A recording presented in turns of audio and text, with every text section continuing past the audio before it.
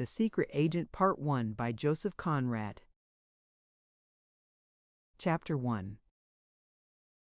Mr. Verloc, going out in the morning, left his shop nominally in charge of his brother-in-law. It could be done because there was very little business at any time, and practically none at all before the evening. Mr. Verloc cared but little about his ostensible business, and, moreover, his wife was in charge of his brother-in-law. The shop was small, and so was the house. It was one of those grimy brick houses which existed in large quantities before the era of reconstruction dawned upon London. The shop was a square box of a place, with the front glazed in small panes. In the daytime the door remained closed. In the evening it stood discreetly, but suspiciously ajar. The window contained photographs of more or less undressed dancing girls, nondescript packages in wrappers like patent medicines, closed yellow paper envelopes, very flimsy, and marked 2 and 6 in heavy black figures. A few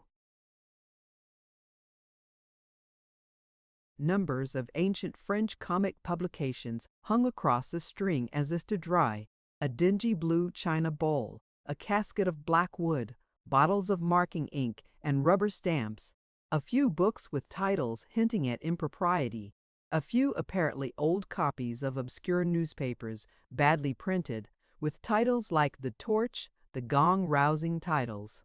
And the 2 gas jets inside the panes were always turned low either for economy's sake or for the sake of the customers. These customers were either very young men who hung about the window for a time before slipping in suddenly, or men of a more mature age, but looking generally as if they were not in funds.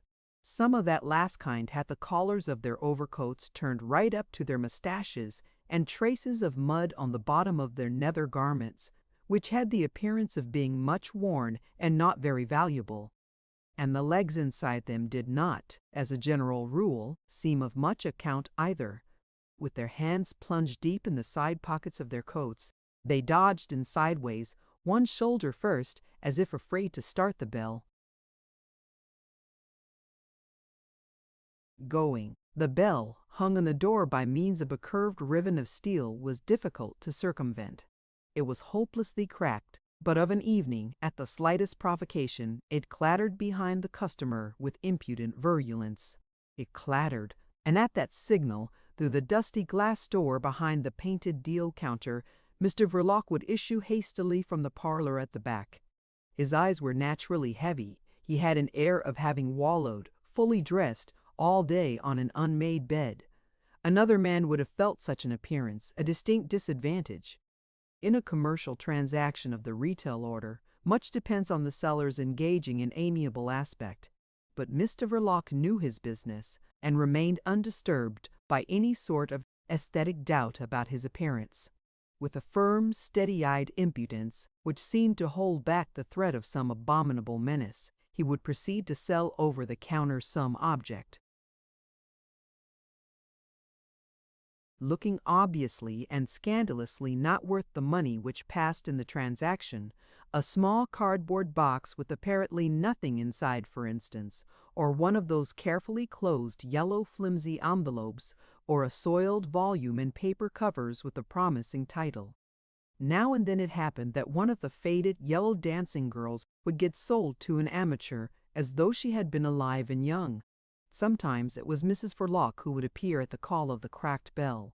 Winnie Verloc was a young woman with a full bust, in a tight bodice and with broad hips. Her hair was very tidy. Steady-eyed like her husband, she preserved an air of unfathomable indifference behind the rampart of the counter. Then the customer of comparatively tender years would get suddenly disconcerted at having to deal with a woman, and with rage in his heart would proffer a request for a bottle of marking ink. Retail value 6p price in Verloc's shop, 1 and 6p, which, once outside, he would drop stealthily into the gutter.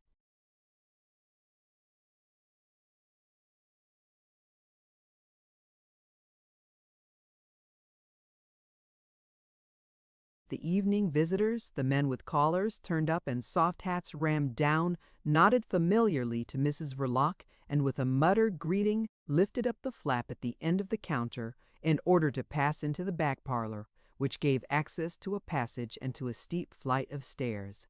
The door of the shop was the only means of entrance to the house in which Mr. Verloc carried on his business of a seller of shady wares, exercised his vocation of a protector of society, and cultivated his domestic virtues. These last were pronounced. He was thoroughly domesticated. Neither his spiritual, nor his mental, nor his physical needs were of the kind to take him much abroad. He found at home the ease of his body and the peace of his conscience, together with Mrs. Verloc's wifely attentions and Mrs. Verloc's mother's deferential regard. Winnie's mother was a stout, wheezy woman with a large brown face. She wore a black wig under a white cap. Her swollen legs rendered her inactive. She considered herself to be of French descent, which might have been true, and after.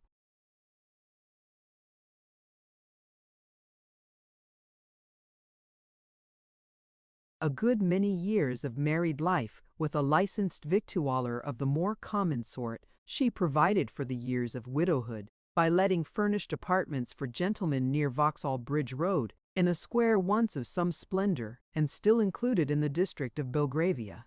This topographical fact was of some advantage in advertising her rooms, but the patrons of the worthy widow were not exactly of the fashionable kind. Such as they were, her daughter Winnie helped to look after them. Traces of the French descent which the widow boasted of were apparent in Winnie too. They were apparent in the extremely neat and artistic arrangement of her glossy dark hair. Winnie had also other charms: her youth, her full rounded form, her clear complexion, the provocation of her unfathomable reserve, which never went so far as to prevent conversation carried on the lodger's part with animation, and on hers with an equable amiability.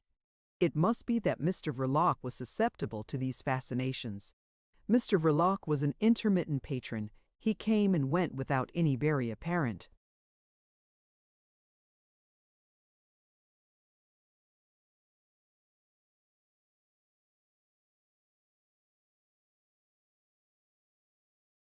reason. He generally arrived in London like the influence from the continent, only he arrived unheralded by the press, and his visitation set in with great severity. He breakfasted in bed, and remained wallowing there with an air of quiet enjoyment till noon every day, and sometimes even to a later hour. But when he went out, he seemed to experience a great difficulty in finding his way back to his temporary home in the Belgravian Square. He left it late, and returned to it early as 3 or 4 in the morning, and on waking up at 10 addressed Winnie, bringing in the breakfast tray with jocular, exhausted civility, in the hoarse, failing tones of a man who had been talking vehemently for many hours together.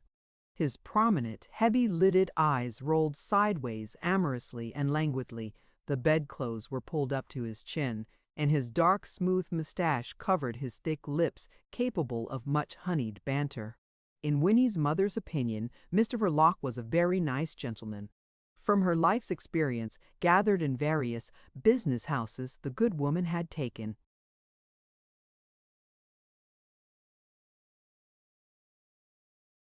into her retirement an ideal of gentlemanliness as exhibited by the patrons of private saloon bars.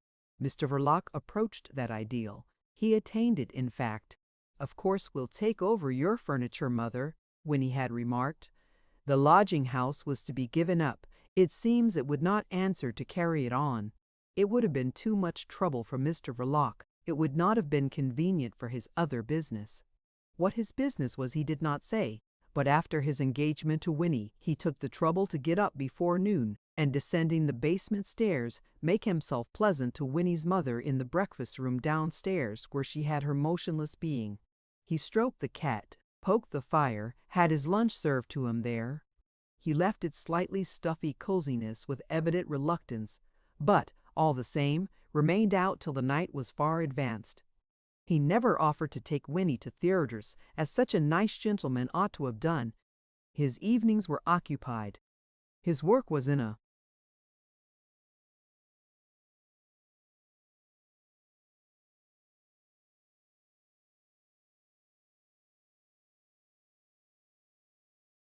way political, he told Winnie once. She would have, he warned her, to be very nice to his political friends. And with her straight, unfathomable glance, she answered that she would be so, of course. How much more he told her as to his occupation it was impossible for Winnie's mother to discover. The married couple took her over with the furniture. The mean aspect of the shop surprised her. The change from the Belgravian square to the narrow street in Soho affected her legs adversely. They became of an enormous size. On the other hand, she experienced a complete relief from material cares. Her son-in-law's heavy good nature inspired her with a sense of absolute safety. Her daughter's future was obviously assured, and even as to her son Stevie she need have no anxiety. She had not been able to conceal from herself that he was a terrible encumbrance, that poor Stevie. But in view of Winnie's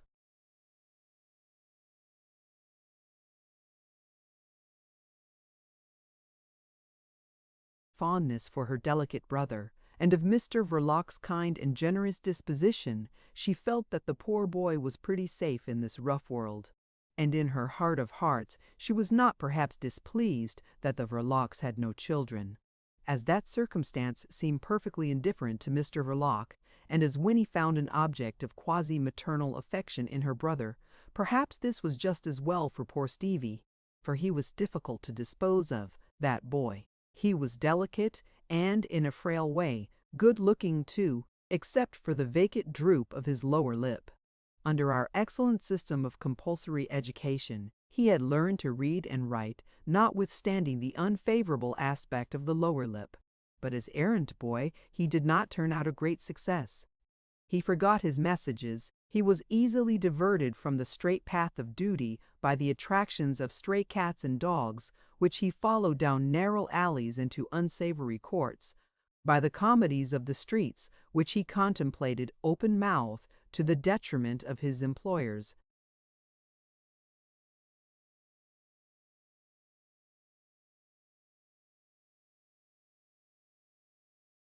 Interests, or by the dramas of fallen horses, whose pathos and violence induced him sometimes to shriek piercingly in a crowd, which disliked to be disturbed by sounds of distress in its quiet enjoyment of the national spectacle. When led away by a grave and protecting policeman, it would often become apparent that poor Stevie had forgotten his address at least for a time. A brusque question caused him to stutter to the point of suffocation. When startled by anything perplexing, he used to squint horribly. However, he never had any fits, which was encouraging, and before the natural outbursts of impatience on the part of his father, he could always, in his childhood's days, run for protection behind the short skirts of his sister Winnie. On the other hand, he might have been suspected of hiding a fund of reckless naughtiness. When he had reached the age of 14, a friend of his late father, an agent for a foreign preserved milk firm, having given him an opening as office boy, he was discovered one foggy afternoon, in his chief's absence, busy letting off fireworks on the staircase. He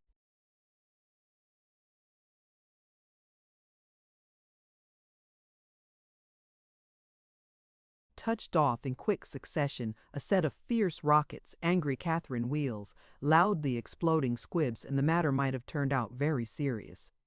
An awful panic spread through the whole building. Wild-eyed, choking clerks stampeded through the passages full of smoke, silk hats and elderly businessmen could be seen rolling independently down the stairs. Stevie did not seem to derive any personal gratification from what he had done. His motives for this stroke of originality were difficult to discover. It was only later on that Winnie obtained from him a misty and confused confession. It seems that 2 other office boys in the building had worked upon his feelings by tales of injustice and oppression, till they had wrought his compassion to the pitch of that frenzy. But his father's friend, of course, dismissed him summarily as likely to ruin his business. After that altruistic exploit, Stevie was put to help wash the dishes in the basement kitchen and to black the boots of the gentlemen patronizing the Belgravian mansion. There was obviously no future in such work. The gentleman tipped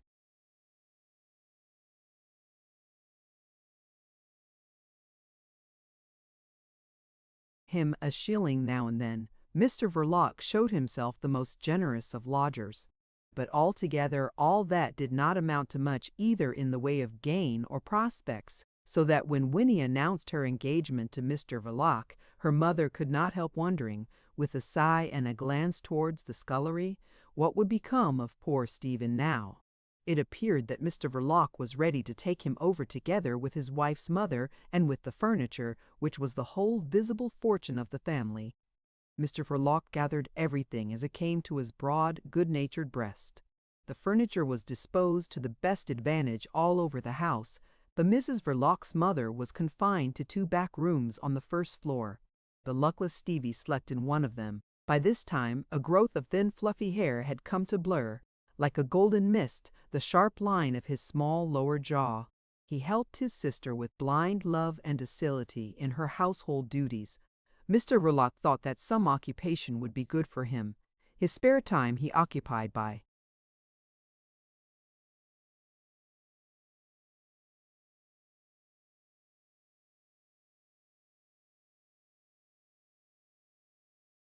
drawing circles with compass and pencil on a piece of paper. He applied himself to that pastime with great industry, with his elbows spread out and bowed low over the kitchen table. Through the open door of the parlor at the back of the shop, Winnie, his sister, glanced at him from time to time with maternal vigilance.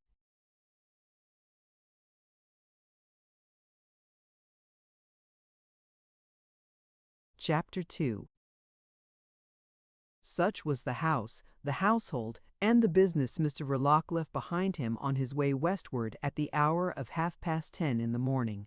It was unusually early for him. His whole person exhaled the charm of almost dewy freshness. He wore his blue cloth overcoat unbuttoned.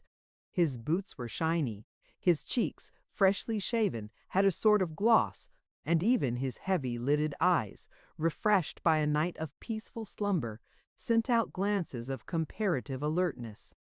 Through the park railings, these glances beheld men and women riding in the Row, couples cantering past harmoniously, others advancing sedately at a walk, loitering groups of 3 or 4, solitary horsemen looking unsociable, and solitary women, followed at a long distance by a groom with a cockade to his hat and a leather belt over his tight-fitting coat.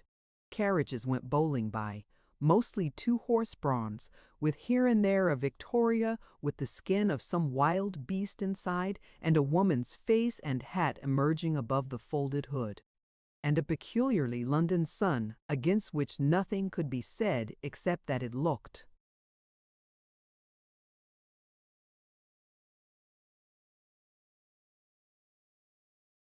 Bloodshot glorified all this by its stare. It hung at a moderate elevation above Hyde Park Corner with an air of punctual and benign vigilance. The very pavement under Mr. Verloc's feet had an old gold tinge in that diffused light in which neither wall, nor tree, nor beast, nor man cast a shadow. Mr. Verloc was going westward to a town without shadows, in an atmosphere of powdered old gold.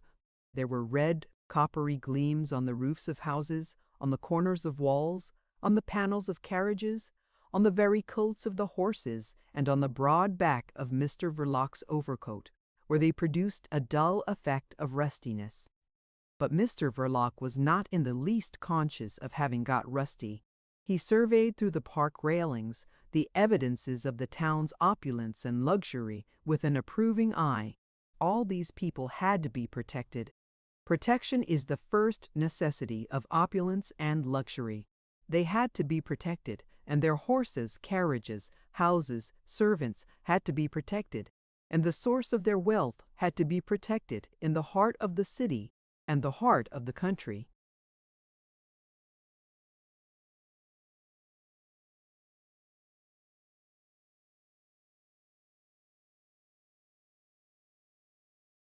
The whole social order favorable to their hygienic idleness had to be protected against the shallow enviousness of unhygienic labor. It had to, and Mr. Verloc would have rubbed his hands with satisfaction had he not been constitutionally averse from every superfluous exertion. His idleness was not hygienic, but it suited him very well. He was in a manner devoted to it with a sort of inert fanaticism. or perhaps rather with a fanatical inertness. Born of industrious parents for a life of toil, he had embraced indolence from an impulse as profound, as inexplicable, and as imperious as the impulse which directs a man's preference for one particular woman in a given thousand. He was too lazy even for a mere demagogue, for a workman orator, for a leader of labor. It was too much trouble. He required a more perfect form of ease. Or it might have been that he was the victim of a philosophical unbelief in the effectiveness of every human effort. Such a form of indolence implies a certain amount of intelligence. Mr. Verloc was not devoid of intelligence, and at the notion of a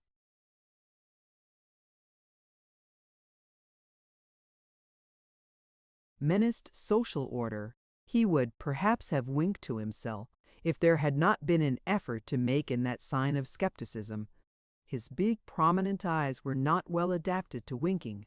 They were rather of the sort that closes solemnly in slumber with majestic effect. Undemonstrative and burly in a fat pig style, Mr. Verloc, without either rubbing his hands with satisfaction or winking skeptically at his thoughts, proceeded on his way. He trod the pavement heavily with his shiny boots, and his general get-up was that of a well-to-do mechanic in business for himself. He might have been anything from a picture frame maker to a locksmith, an employer of labor in a small way. But there was also about him an indescribable air which no mechanic could have acquired in the practice of his handicraft, however dishonestly exercised, the air common to men who live on the vices, the follies, or the baser fears of mankind, the air of moral nihilism common to keepers of gambling hells and disorderly houses, to private detectives and inquiry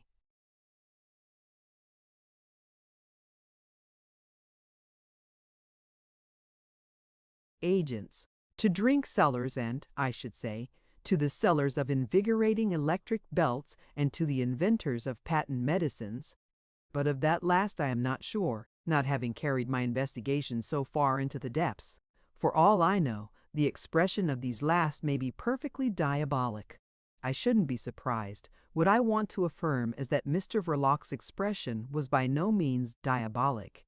Before reaching Knightsbridge, Mr. Verloc took a turn to the left out of the busy main thoroughfare, uproarious with the traffic of swaying omnibuses and trotting vans in the almost silent, swift flow of hansoms. Under his hat, worn with a slight backward tilt, his hair had been carefully brushed into respectful sleekness, for his business was with an embassy, and Mr. Verloc, steady like a rock, a soft kind of rock marched now along a street which could with every propriety be described as private. In its breadth, emptiness, and extent it had the majesty of inorganic nature, of matter that never dies. The only reminder of mortality was a doctor's broom arrested in august solitude close to the curbstone. The polished knockers of the doors gleamed as far as the eye could reach. The clean windows shone with a dark, opaque luster. And all was still. But a milk cart rattled noisily across the distant perspective. A butcher boy, driving with the noble recklessness of a charioteer at Olympic Games, dashed round the corner sitting high above a pair of red wheels. A guilty-looking cat issuing from under the stones ran for a while in front of Mr. Verloc, then dived into another basement, and a thick police constable, looking a stranger to every emotion, as if he too were part of inorganic nature, surging apparently out of a lamp-post, took not the slightest notice of Mr. Verloc. With a turn to the left, Mr. Verloc pursued his way along a narrow street by the side of a yellow wall which, for some inscrutable reason, had No. 1 Chesham Square written on it in black letters. Chesham Square was at least 60 yards away, and Mr. Verloc, cosmopolitan enough not to be deceived by London's topographical mysteries, held on steadily, without a sign of surprise or indignation. At last, with business-like persistency,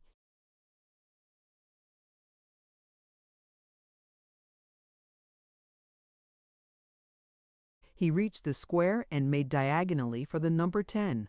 This belonged to an imposing carriage gate in a high, clean wall between two houses, of which one rationally enough bore the No. 9 and the other was No. 37.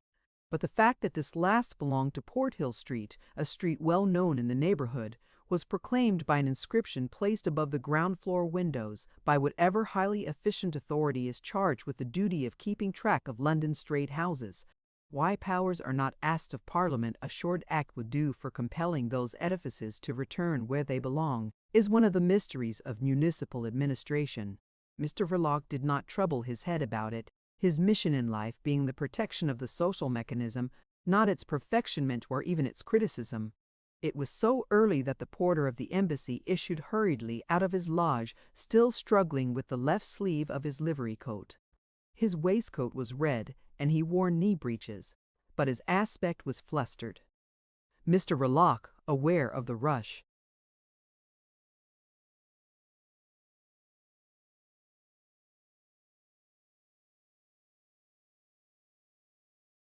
on his flank, drove it off by simply holding out an envelope stamped with the arms of the embassy and passed on.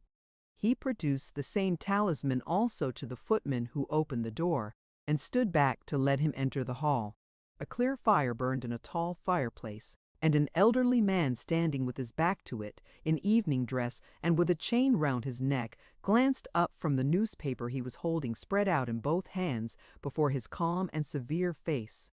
He didn't move, but another lackey, in brown trousers and claw-hammer coat edged with thin yellow cord, approaching Mr. Verloc, listened to the murmur of his name, and turning round on his heel in silence, began to walk without looking back once. Mr. Verloc, thus led along a ground-floor passage to the left of the great carpeted staircase, was suddenly motioned to enter a quite small room, furnished with a heavy writing table and a few chairs. The servant shut the door, and Mr. Verloc remained alone. He did not take a seat. With his hat and stick held in one hand, he glanced about, passing his other podgy hand over his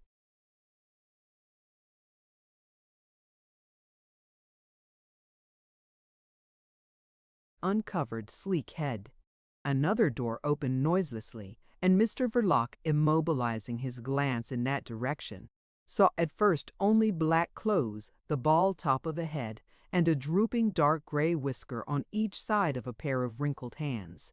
The person who had entered was holding a batch of papers before his eyes and walked up to the table with a rather mincing step, turning the papers over the while. Privy Councillor Wurmt, Chancellor d'Ambassade, was rather short-sighted. This meritorious official, laying the papers on the table, disclosed a face of pasty complexion and of melancholy ugliness, surrounded by a lot of fine, long, dark gray hairs, barred heavily by thick and bushy eyebrows.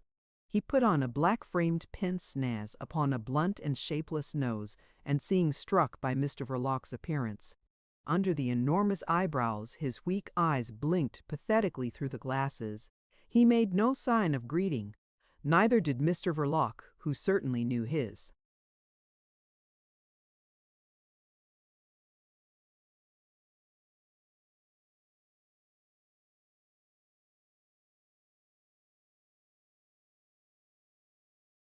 place. But a subtle change about the general outlines of his shoulders and back suggested a slight bending of Mr. Verloc's spine under the vast surface of his overcoat.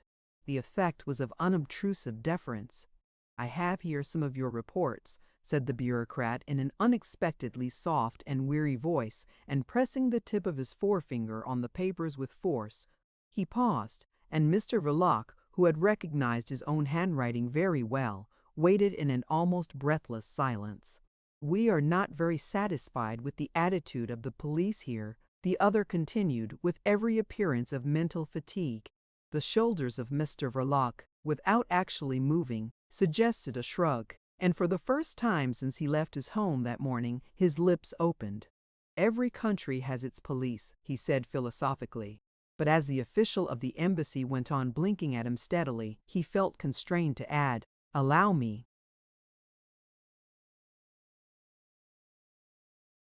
to observe that I have no means of action upon the police here. What is desired," said the man of papers, "is the occurrence of something definite which should stimulate their vigilance. That is within your province, is it not so?" Mr. Verloc made no answer except by a sigh, which escaped him involuntarily, for instantly he tried to give his face a cheerful expression. The official blinked doubtfully, as if affected by the dim light of the room.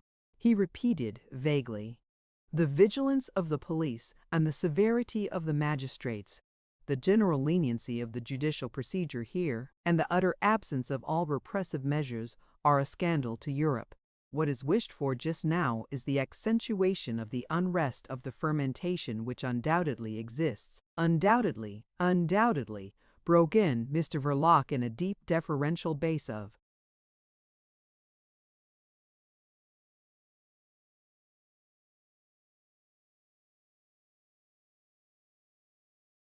an oratorical quality so utterly different from the tone in which he had spoken before that his interlocutor remained profoundly surprised. "It exists to a dangerous degree. My reports for the last 12 months make it sufficiently clear." "Your reports for the last 12 months," State Councillor Wurmt began in his gentle and dispassionate tone, "have been read by me. I failed to discover why you wrote them at all." A sad silence reigned for a time. Mr. Verloc seemed to have swallowed his tongue, and the other gazed at the papers on the table fixedly. At last he gave them a slight push. "The state of affairs you expose there is assumed to exist as the first condition of your employment. What is required at present is not writing, but the bringing to light of a distinct, significant fact, I would almost say of an alarming fact."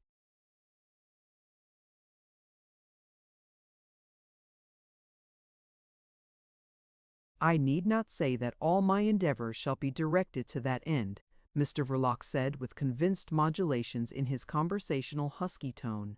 With the sense of being blinked at watchfully behind the blind glitter of these eyeglasses on the other side of the table disconcerted him. He stopped short with a gesture of absolute devotion. The useful, hard-working, if obscure member of the embassy had an air of being impressed by some newly born thought. "You are very corpulent," he said. This observation, really of a psychological nature, and advanced with the modest hesitation of an office-man more familiar with ink and paper than with the requirements of active life, stung Mr. Verloc in the manner of a rude personal remark. He stepped back a pace. "Eh? What were you pleased to say?" he exclaimed with husky resentment.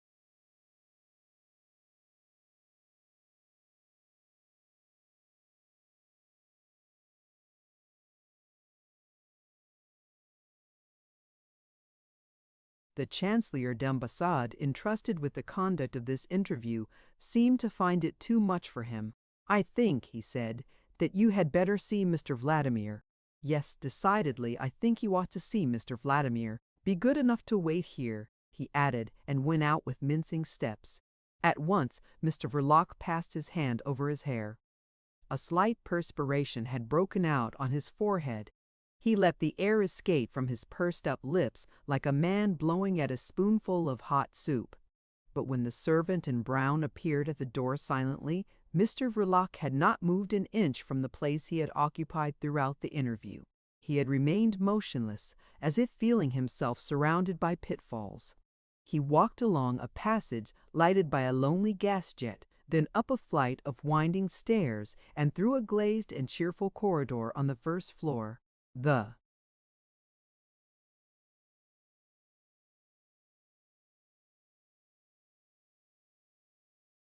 footman drew open a door and stood aside. The feet of Mr. Verloc felt a thick carpet.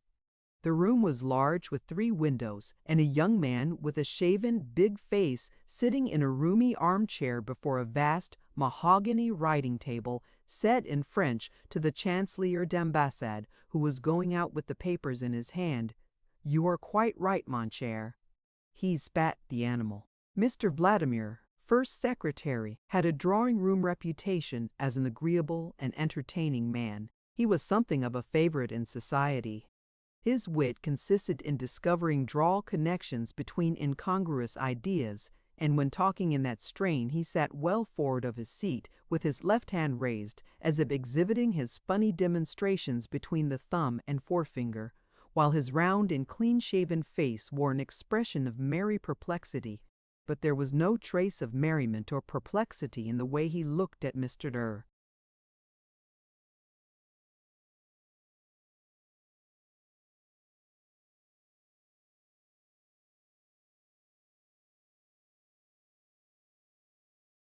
Verloc, lying far back in the deep armchair with squarely spread elbows and throwing one leg over a thick knee, he had with his smooth and rosy countenance the air of a preternaturally thriving baby that will not stand nonsense from anybody. "You understand French, I suppose?" he said. Mr. Verloc stated huskily that he did. His whole vast bulk had a forward inclination. He stood on the carpet in the middle of the room, clutching his hat and stick in one hand. The other hung lifelessly by his side. He muttered unobtrusively somewhere deep down in his throat, something about having done his military service in the French artillery. At once, with contemptuous perversity, Mr. Vladimir changed the language and began to speak idiomatic English without the slightest trace of a foreign accent. "Ah, yes, of course. Let's see. How much did you get for obtaining the design?"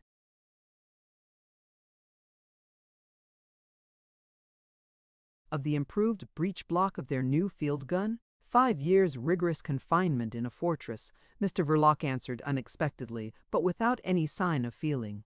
"You got off easily," was Mr. Vladimir's comment, "and, anyhow, it served you right for letting yourself get caught. What made you go in for that sort of thing, eh?" Mr. Verloc's husky conversational voice was heard speaking of youth, of a fatal infatuation for an unworthy, aha! "Cherchez la femme," Mr. Vladimir deigned to interrupt, unbending but without affability. There was, on the contrary, a touch of grimness in his condescension. "How long have you been employed by the embassy here?" he asked.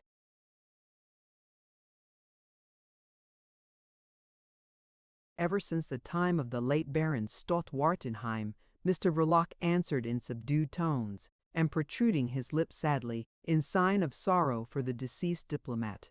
The first secretary observed this play of physiognomy steadily.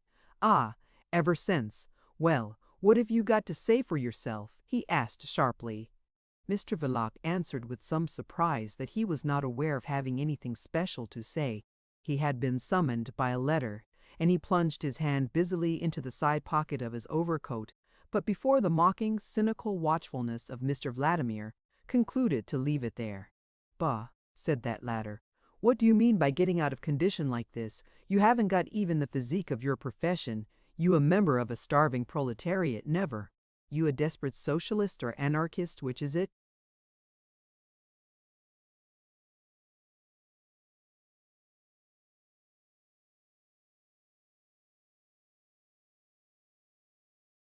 "Anarchist," stated Mr. Verloc in a deadened tone. "Bosh," went on Mr. Vladimir without raising his voice. "You startled old Wormed himself. You wouldn't deceive an idiot. They all are that by the by. But you seem to me simply impossible. So you began your connection with us by stealing the French gun designs, and you got yourself caught. That must have been very disagreeable to our government. You don't seem to be very smart." Mr. Verloc tried to exculpate himself huskily.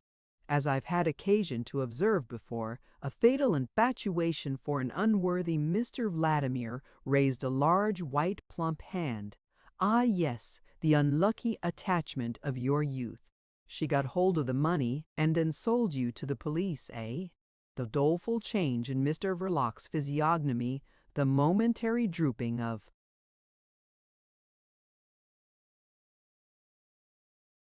his whole person, confessed that such was the regrettable case. Mr. Vladimir's hand clasped the ankle reposing on his knee.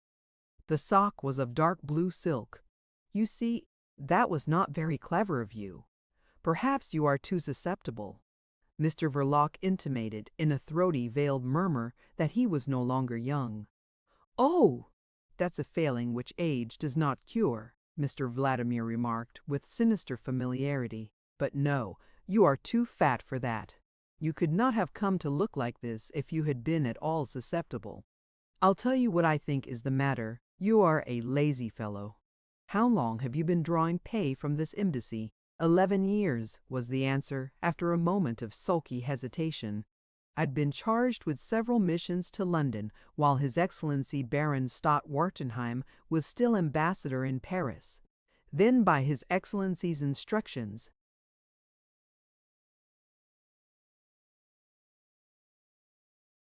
I settled down in London. I am English. You are you, eh? A natural-born British subject, Mr. Verloc said stolidly. But my father was French, and so never mind explaining, interrupted the other. I dare say you could have been legally a Marshal of France and a Member of Parliament in England, and then indeed you would have been of some use to our embassy. This flight of fancy provoked something like a faint smile on Mr. Verloc's face. Mr. Vladimir retained an imperturbable gravity. But, as I said, you are a lazy fellow. You don't use your opportunities. In the time of Baron Stott-Wardenheim, we had a lot of soft-headed people running this embassy. They caused fellows of your sort to form a false conception of the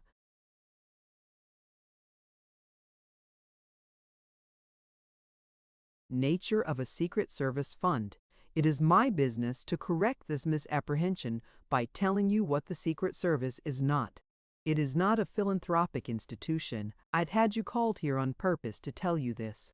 Mr. Vladimir observed the forced expression of bewilderment on Verloc's face and smiled sarcastically. I see that you understand me perfectly. I dare say you are intelligent enough for your work. What we want now is activity. On repeating this last word, Mr. Vladimir laid a long white forefinger on the edge of the desk. Every trace of huskiness disappeared from Verloc's voice. The nape of his gross neck became crimson above the velvet collar of his overcoat. His lips quivered before they came widely open. If you'll only be good enough to look up my record, he boomed out in his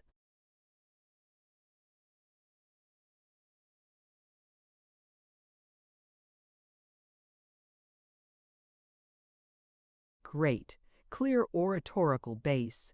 You'll see I gave a warning only 3 months ago, on the occasion of the Grand Duke Romuald's visit to Paris, which was telegraphed from here to the French police, and tut, broke out Mr. Vladimir, with a frowning grimace. The French police had no use for your warning. Don't roar like this. What the devil do you mean? With a note of proud humility, Mr. Verloc apologized for forgetting himself. His voice, famous for years at open-air meetings and at workmen's assemblies in large halls, had contributed, he said, to his reputation of a good and trustworthy comrade. It was, therefore, a part of his usefulness. It had inspired confidence in his principles. I was always put up to speak by the leaders at a critical moment, Mr. Verloc declared with obvious satisfaction. There was no uproar above which he could not make himself heard, he added, and suddenly he made a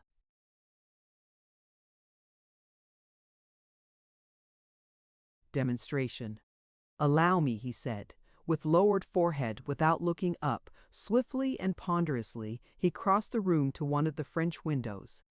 As if given way to an uncontrollable impulse, he opened it a little.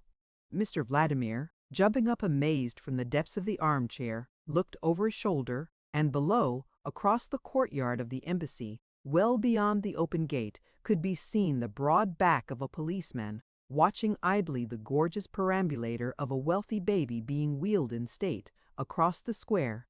"Constable," said Mr. Verloc with no more effort than if he were whispering, and Mr. Vladimir burst into a laugh on seeing the policeman spin round, as if prodded by a sharp instrument.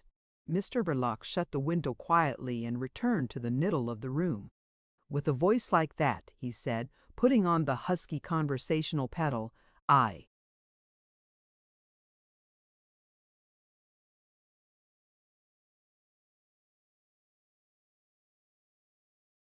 was naturally trusted, and I knew what to say too. Mr. Vladimir, arranging his cravat, observed him in the glass over the mantelpiece.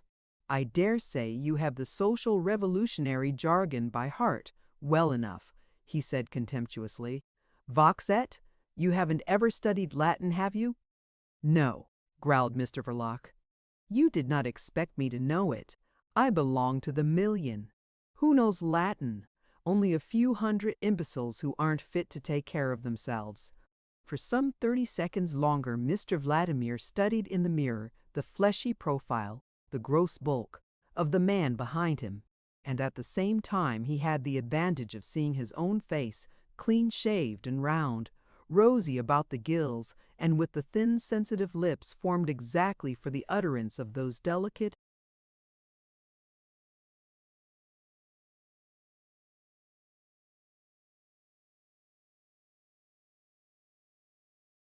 witticisms which had made him such a favorite in the very highest society.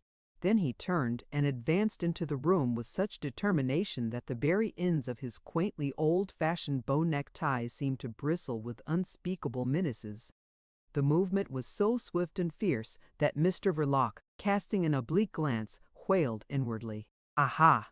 You dare be impudent," Mr. Vladimir began, with an amazingly guttural intonation not only utterly un-English, but absolutely un-European and startling even to Mr. Verloc's experience of cosmopolitan slums. "You dare. Well, I am going to speak plain English to you. Voice won't do. We have no use for your voice. We don't want a voice. We want facts, startling facts, damn you," he added, with a sort of ferocious discretion, right into Mr. Verloc's face. "Don't you try to come over me with your Hyperborean manners." Mr. Verloc defended himself huskily, looking at the carpet. At this his interlocutor, smiling,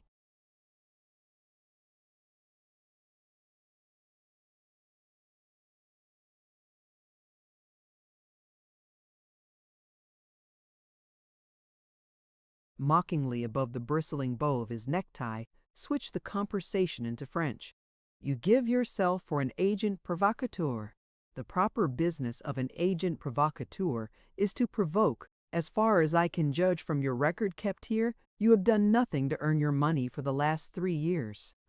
"Nothing!" exclaimed Verloc, stirring not a limb, and not raising his eyes, but with a note of sincere feeling in his tone. "I have several times prevented what might have been. There is a proverb in this country which says prevention is better than cure," interrupted Mr. Vladimir, throwing himself into the armchair. "It is stupid in a general way. There is no end to prevention, but it is characteristic. They dislike finality in this country. Don't you be too English. And in this particular instance, don't be absurd. The evil is already here. We don't want prevention, we want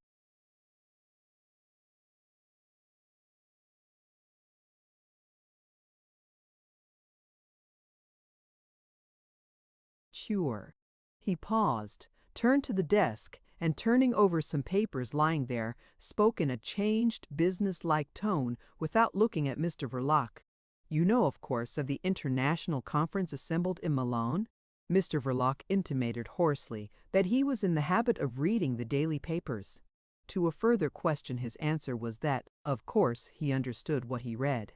At this Mr. Vladimir, smiling faintly at the documents he was still scanning one after another, murmured, "As long as it is not written in Latin, I suppose." "Or Chinese," added Mr. Verloc stolidly. "Some of your revolutionary friends' effusions are written in a Tarabia, every bit as incomprehensible as Chinese." Mr. Vladimir let fall disdainfully a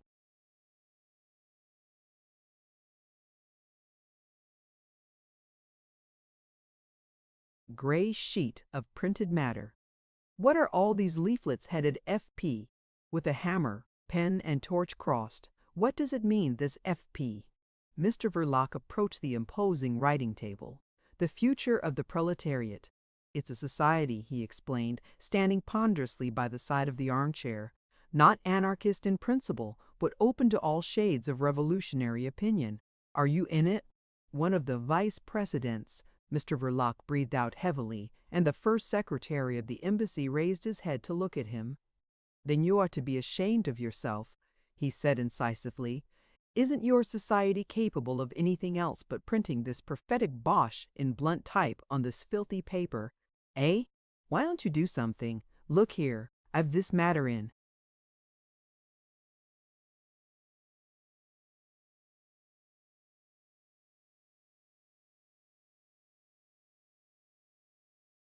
"Hand now, and I tell you plainly that you will have to earn your money. The good old Stadtwardenheim times are over. No work, no pay." Mr. Verloc felt a queer sensation of faintness in his stout legs. He stepped back one pace and blew his nose loudly. He was, in truth, startled and alarmed. The rusty London sunshine struggling clear of the London mist shed a lukewarm brightness into the first secretary's private room. And in the silence, Mr. Verloc heard against a window pane the faint buzzing of a fly, his first fly of the year, heralding better than any number of swallows the approach of spring. The useless fussing of that tiny energetic organism affected unpleasantly this big man, threatened in his indolence. In the pause, Mr. Vladimir formulated in his mind a series of disparaging remarks concerning Mr. Verloc's face and figure. The fellow was unexpectedly vulgar, heavy, and impudently unintelligent. He looked uncommonly like a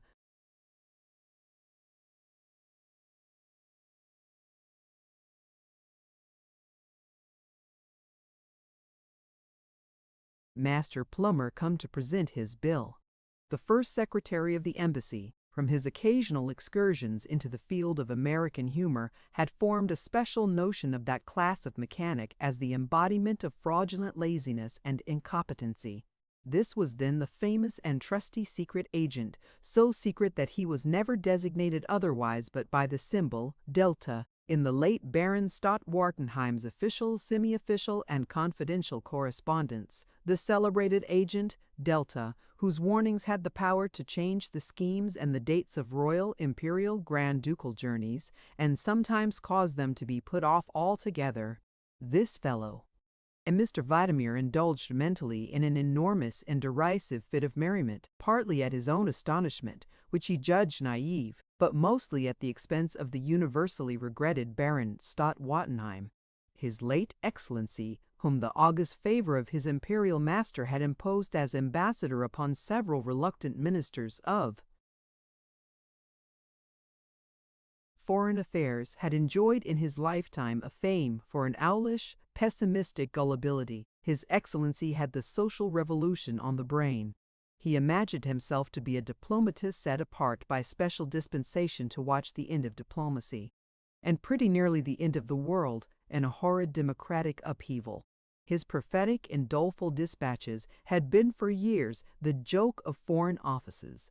He was said to have exclaimed on his deathbed, visited by his imperial friend and master, "Unhappy Europe, thou shalt perish by the moral insanity of thy children." He was fated to be the victim of the first humbugging rascal that came along, thought Mr. Vladimir, smiling vaguely at Mr. Verloc. "You ought to venerate the memory of Baron Stott Wartenheim," he exclaimed suddenly. The lowered physiognomy of Mr. Verloc expressed a somber and weary annoyance.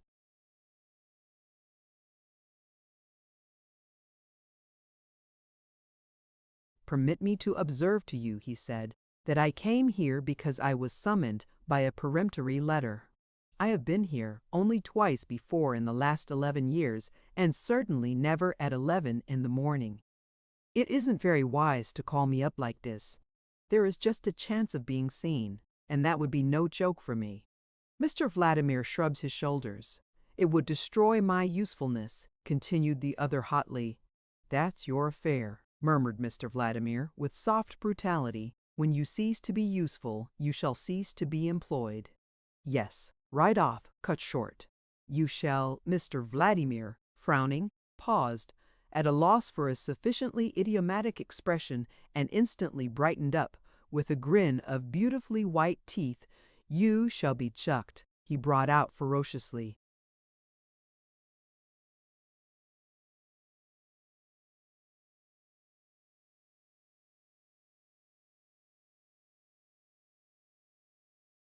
Once more, Mr. Verloc had to react with all the force of his will against that sensation of faintness running down one's legs which once upon a time had inspired some poor devil with the felicitous expression, "My heart went down into my boots."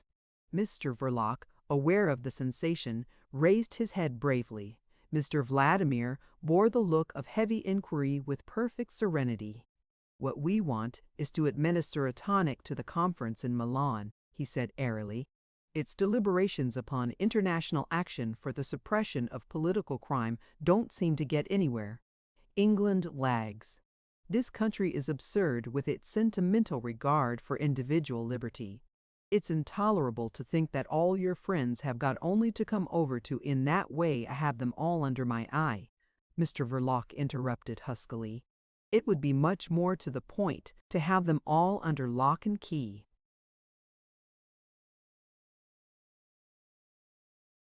England must be brought into line. The imbecile bourgeoisie of this country make themselves the accomplices of the very people whose aim is to drive them out of their houses to starve in ditches. And they have the political power still, if they only had the sense to use it for their preservation. I suppose you agree that the middle classes are stupid. Mr. Verloc agreed hoarsely. They are. They have no imagination. They are blinded by an idiotic vanity. What they want just now is a jolly good scare. This is the psychological moment to set your friends to work. I have had you called here to develop to you my idea. And Mr. Vladimir developed his idea from on high with scorn and condescension, displaying at the same time an amount of ignorance as to the real.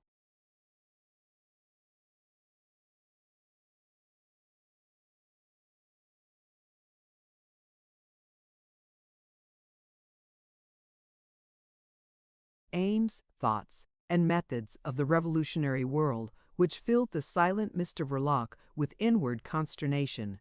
He confounded causes with effects more than was excusable, the most distinguished propagandists with impulsive bomb-throwers, assumed organization, where in the nature of things it could not exist, spoke of the Social Revolutionary Party one moment as of a perfectly disciplined army, where the word of chiefs was supreme, and at another as if it had been the loosest association of desperate brigands that ever camped in a mountain gorge. Once Mr. Verloc had opened his mouth for a protest, but the reasoning of race.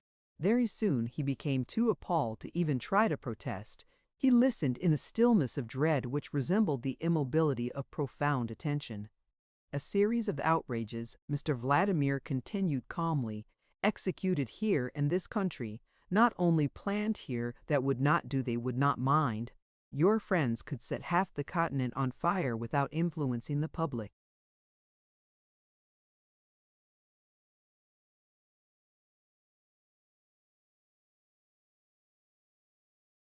Opinion here in favor of a universal repressive legislation. They will not look outside their backyard here. Mr. Verloc cleared his throat, but his heart failed him, and he said nothing. These outrages need not be especially sanguinary, Mr. Vladimir went on, as if delivering a scientific lecture, but they must be sufficiently startling effective. Let them be directed against buildings, for instance. What is the fetish of the hour that all the bourgeoisie recognize, Mr. Verloc? Mr. Verloc opened his hands and shrugged his shoulders slightly. You are too lazy to think, was Mr. Vladimir's comment upon that gesture. Pay attention to what I say. The fetish of today is neither royalty nor religion. Therefore the palace and the church should be left alone. You understand what I mean, Mr. Verloc.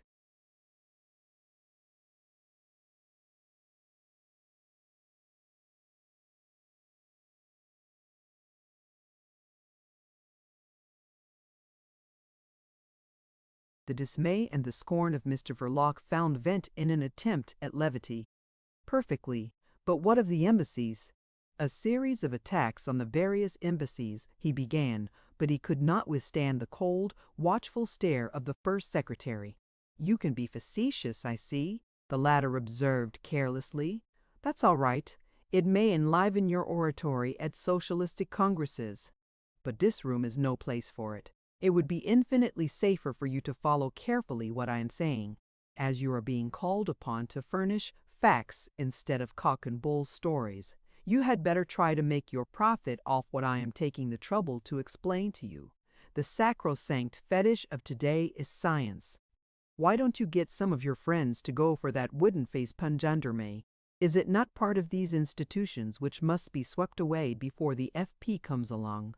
Mr. Verloc said nothing. He was afraid to open his lips lest a groan should escape. This is what you should try for. An attempt upon a crowned head or on a president is sensational enough in a way, but not so much as it used to be. It is entered into the general conception of the existence of all chiefs of state. It's almost conventional, especially since so many presidents have been assassinated. Now let us take an outrage upon, say, a church. Horrible enough at first sight, no doubt, and yet not so effective as a person of an ordinary mind might think. No matter how revolutionary and anarchist in inception, there would be fools enough to give such an outrage the character of a religious manifestation, and that would detract from the especial alarming significance we wish to give to the act. A murderous attempt on a restaurant or a theater would suffer in the same way from the suggestion of non-political passion, the exasperation of a hungry man, an act of social revenge. All this is used up. It is no longer instructive as an object lesson in revolutionary anarchism. Every newspaper has ready-made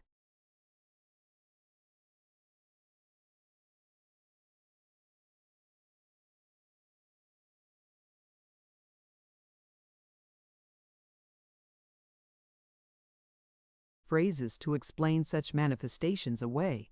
I am about to give you the philosophy of bomb throwing from my point of view, from the point of view you pretend to have been serving for the last 11 years. I will try not to talk above your head. The sensibilities of the class you are attacking are soon blunted. Property seems to them an indestructible thing. You can't count upon their emotions, either of pity or fear, for very long. A bomb outrage, to have any influence on public opinion, now must go beyond the intention of vengeance or terrorism. It must be purely destructive. It must be that, and only that, beyond the faintest suspicion of any other object. You anarchists should make it clear that you are perfectly determined to make a clean sweep of the whole social creation. But how to get that appallingly absurd notion into the heads of the middle classes so that there should be no mistake? That's the question. By directing your blows at something outside the ordinary passions of humanity is the answer. Of course, there is art. A bomb in the National Gallery would make some noise, but it would not be serious enough. Art has never been their fetish. It's like breaking a few back windows in a man's house, whereas if you want to make him really sit up, you must try at least to raise the roof. There would be some screaming, of course, but from whom? Artists, art critics, and such like people of no account. Nobody minds what they say. But there is learning science. Any imbecile that has got an income believes in that. He does not know why, but he believes it matters somehow. It is the sacrosanct fetish. All the damn professors are radicals at heart. Let them know that their great pangendrum has got to go too, to make room for the future of the proletariat. A howl from all these intellectual idiots is bound to help forward the labors of the Milan Conference. They will be writing to the papers. Their indignation would be above suspicion, no material interest being openly at stake, and it will alarm every selfishness of the class which should be impressed. They believe that in some mysterious way science is at the source of their material prosperity. They do. And absurd ferocity of such a demonstration will affect them more profoundly than the mangling of a whole street or theater full of their own kind. To that last they can always say, "Oh, it's mere class hate." But what is one to say to an act of destructive ferocity so absurd as to be incomprehensible, inexplicable, almost unthinkable, in fact mad? Madness alone is truly terrifying, inasmuch as you cannot placate it either by threats, persuasion, or bribes. Moreover, I am a civilized man. I would never dream of directing you to organize a mere butchery, even if I expected the best results from it. But I wouldn't expect from a butchery the result I want. Murder is always with us. It is almost an institution. The demonstration must be against learning science. But not every science will do. The attack must have all the shocking senselessness of gratuitous blasphemy. Since bombs are your means of expression, it would be really telling if one could throw a bomb into pure mathematics. But that is impossible. I have been trying to educate you. I have expounded to you the higher philosophy of your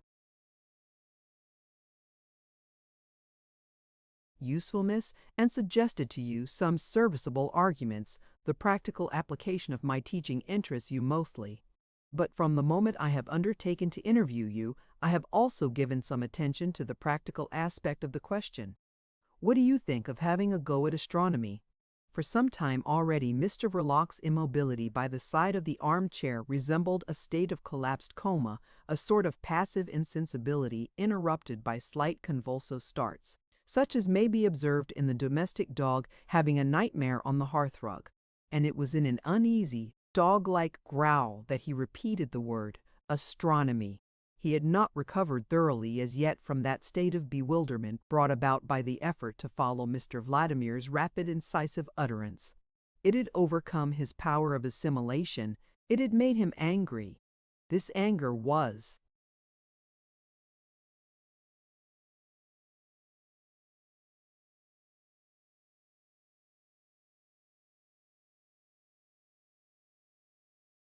complicated by incredulity, and suddenly it dawned upon him that all this was an elaborate joke. Mr. Vladimir exhibited his white teeth in a smile, with dimples on his round, full face posed with a complacent inclination above the bristling bow of his necktie. The favorite of intelligent society women had assumed his drawing-room attitude, accompanying the delivery of delicate witticisms. Sitting well forward, his white hand upraised, he seemed to hold delicately between his thumb and forefinger the subtlety of his suggestion. There could be nothing better. Such an outrage combines the greatest possible regard for humanity with the most alarming display of ferocious imbecility. I defy the ingenuity of journalists to persuade their public that any given member of the proletariat can have a personal grievance against astronomy. Starvation itself could hardly be dragged in there, eh? And there are other advantages. The whole civilized world has heard of Greenwich. The very bootblacks in the basement of Charing Cross Station know something of it. See?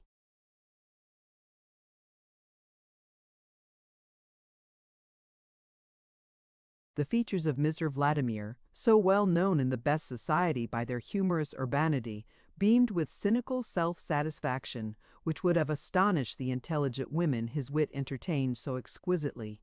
Yes, he continued with a contemptuous smile, the blowing up of the first meridian is bound to raise a howl of execration. A difficult business, Mr. Verloc mumbled, feeling that this was the only safe thing to say. What is the matter? Haven't you the whole gang under your hand? The very pick of the basket? That old terrorist Yount is here. I see him walking about Piccadilly in his green hablock almost every day. And Michaelis, the ticket of leave apostle, you don't mean to say you don't know where he is? Because if you don't, I can tell you.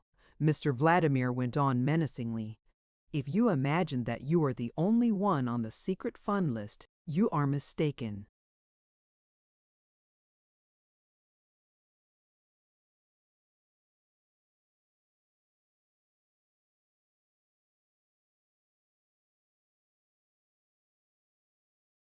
This perfectly gratuitous suggestion caused Mr. Verloc to shuffle his feet slightly.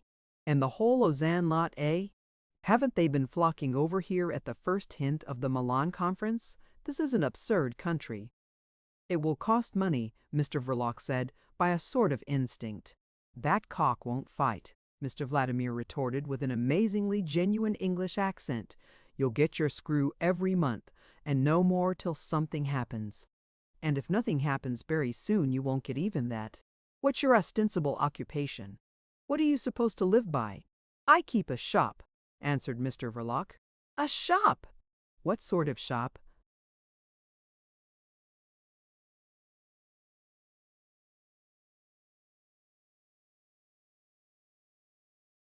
Stationary newspapers. My wife, your what? Interrupted Mr. Vladimir in his guttural Central Asian tones. My wife.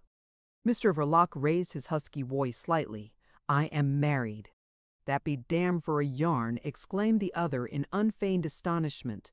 Married! And you a professed anarchist, too! What is this confounded nonsense? But I suppose it's merely a manner of speaking. Anarchists don't marry. It's well known. They can't. It would be apostasy.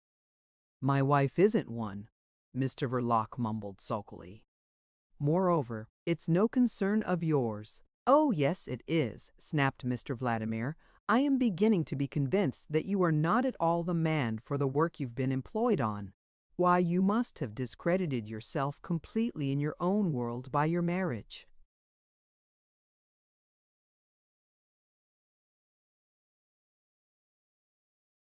"Couldn't you manage without? This is your virtuous attachment, eh? What with one sort of attachment and another you are doing away with your usefulness." Mr. Verloc, puffing out his cheeks, let the air escape violently, and that was all. He had armed himself with patience. It was not to be tried much longer.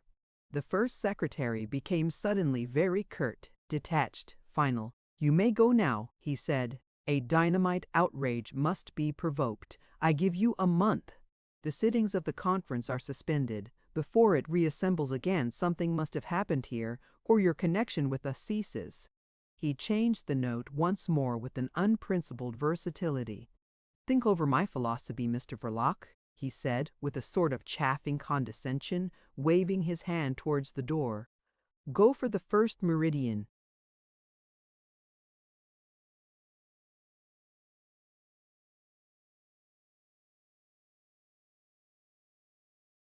You don't know the middle classes as well as I do. Their sensibilities are jaded. The first meridian. Nothing better and nothing easier, I should think."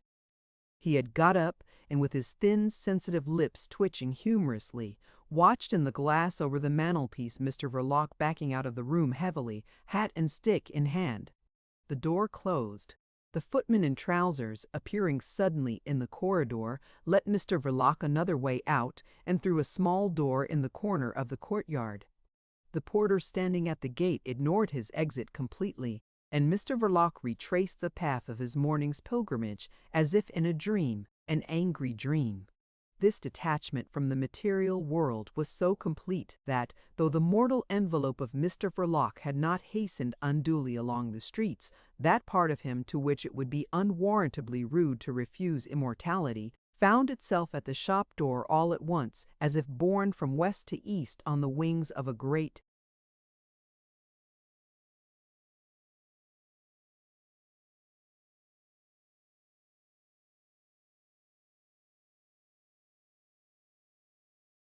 wind. He walked straight behind the counter and sat down on a wooden chair that stood there. No one appeared to disturb his solitude.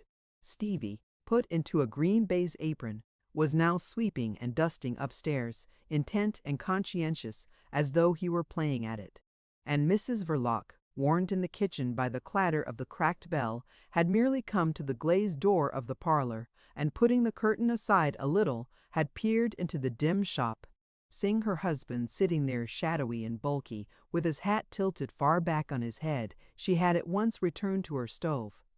An hour or more later she took the green baize apron off her brother Stevie and instructed him to wash his hands and face in the peremptory tone she had used in that connection for 15 years or so, ever since she had, in fact, ceased to attend to the boy's hands and face herself. She spared presently a glance away from her dishing up for the inspection of that face and those hands which Stevie, approaching the kitchen table, offered, for her approval with an air of self-assurance hiding a perpetual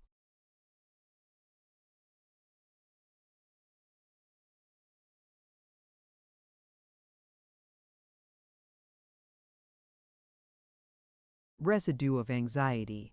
Formerly the anger of the father was the supremely effective sanction of these rites, but Mr. Verloc's placidity in domestic life would have made all mention of anger incredible even to poor Stevie's nervousness.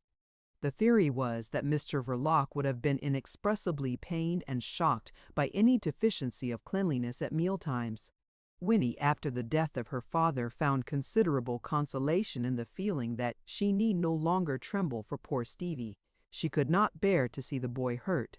It maddened her. As a little girl she had often faced with blazing eyes the irascible licensed victualler in defense of her brother. Nothing now in Mrs. Verloc's appearance could lead one to suppose that she was capable of a passionate demonstration. She finished her dishing up. The table was laid in the parlor. Going to the foot of the stairs, she screamed out, "Mother!" Then opening the glazed door leading to the shop, she said quietly, "Adolf." Mr. Verloc had not changed his position. He had not apparently stirred a limb for an hour and a half. He got up heavily and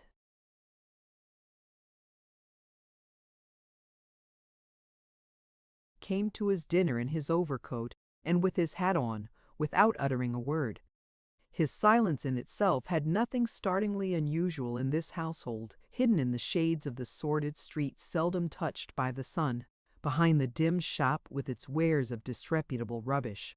Only that day Mr. Verloc's taciturnity was so obviously thoughtful that the two women were impressed by it. They sat silent themselves, keeping a watchful eye on poor Stevie, lest he should break out into one of his fits of loquacity.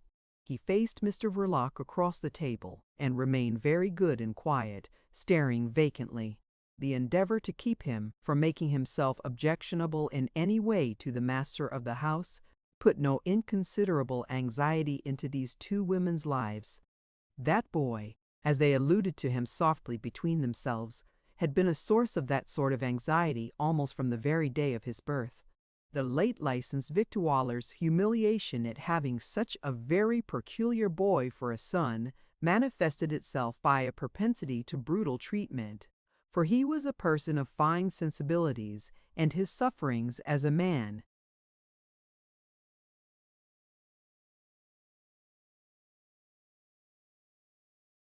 and a father were perfectly genuine.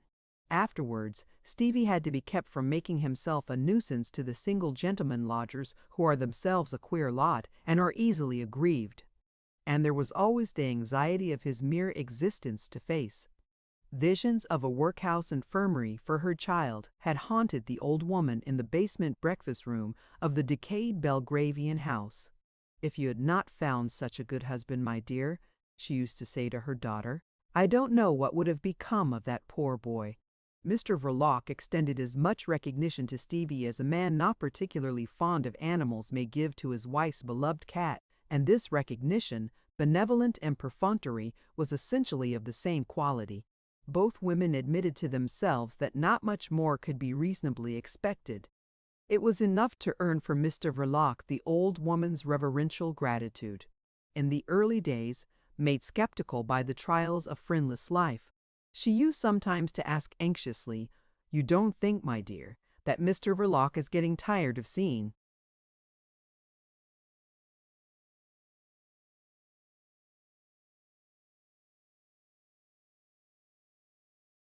Stevie about?" To this Winnie replied habitually by a slight toss of her head. Once, however, she retorted with a rather grim pertness, "He'll have to get tired of me first." A long silence ensued. The mother, with her feet propped up on a stool, seemed to be trying to get to the bottom of that answer whose feminine profundity had struck her all of a heap. She had never really understood why Winnie had married Mr. Verloc. It was very sensible of her, and evidently had turned out for the best, but her girl might have naturally hoped to find somebody of a more suitable age. There had been a steady young fellow, only son of a butcher in the next street, helping his father in business, with whom Winnie had been walking out with obvious gusto. He was dependent on his father, is true, but the business was good and his prospects excellent. He took her girl to the theater on several evenings. Then, just as she began to dread to hear of their engagement, for what could she have done with that big house alone? With Stevie on her hands, that romance came to an abrupt end, and Winnie went about,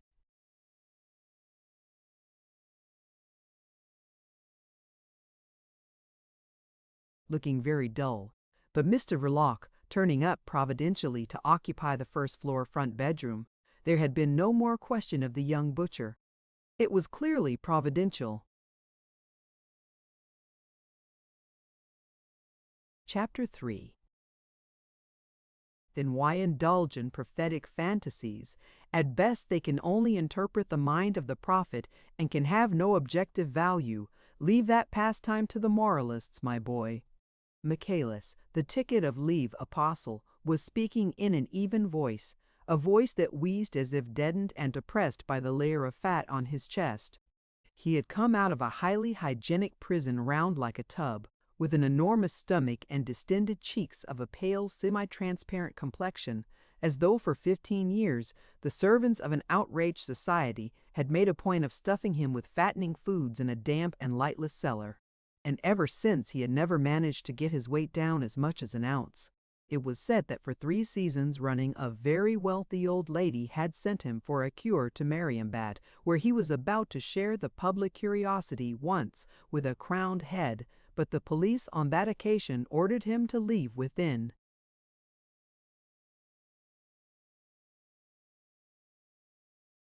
12 hours. His martyrdom was continued by forbidding him all access to the healing waters. But he was resigned now, with his elbow presenting no appearance of a joint, but more like a bend in a dummy's limb. Thrown over the back of a chair, he leaned forward slightly over his short and enormous thighs to spit into the grate. "Yes, I had the time to think things out a little," he added without emphasis. "Society has given me plenty of time for meditation." On the other side of the fireplace, in the horsehair armchair where Mrs. Verloc's mother was generally privileged to sit, Karl Yundt giggled grimly, with a faint black grimace of a toothless mouth. The terrorist, as he called himself, was old and bald, with a narrow, snow-white wisp of a goatee hanging limply from his chin. An extraordinary expression of underhand malevolence survived in his extinguished eyes. When he rose painfully, the thrusting forward of a skinny, roping hand deformed by gouty swellings suggested the effort of a moribund murderer summoning all his remaining strength for a last stab. He leaned on a thick stick, which trembled under his other hand. "I have always dreamed," he mouthed fiercely, "of a band of men absolute in their resolve to discard all scruples in the choice of means, strong enough to give themselves frankly the name of destroyers, and free from the taint of that resigned pessimism which rots the world.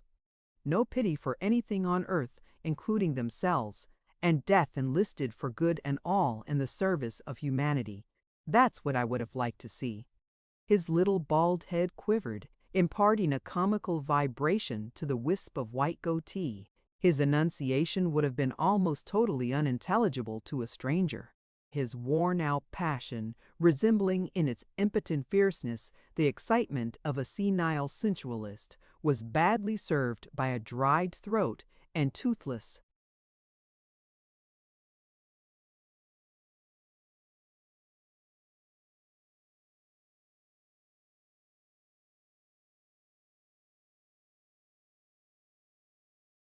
gums which seemed to catch the tip of his tongue. Mr. Verloc, established in the corner of the sofa at the other end of the room, emitted 2 hearty grunts of assent.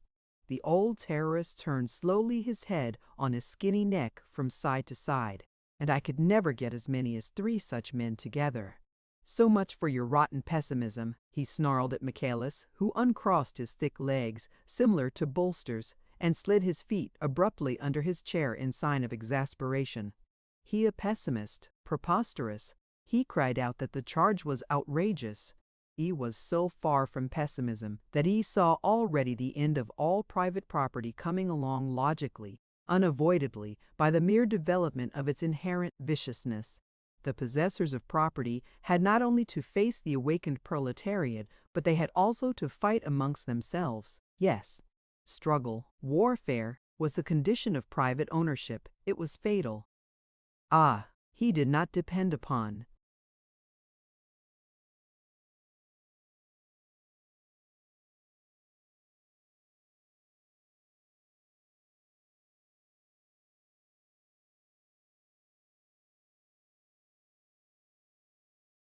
emotional excitement to keep up his belief. No declamations, no anger, no visions of blood-red flags waving, or metaphorical lurid suns of vengeance rising above the horizon of a doomed society. Not he. Cold reason, he boasted, was the basis of his optimism. Yes, optimism. His laborious wheezing stopped. Then, after a gasp or two, he added, "Don't you think that, if I had not been the optimist I am, I could not have found in 15 years some means to cut my throat?" And, in the last instance, there were always the walls of my cell to dash my head against.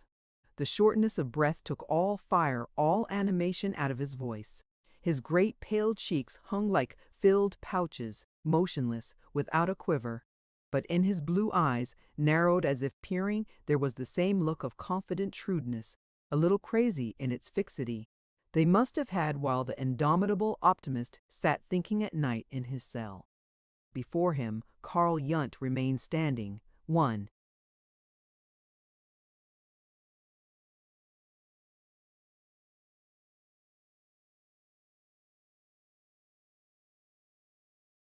ween of his faded greenish havelock thrown back cavalierly over his shoulder, seated in front of the fireplace, Comrade Ossipon, ex-medical student, the principal writer of the F.V. P. leaflets, stretched out his robust legs, keeping the soles of his boots turned up to the glow in the grate. A bush of crinkly yellow hair topped his red, freckled face, with a flattened nose and prominent mouth, cast in the rough mold of the Negro type. His almond-shaped eyes leered languidly over the high cheekbones. He wore a gray flannel shirt. The loose ends of a black silk tie hung down the buttoned breast of his serge coat, and his head resting on the back of his chair, his throat largely exposed. He raised to his lips a cigarette in a long wooden tube, puffing jets of smoke straight up at the ceiling. Michaelis pursued his idea, the idea of his solitary reclusion. The thought vouchsafed to his captivity and growing like a faith revealed in visions. He talked to himself, indifferent to the sympathy or hostility of his hearers, indifferent indeed to their presence from the habit he had acquired of thinking aloud.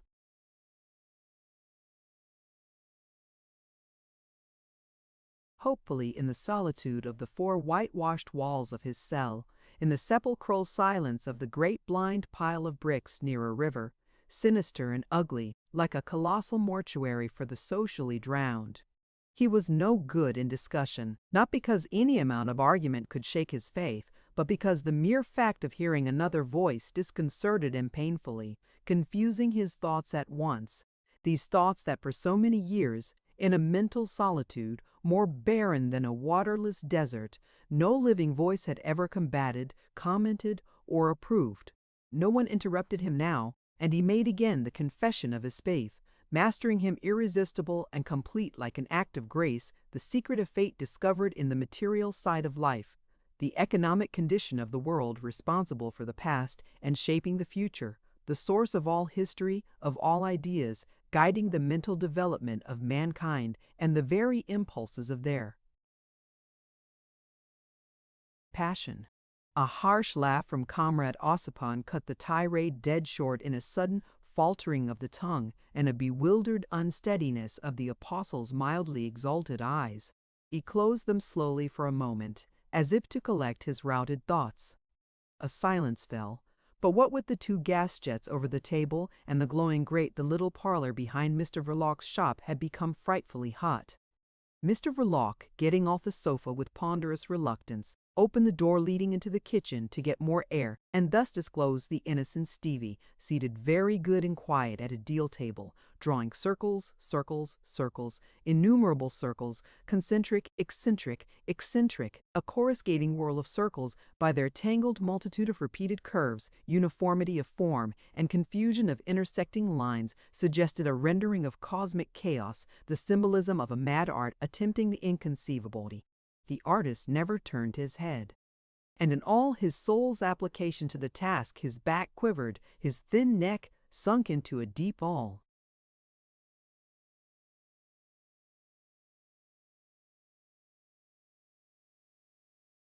Hollow at the base of the skull seemed ready to snap. Mr. Verloc, after a grunt of disapproving surprise, returned to the sofa. Alexander Ossipon got up, tall in his threadbare blue serge suit under the low ceiling, shook off the stiffness of long immobility, and strolled away into the kitchen down 2 steps to look over Stevie's shoulder. He came back, pronouncing oracularly, "Very good, very characteristic, perfectly typical." "What's very good?" grunted inquiringly. Mr. Verloc settled again in the corner of the sofa. The other explained his meaning negligently, with a shade of condescension and a toss of his head towards the kitchen. Typical of this form of degeneracy, these drawings, I mean. You would call that lad a degenerate, would you? Mumbled Mr. Verloc. Comrade Alexander Ossipin, nicknamed the Doctor, ex-medical student. Without a degree, afterwards wandering lecturer to working men's associations upon the socialistic aspects of hygiene, author of a popular quasi-medical study in the form of a cheap pamphlet seized promptly by the police entitled The Corroding Vices of the Middle Classes. Special delegate of the more or less mysterious Red Committee, together with Carl Jung and McCallus for the work of literary propaganda, turned upon the obscure familiar of at least two ambassadors, that glance of insufferable, hopelessly dense axcanaes, what glance get guaf, that's what he may be called scientifically. Very good type, too, altogether, of that sort of degenerate. It's enough to glance at the lobes of his ears. If you read Lombroso, Mr. Verloc, moody and spread largely on the sofa, continued to look down the row of his waistcoat buttons, but his cheeks became tinged by a faint blush. Firstly.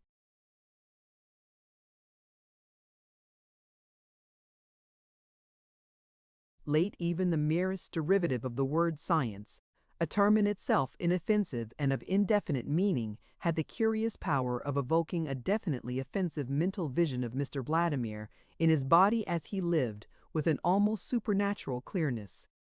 And this phenomenon, deserving justly to be classed amongst the marvels of science, induced in Mr. Verloc an emotional state of dread and exasperation, tending to express itself in violent swearing. But he said nothing. It was Carl Jung who was heard, implacable to his last breath. Lombroso is an ass. Comrade Ossipin met the shock of this blasphemy by an awful vacant stare, and the other, his extinguished eyes without gleams blackening the deep shadows under the great bony forehead, mumbled, catching the tip of his tongue between his lips at every second word as though he were chewing it angrily. Did you ever see such an idiot? For him the criminal is the prisoner. Simple is it not? What about those who shut him up there, forced him in there? Exactly, forced him in there. And what is crime? Does he know that? This imbecile who has made his way in this world of gorged fools by looking at the ears and teeth of a lot of poor luckless devils? Teeth and ears mark the criminal? Do they? And what about the law that marks him still better? The pretty branding instrument invented by the overfed to protect themselves against the hungry. Red-hot applications on their vile skins, hey? Can't you smell and hear from here the thick hide of the people burn and sizzle?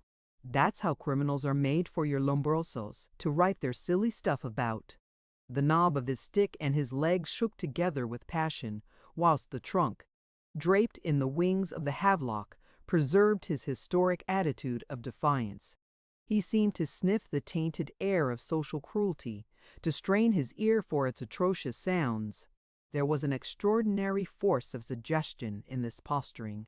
The all but moribund veteran of dynamite wars had been a great actor. In his time, actor on platforms, in secret assemblies, in private interviews. The famous terrorist had never in his life raised personally as much as his little finger against the social edifice. He was no man of action. He was not even an orator of torrential eloquence, sweeping the masses along in the rushing noise and foam of a great enthusiasm. With a more subtle intention, he took the part of an insolent and venomous evoker of sinister impulses which lurk in the blind envy and exasperated vanity of ignorance, in the suffering and misery of poverty, in all the hopeful and noble illusions of righteous anger, pity, and revolt. The shadow of his evil gift clung to him, yet like the smell of a deadly drug in an old vial of poison, emptied now, useless, ready to be thrown away upon the rubbish heap of things that had served their time. Michaelis, the ticket of leave apostle, smiled vaguely with his glued lips. His pasty moon face drooped under the weight of melancholy assent. He had been a prisoner himself. His own skin had sizzled under the red-hot brand. He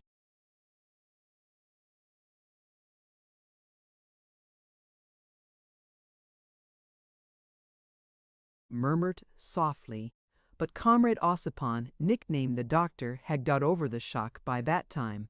"You don't understand," he began disdainfully, but stopped short, intimidated by the dead blackness of the cavernous eyes, and the face turned slowly towards him with a blind stare, as if guided only by the sound. He gave the discussion up with a slight shrug of the shoulders. Stevie, accustomed to move about disregarded, had got up from the kitchen table, carrying off his drawing to bed with him. He had reached the parlor door in time to receive, in full, the shock of Carl Jung's eloquent imagery.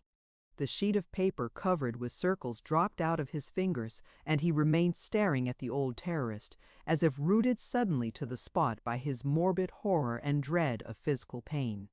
Stevie knew very well that hot iron applied to one's skin hurt very much. His scared eyes blazed with indignation. It would hurt terribly.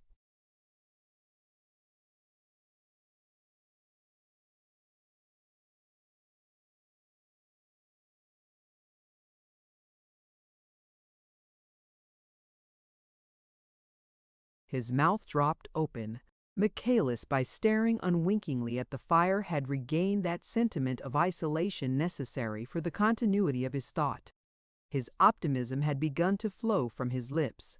He saw capitalism doomed in its cradle, born with the poison of the principle of competition in its system. The great capitalists devouring the little capitalists, concentrating the power and the tools of production in great masses, perfecting industrial processes, and in the madness of self-aggrandizement, only preparing, organizing, enriching, making ready the lawful inheritance of the suffering proletariat. Michaelis pronounced the great word patience, and his clear blue glance, raised to the low ceiling of Mr. Verloc's parlor, had a character of seraphic trustfulness. In the doorway Stevie, calmed, seemed sunk in hebetude. Comrade Ossipon's face twitched with exasperation. "That it's no use doing anything. No use whatever." "I don't say that," protested Michaelis gently. His vision of truth had grown so intense that the sound of a strange voice failed to rout it this time. He continued to look down at the red coals. Preparation for the future was necessary, and he was willing to admit that the great change would perhaps come in the upheaval of a revolution. But he argued that revolutionary propaganda was a delicate work of high conscience. It was the education of the masters of the world. It should be as careful as the education given to kings. He would have it advance its tenets cautiously, even timidly, in our ignorance of the effect that may be produced by any given economic change upon the happiness, the morals, the intellect, the history of mankind. For history is made with tools, not with ideas. And everything is changed by economic conditions: art, philosophy, love, virtue, truth itself.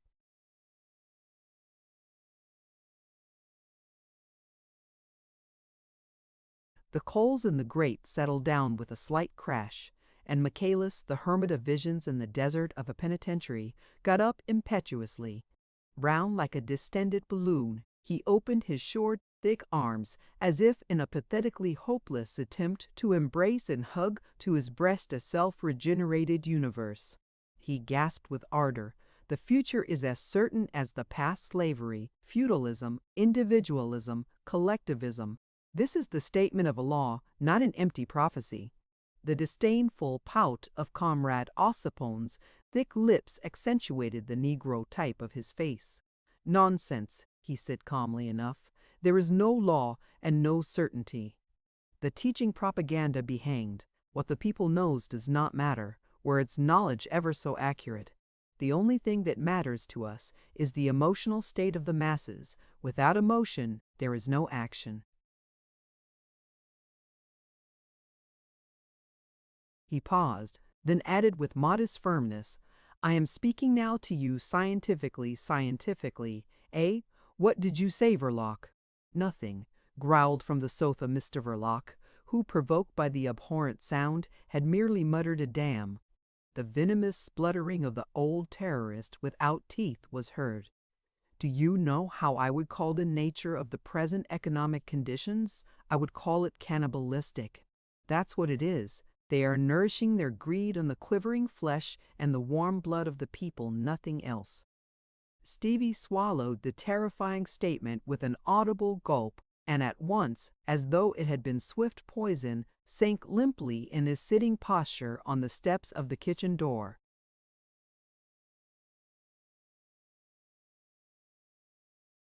Michaelis gave no sign of having heard anything. His lips seemed glued together for good, not a quiver passed over his heavy cheeks. With troubled eyes he looked for his round, hard hat and put it on his round head. His round and obese body seemed to float low between the chairs under the sharp elbow of Karl Yundt. The old terrorist, raising an uncertain and claw-like hand, gave a swaggering tilt to a black felt sombrero shading the hollows and ridges of his wasted face. He got in motion slowly, striking the floor with his stick at every step.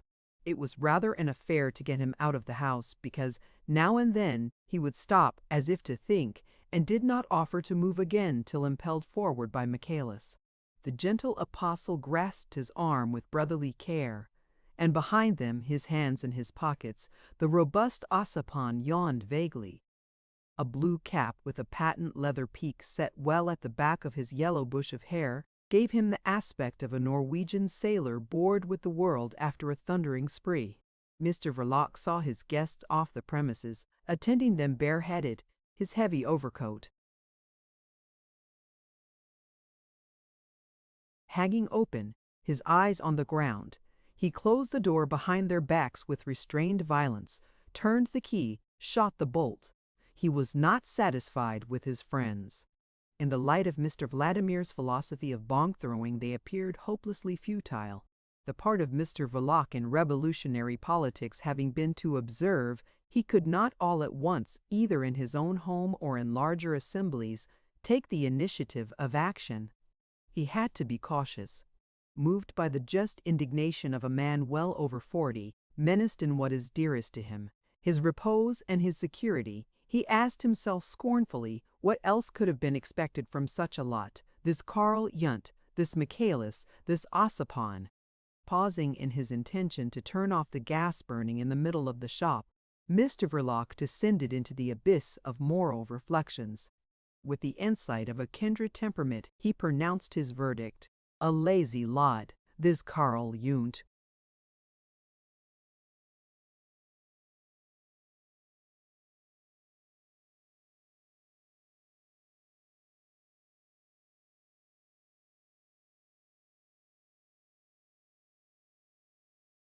Nursed by a blear-eyed old woman, a woman he had years ago enticed away from a friend and afterwards had tried more than once to shake off into the gutter.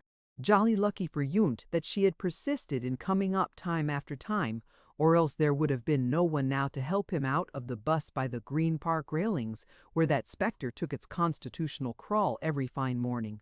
When that indomitable snarling old witch died, the swaggering spectre would have to vanish too. There would be an end of Firewigam Erbling.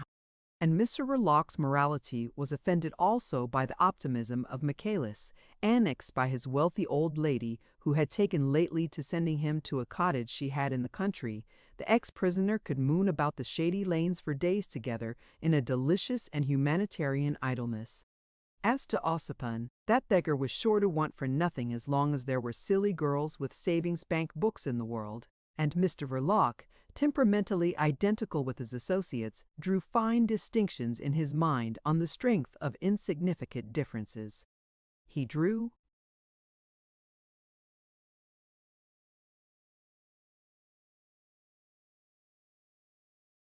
them with a certain complacency, because the instinct of conventional respectability was strong within him, being only overcome by his dislike of all kinds of recognized labor, a temperamental defect which he shared with a large proportion of revolutionary reformers of a given social state. For obviously one does not revolt against the advantages and opportunities of that state, but against the price which must be paid for the same in the coin of accepted morality, self-restraint, and toil. The majority of revolutionists are the enemies of discipline and fatigue mostly. There are natures, too, to whose sense of justice the price exacted looms up monstrously enormous, odious, oppressive, worrying, humiliating, extortionate, intolerable. Those are the fanatics. The remaining portion of social rebels is accounted for by vanity, the mother of all noble and vile illusions, the companion of poets, reformers, charlatans, prophets, and incendiaries. Lost for a whole minute in the abyss of meditation, Mr. Verloc did not reach the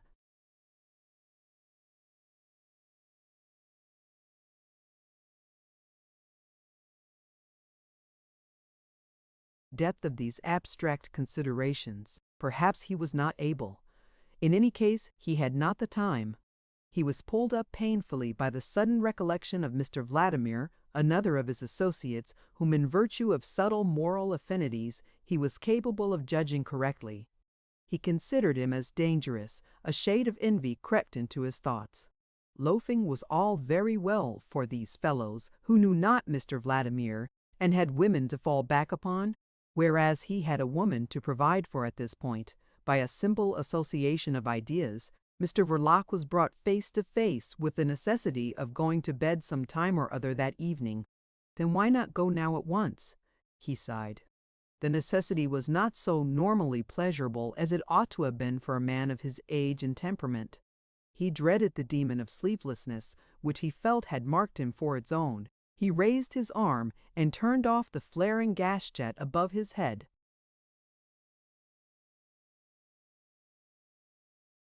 A bright band of light fell through the parlor door into the part of the shop behind the counter. It enabled Mr. Verloc to ascertain at a glance the number of silver coins in the till.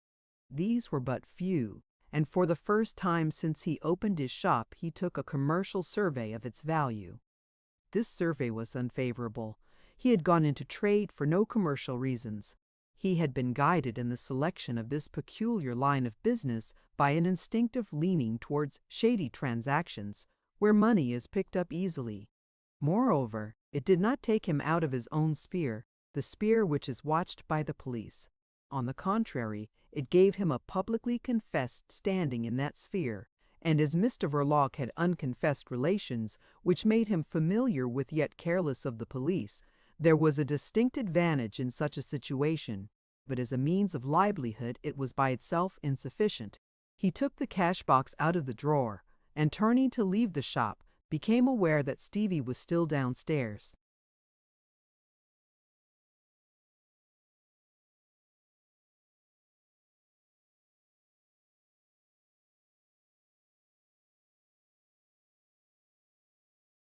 What on earth is he doing there?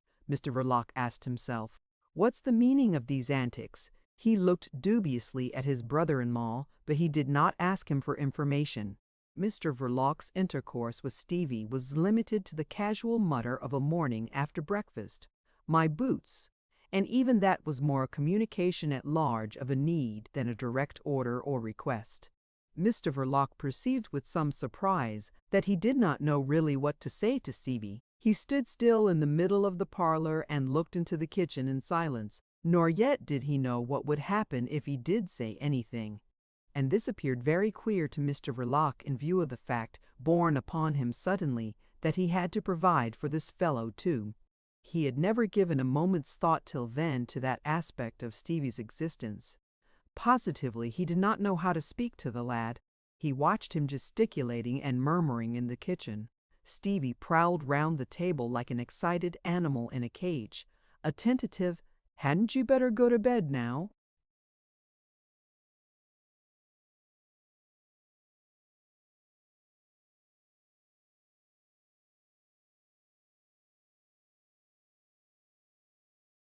produced no effect whatever, and Mr. Verloc, abandoning the stony contemplation of his brother-in-law's behavior, crossed the parlor wearily, cash-box in hand.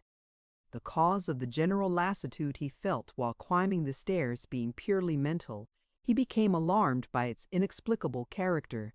He hoped he was not sickening for anything. He stopped on the dark landing to examine his sensations, but a slight and continuous sound of snoring pervading the obscurity interfered with their clearness. The sound came from his mother-in-law's room. Another one to provide for, he thought, and on this thought walked into the bedroom. Mrs. Verloc had fallen asleep with the lamp. No gas was laid upstairs. turned up full on the table by the side of the bed. The light thrown down by the shade fell dazzlingly on the white pillow sunk by the weight of her head reposing with closed eyes and dark hair done up in several plaits for the night. She woke up with the sound of her name in her ears and saw her husband standing over her.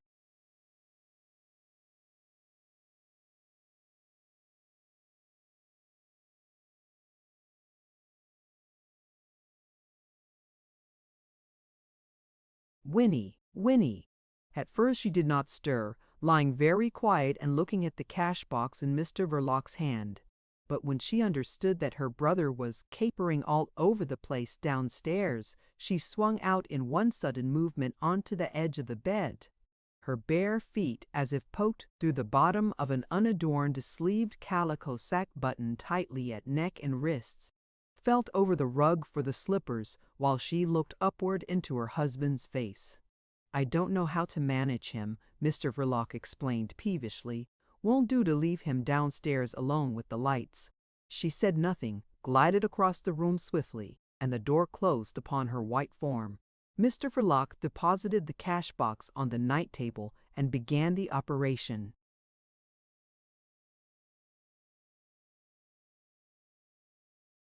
Of undressing by flinging his overcoat onto a distant chair.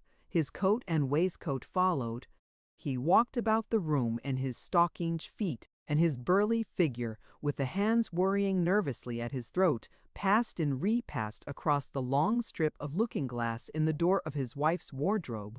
Then, after slipping his braces off his shoulders, he pulled up violently the Venetian blind and leaned his forehead against the cold window pane, a fragile film of glass stretched between him and the enormity of cold, black, wet, muddy, inhospitable, a commute.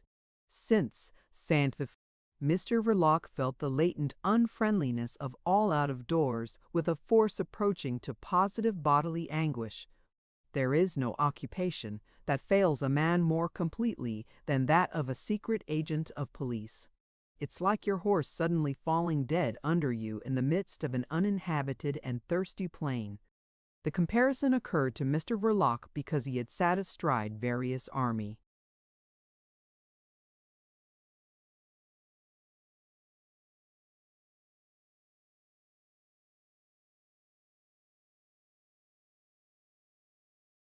Horses in his time, and had now the sensation of an incipient fall.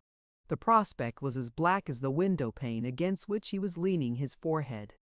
And suddenly the face of Mr. Vladimir, clean-shaved and witty, appeared enhaloed in the glow of its rosy complexion like a sort of pink seal impressed on the fatal darkness. This luminous and mutilated vision was so ghastly physically that Mr. Verloc started away from the window, letting down the Venetian blind with a great rattle. Discomposed and speechless with the apprehension of more such visions, he beheld his wife re-enter the room and get into bed in a calm, business-like manner which made him feel hopelessly lonely in the world. Mrs. Verloc expressed her surprise at seeing him up yet. "I don't feel very well," he muttered, passing his hands over his moist brow. "Giddiness?"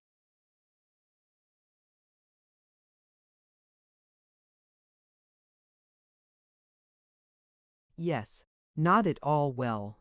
Mrs. Verloc, with all the placidity of an experienced wife, expressed a competent opinion as to the cause and suggested the usual remedies.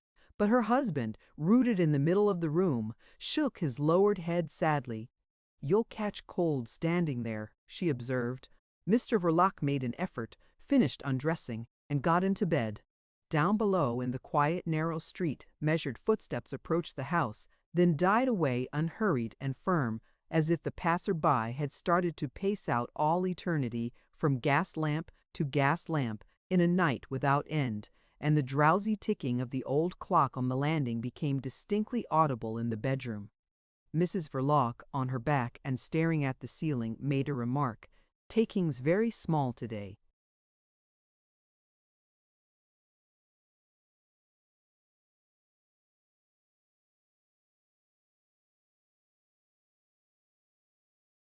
Mr. Verloc, in the same position, cleared his throat as if for an important statement, but merely inquired, Did you turn off the gas downstairs?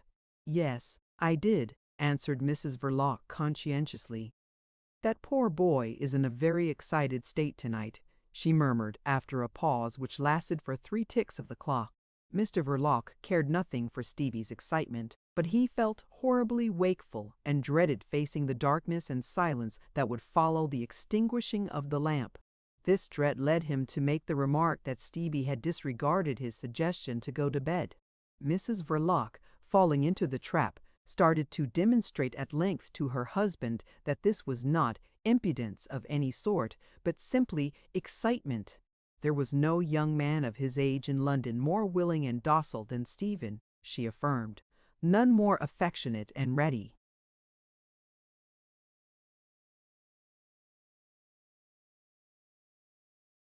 To please, and even useful, as long as people did not upset his poor head. Mrs. Verloc, turning towards her recumbent husband, raised herself on her elbow and hung over him in her anxiety that he should believe Stevie to be a useful member of the family. That ardor of protecting compassion exalted morbidly in her childhood by the misery of another child, tinged her sallow cheeks with a faint dusky blush, made her big eyes gleam under the dark lids. Mrs. Verloc then looked younger. She looked as young as Winnie used to look, and much more animated than the Winnie of the Belgravian mansion days had ever allowed herself to appear to gentlemen lodgers. Mr. Verloc's anxieties had prevented him from attaching any sense to what his wife was saying. It was as if her voice were talking on the other side of a very thick wall. It was her aspect that recalled him to himself. He appreciated this woman, and the sentiment of this appreciation, stirred by a display of something resembling emotion, only added another pang to his mental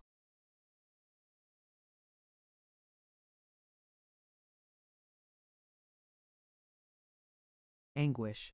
When her voice ceased, he moved uneasily and said, "I haven't been feeling well for the last few days."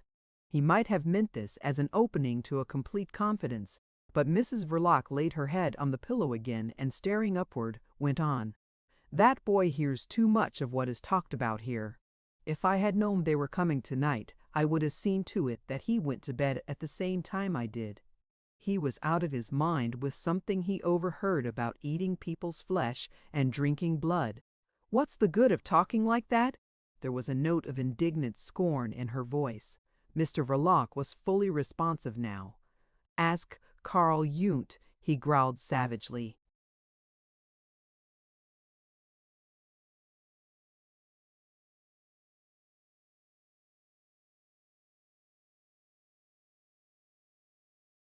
Mrs. Verloc, with great decision, pronounced Carl Jung a disgusting old man. She declared openly her affection for Michaelis. Of the robust Ossipon, in whose presence she always felt uneasy behind an attitude of stony reserve, she said nothing whatever. And continuing to talk of that brother, who had been for so many years an object of care and fears, he isn't fit to hear what's said here. He believes it's all true. He knows no better. He gets into his passions over it." Mr. Verloc made no comment. He glared at me, as if he didn't know who I was, when I went downstairs. His heart was going like a hammer. He can't help being excitable. I woke Mother up and asked her to sit with him till he went to sleep. It isn't his fault. He's no trouble when he's left alone.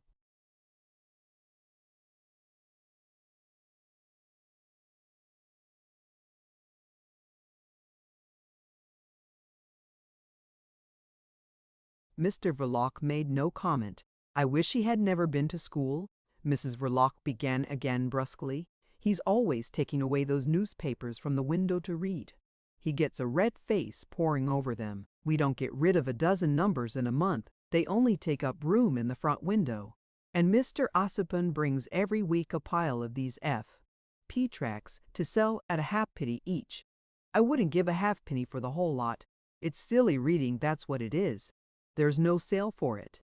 The other day Stevie got hold of one, and there was a story in it of a German soldier officer tearing half off the ear of a recruit, and nothing was done to him for it. The brute! I couldn't do anything with Stevie that afternoon. The story was enough, too, to make one's blood boil. But what's the use of printing things like that? We aren't German slaves here, thank God. It's not our business, is it?" Mr. Verloc made no reply.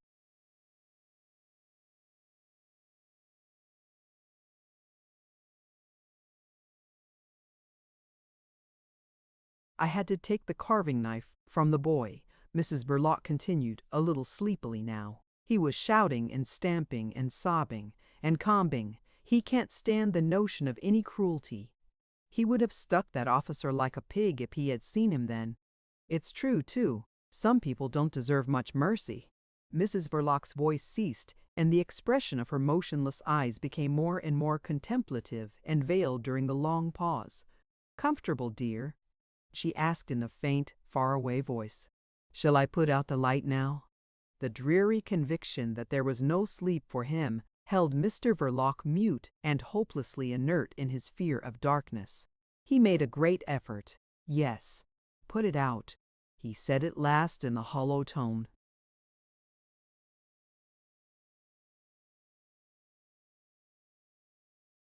Chapter 4. Most of the 30 or so little tables covered by red cloths with a white design stood ranged at right angles to the deep brown wainscoting of the underground hall. Bronze chandeliers with many globes depended from the low, slightly vaulted ceiling, and the fresco paintings ran flat and dull all round the walls without windows, representing scenes of the chase and of outdoor revelry in medieval costumes. Varlets in green jerkins brandished hunting knives and raised on high tankards of foaming beer.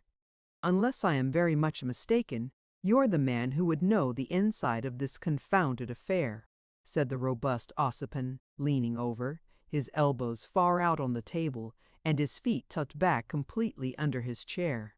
His eyes stared with wild eagerness. An upright semi-grand piano near the door, flanked by 2 palms in pots, executed suddenly all by itself a valse tune with aggressive virtuosity. The Dennet.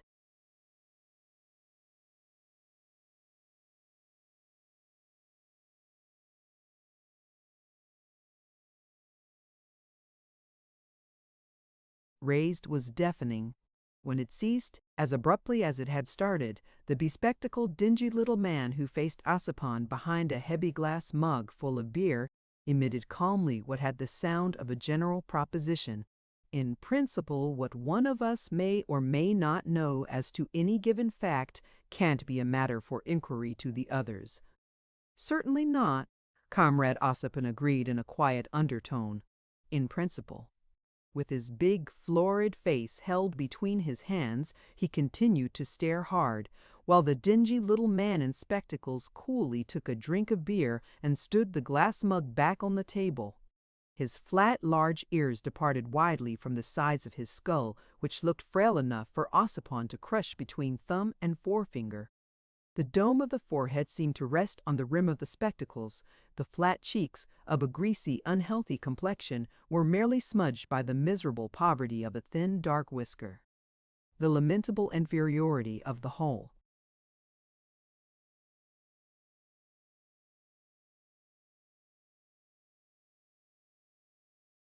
Physique was made ludicrous by the supremely self-confident bearing of the individual.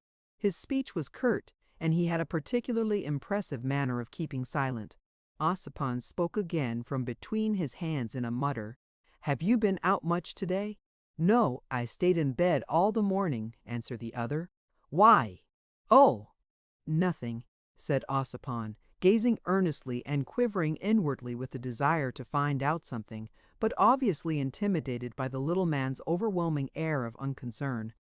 When talking with this comrade, which happened but rarely, the big Ossipon suffered from a sense of moral and even physical insignificance. However, he ventured another question. "Did you walk down here?"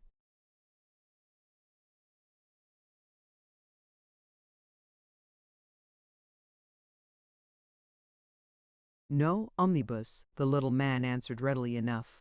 He lived far away in Islington, in a small house down a shabby street, littered with straw and dirty paper, where out of school hours a troop of assorted children ran and squabbled with a shrill, joyless, rowdy clamor. His single back room, remarkable for having an extremely large cupboard, He rented furnished from two elderly spinsters, dressmakers in a humble way with a clientele of servant girls mostly. He had a heavy padlock put on the cupboard, but otherwise he was a model lodger, giving no trouble and requiring practically no attendance. His oddities were that he insisted on being present when his room was being swept, and that when he went out, he locked his door and took the key away with him. Ossipon had a vision of these round black-rimmed spectacles progressing along the streets on the top of an omnibus, their self-confident glitter falling here and there on the walls of houses or lowered upon the heads of the unconscious stream of people on the pavements. The ghost of a sickly smile altered the set-of.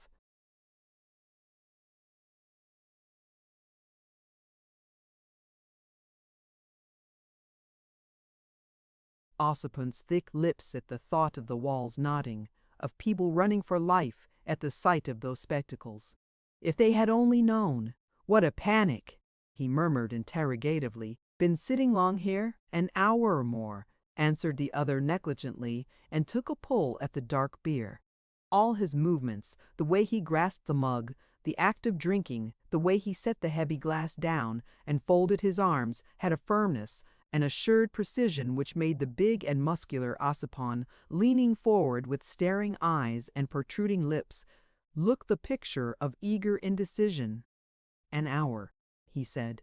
"Then it may be you haven't heard yet the news I've heard just now in the street. Have you?" The little man shook his head negatively, the least bit. But as he gave no indication of curiosity, Ossipon ventured to add that he had heard it just outside the place. A newspaper boy had yelled the thing under his very nose, and not.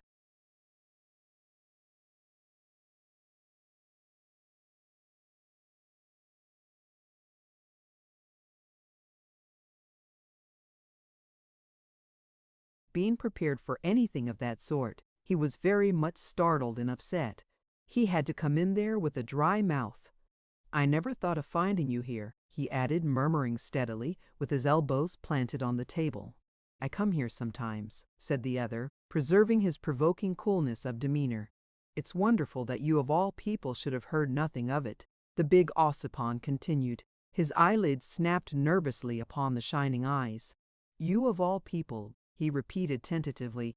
This obvious restraint argued an incredible and inexplicable timidity of the big fellow before the calm little man, who again lifted the glass mug, drank, and put it down with brusque and assured movements.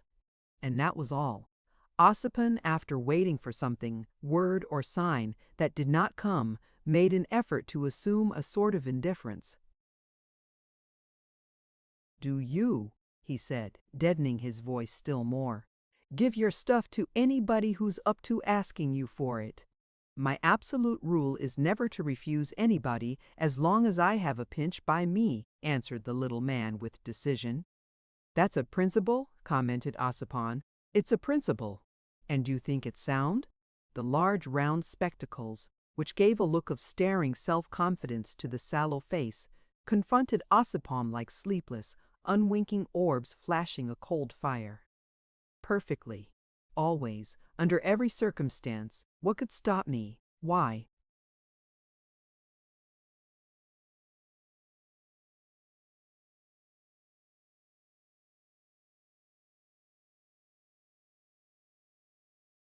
"Should I not? Why should I think twice about it?" Ossipon gasped, as it were, discreetly. "Do you mean to say you would hand it over to a tech if one came to ask you for your wares?" The other smiled faintly. "Let them come and try it on, and you will see," he said. "They know me, but I know also every one of them. They won't come near me, not they." His thin, livid lips snapped together firmly. Ossipon began to argue. "But they could send someone rig a plant on you. Don't you see? Get the stuff from you in that way and then arrest you with the proof in their hands." "Proof of what?" "Dealing in explosives without a license, perhaps." This was.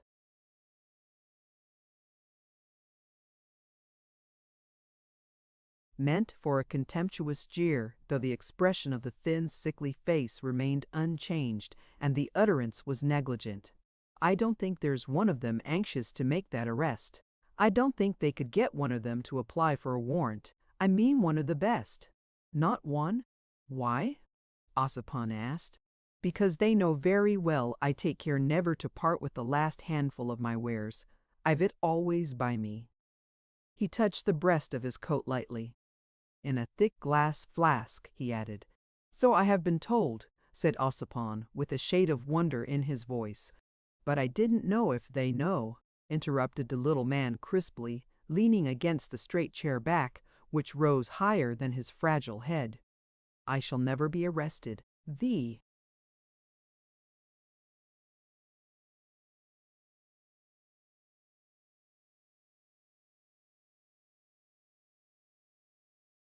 game isn't good enough for any policeman of them all. To deal with a man like me you require sheer, naked, and glorious heroism. Again his lips closed with a self-confident snap. Ossipon repressed a movement of impatience. Or recklessness or simply ignorance, he retorted. They've only to get somebody for the job who does not know you carry enough stuff in your pocket to blow yourself and everything within 60 yards of you to pieces. I never affirmed I could not be eliminated, rejoined the other.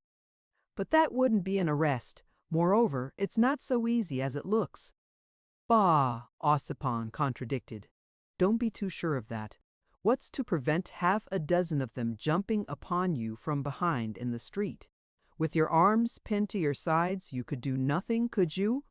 Yes, I could. I am seldom out in the streets after dark, said the little man. Impassively, and never very late. I walk always with my right hand closed round the India rubber ball which I have in my trouser pocket. The pressing of this ball actuates a detonator inside the flask I carry in my pocket. It's the principle of the pneumatic instantaneous shutter for a camera lens. The tube leads up. With a swift disclosing gesture, he gave Ossipon a glimpse of an India rubber tube resembling a slender brown worm issuing from the armhole of his waistcoat and plunging into the inner breast pocket of his jacket. His clothes, of a nondescript brown mixture, were threadbare and marked with stains, dusty in the folds, with ragged buttonholes. The detonator is partly mechanical, partly chemical, he explained with casual condescension. It is instantaneous, of course, murmured Ossipon with a slight shudder.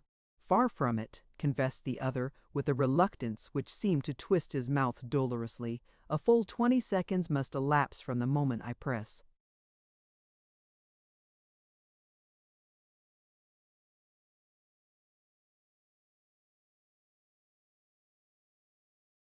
The ball to the explosion takes place. Phew! Whistled Ossipon, completely appalled. 20 seconds! Horrors! You mean to say that you could face that? I should go crazy. Wouldn't matter if you did.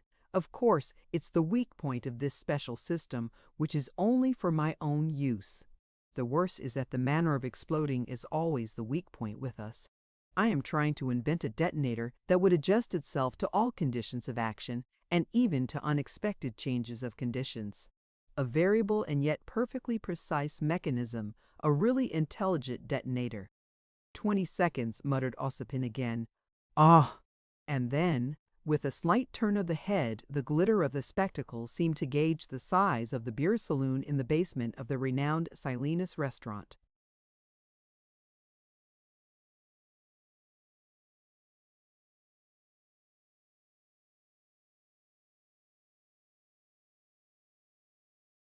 Nobody in this room could hope to escape, was the verdict of that survey, nor yet this couple going up the stairs now. The piano at the foot of the staircase clanged through a mazurka with brazen impetuosity, as though a vulgar and impudent ghost were showing off.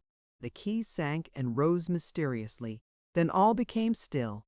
For a moment, Ossipon imagined the overlighted place changed into a dreadful black hole belching horrible fumes, choked with ghastly rubbish of smashed brickwork and mutilated corpses.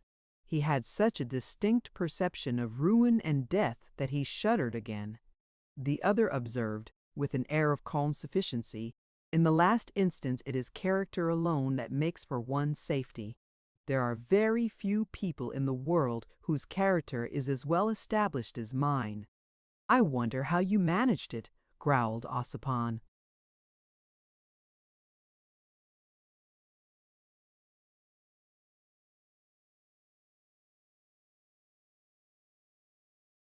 Force of personality, said the other, without raising his voice, and coming from the mouth of that obviously miserable organism, the assertion caused the robust Ossipon to bite his lower lip. Force of personality, he repeated, with ostentatious calm. I had the means to make myself deadly, but that by itself, you understand, is absolutely nothing in the way of protection. What is effective is the belief those people have in my will to use the means. That's their impression. It is absolute. Therefore, I am deadly. There are individuals of character amongst that lot, too, muttered Ossipon ominously. Possibly. But it is a matter of degree, obviously, since, for instance, I am not impressed by them. Therefore, they are inferior. They cannot be otherwise. Their character is built upon conventional morality. It leans on the social order. Mine stands free from everything artificial. They are bound in all sorts of conventions. They depend on life, which, in this connection, is a historical fact surrounded by all sorts of restraints and considerations, a complex, organized fact open to attack at every point, whereas I depend on death, which knows no restraint and cannot be attacked. My superiority is evident. This is a transcendental way of putting it, said Ossipon, watching the cold glitter of the round spectacles. I've heard Carl Jung say much the same thing not very long ago. Carl Jung, mumbled the other contemptuously. The delegate of the International Red Committee has been a posturing shadow all his life. There are 3 of you delegates, aren't there? I won't define the other 2, as you are one of them. But what you say means nothing. You are the worthy delegates for revolutionary propaganda. But the trouble is not only that you are as unable to think independently as any respectable grocer or journalist of them all, but that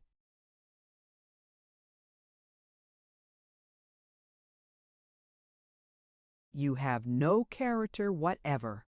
Ossipon could not restrain a start of indignation.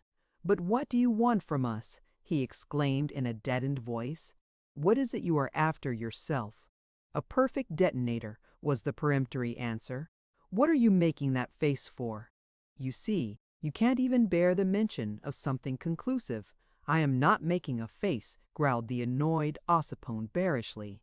You revolutionists, the other continued with leisurely self-confidence, are the slaves of the social convention, which is afraid of you, slaves of it, as much as the very police that stands up in the defense of that convention. Clearly you are, since you want to revolutionize it. It governs your thought, of course, and your action too, and thus neither your thought nor your action can ever be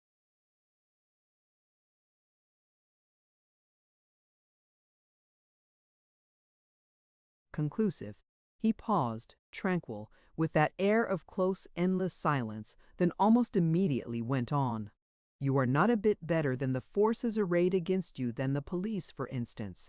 The other day I came suddenly upon Chief Inspector Heat at the corner of Tottenham Court Road. He looked at me very steadily. But I did not look at him.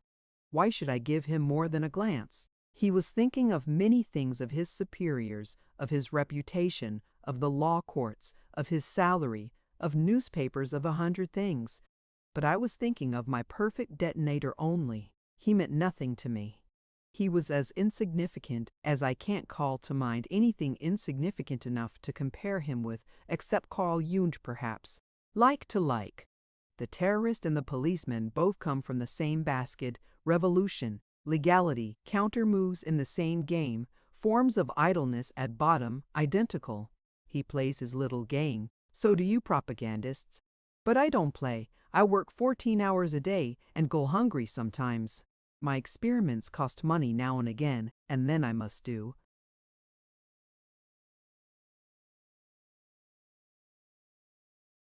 without food for a day or 2. You're looking at my beer. Yes, I have had 2 glasses already and shall have another presently. This is a little holiday and I celebrate it alone. Why not? I've the grit to work alone. Quite alone. Absolutely alone. I've worked alone for years. Ossipon's face had turned dusky red. At the perfect detonator, eh? He sneered very low. Yes, retorted the other. It is a good definition.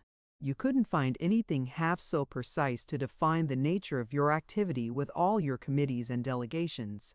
It is I who am the true propagandist. We won't discuss that point, said Ossipon, with an air of rising above personal considerations. I am afraid I'll have to spoil your holiday for you, though. There's a man blown up in Greenwich Park this morning.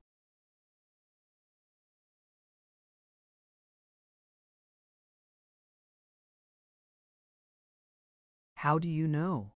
They have been yelling the news in the street since 2 o'clock. I bought the paper and just ran in here. Then I saw you sitting at this table. I've got it in my pocket now. He pulled the newspaper out. It was a good-sized rosy sheet, as if flushed by the warmth of its own convictions, which were optimistic. He scanned the pages rapidly. Ah, here it is. Bomb in Greenwich Park. There isn't much so far. 11:30. Foggy morning.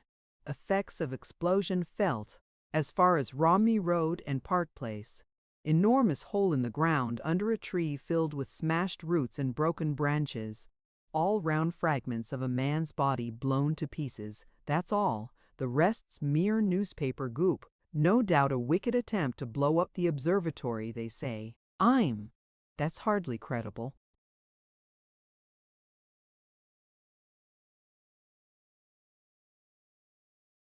He looked at the paper for a while longer in silence, then passed it to the other, who, after gazing abstractedly at the print, laid it down without comment.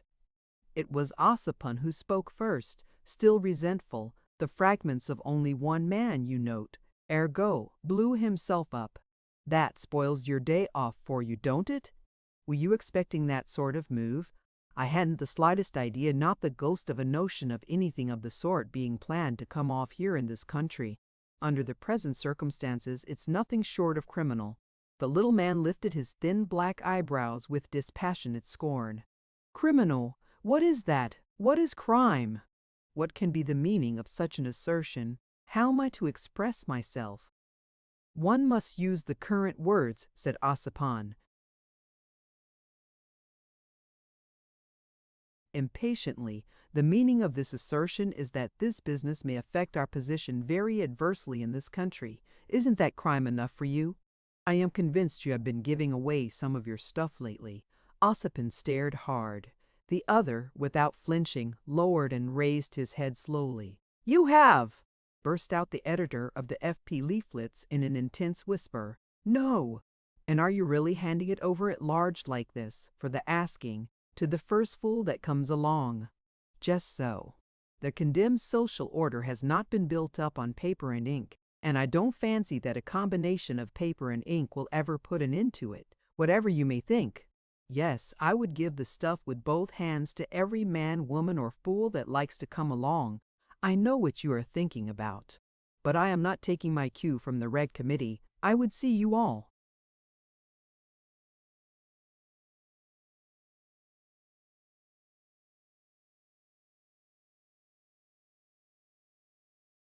Hounded out of here, or arrested, or beheaded for that matter, without turning a hair. What happens to us as individuals is not of the least consequence. He spoke carelessly, without heat, almost without feeling, and Ossipon, secretly much affected, tried to copy this detachment. If the police here knew their business, they would shoot you full of holes with revolvers, or else try to sandbag you from behind in broad daylight. The little man seemed already to have considered that point of view in his dispassionate, self-confident manner. Yes, he assented with the utmost readiness. But for that they would have to face their own institutions. Do you see? That requires uncommon grit. Grit of a special kind. Ossipon blinked.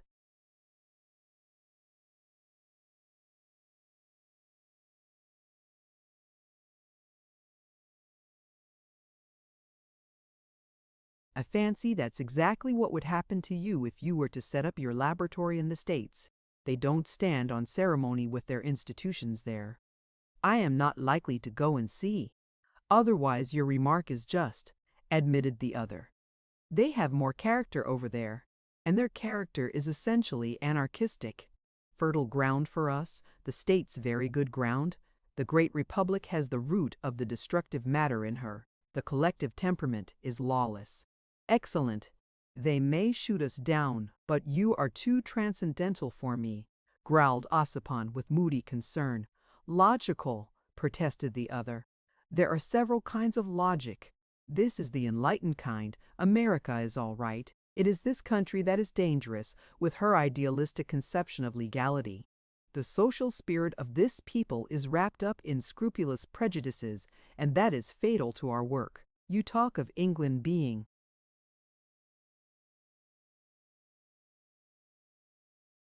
our only refuge. So much the worse. Capua, what do we want with refuges? Here you talk, print, plot, and do nothing. I dare say it's very convenient for such Carl Jund. He shrugged his shoulders slightly, then added with the same leisurely assurance, to break up the superstition and worship of legality should be our aim. Nothing would please me more than to see Inspector Heat and his likes take to shooting us down in broad daylight with the approval of the public. Half our battle would be won then. The disintegration of the old morality would have set in its very temple. That is what you ought to aim at. But you revolutionists will never understand that. You plan the future, you lose yourselves in reveries of economical systems to ride from what is, whereas what's wanted is a clean sweep and a clear start for a new conception of life. That sort of future will take care of itself if you will only make room for it. Therefore, I would shovel my stuff in heaps at the corners of the streets if I had enough for that, and as I haven't, I do.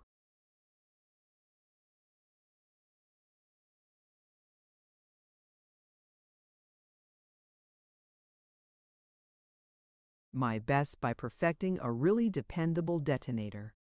Ossipon, who had been mentally swimming in deep waters, seized upon the last word as if it were a saving plank. Yes, your detonators.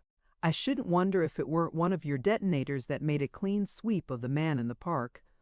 A shade of vexation darkened the determined, sallow face confronting Ossipon. My difficulty consists precisely in experimenting practically with the various kinds. They must be tried after all. Besides, Ossipon interrupted. Who could that fellow be? I assure you that we in London had no knowledge. Couldn't you describe the person you gave the stuff to?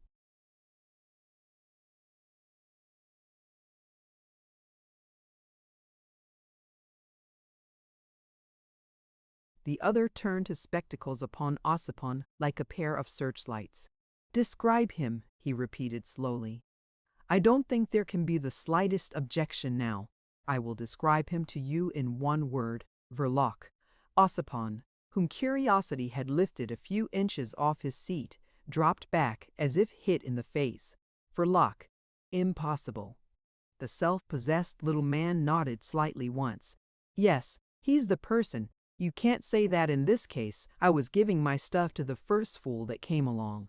He was a prominent member of the group as far as I understand. Yes, said Ossipon. Prominent. No, not exactly. He was the center for general.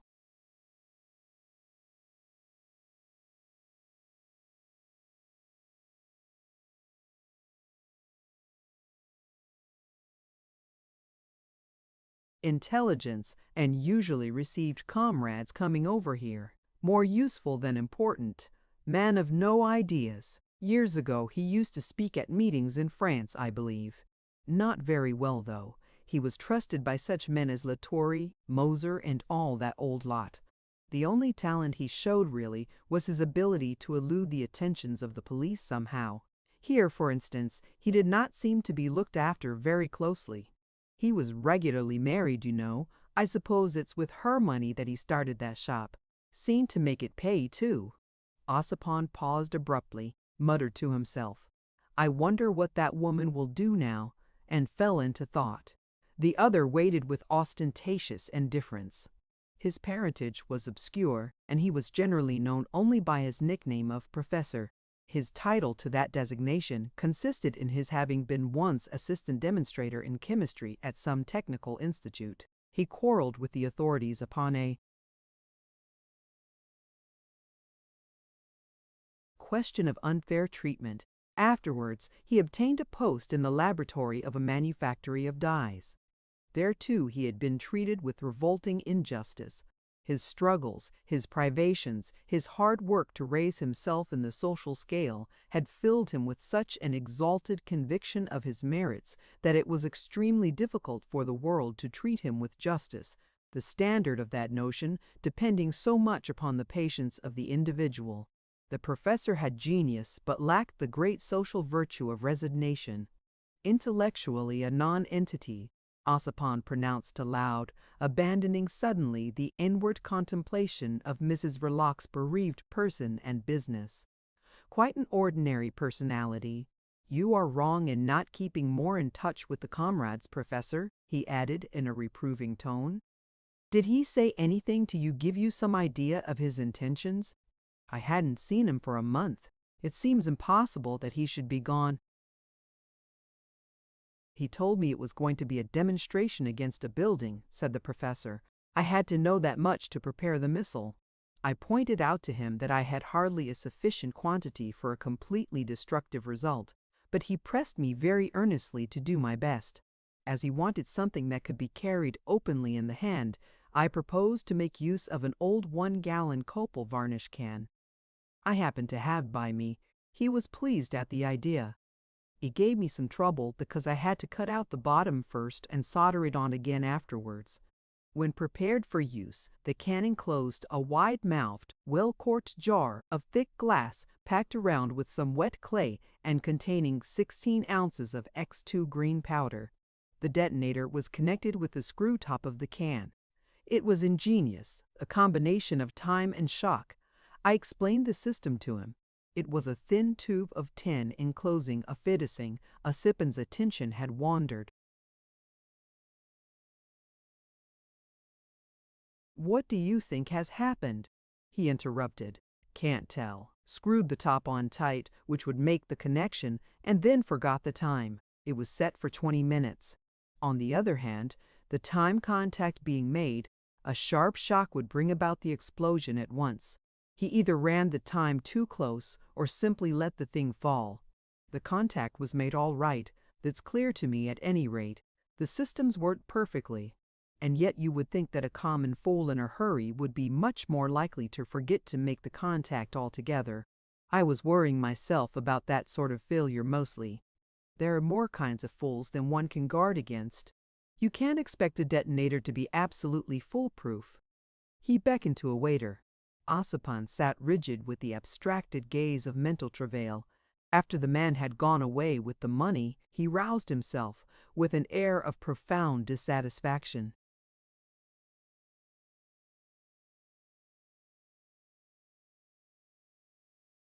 It's extremely unpleasant for me, he mused. Carl has been in bed with bronchitis for a week. There's an even chance that he will never get up again. Michaelis is luxuriating in the country somewhere. A fashionable publisher has offered him £500 for a book. It will be a ghastly failure. He has lost the habit of consecutive thinking in prison, you know. The professor on his feet, now buttoning his coat, looked about him with perfect indifference. What are you going to do? Asked Ossipon wearily. He dreaded the blame of the Central Red Committee, a body which had no permanent place of abode, and of whose membership he was not exactly informed. If this affair eventuated in the stoppage of the modest subsidy allotted to the publication of the FPP pamphlets, then indeed he would have to regret Verloc's inexplicable folly. Solidarity with the extremist form of action is one thing, and silly recklessness is another, he said, with a sort of moody brutality. I don't know what came to Verloc. There's some mystery there. However, he's gone. You may take it as you like, but under the circumstances the only policy for the militant revolutionary group is to disclaim all connection with this damned freak of yours. How to make the disclaimer convincing enough is what bothers me. The little man on his feet, buttoned up and ready to go, was no taller than the seated Ossipon. He leveled his spectacles at the latter's face point blank. You might ask the police for a testimonial of good conduct. They know where every one of you slept last night. Perhaps if you asked them, they would consent to publish some sort of official statement. No doubt they are aware well enough that we had nothing to do with this, mumbled Ossipon bitterly. What they will say is another thing. He remained thoughtful, disregarding the short, owlish, shabby figure standing by his side. I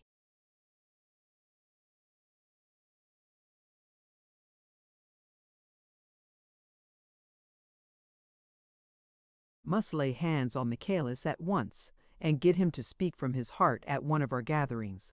The public has a sort of sentimental regard for that fellow. His name is known, and I am in touch with a few reporters on the big dailies. What he would say would be utter bosh, but he has a turn of talk that makes it go down all the same. Like treacle, interjected the professor, rather low, keeping an impassive expression. The perplexed Ossipon went on communing with himself half audibly, after the manner of a man reflecting in perfect solitude. Confounded ass!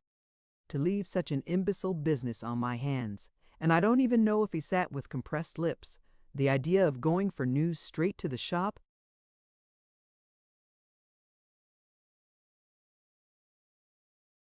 lacked charm. His notion was that Verloc's shop might have been turned already into a police trap. They will be bound to make some arrests, he thought, with something resembling virtuous indignation, for the even tenor of his revolutionary life was menaced by no fault of his. And yet unless he went there, he ran the risk of remaining in ignorance of what perhaps it would be very material for him to know. Then he reflected that, if the man in the park had been so very much blown to pieces as the evening papers said, he could not have been identified. And if so, the police could have no special reason for watching Verloc's shop more closely than any other place known to be frequented by marked anarchists, no more reason, in fact, than for watching the doors of the Silanus. There would be a lot of watching all round, no matter where he went. Still, I wonder what I had better do now, he muttered, taking counsel with himself.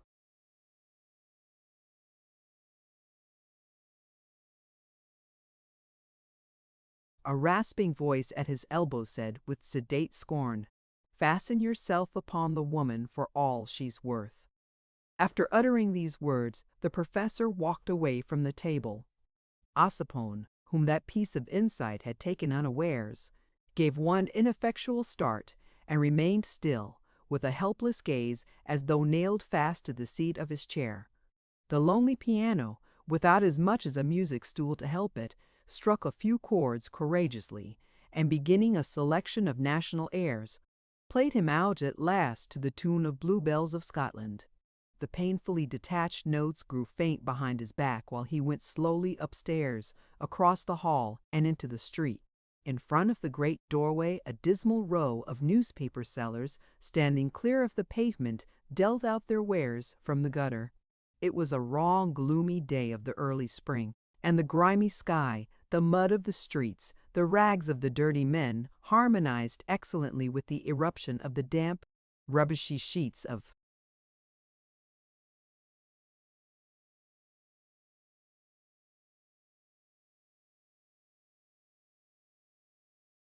paper soiled with printer's ink. The posters, maculated with filth, garnished like tapestry the sweep of the curbstone. The trade in afternoon papers was brisk, yet in comparison with the swift, constant march of foot traffic, the effect was of indifference, of a disregarded distribution.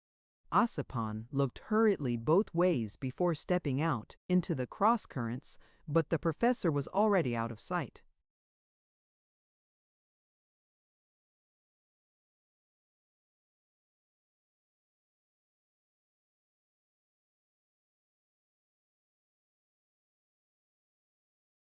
Chapter 5.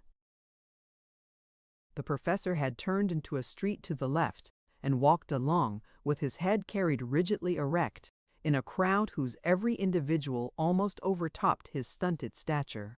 It was vain to pretend to himself that he was not disappointed, but that was mere feeling.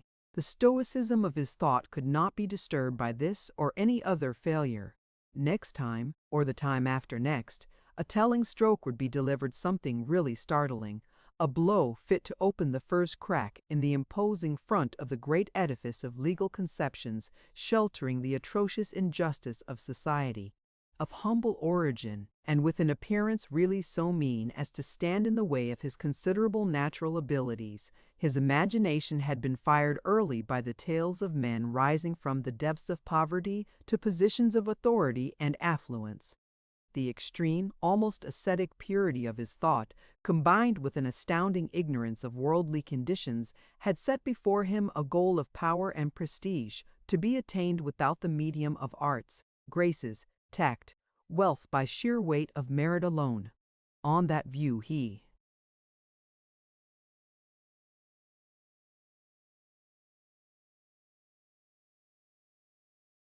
considered himself entitled to undisputed success.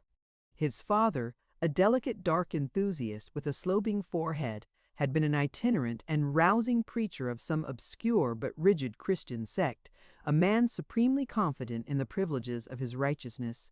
In the son, individualist by temperament, once the science of colleges had replaced thoroughly the faith of conventicles, this moral attitude translated itself into a frenzied puritanism of ambition. He nursed it as something secularly holy. To see it thwarted opened his eyes to the true nature of the world, whose morality was artificial, corrupt, and blasphemous.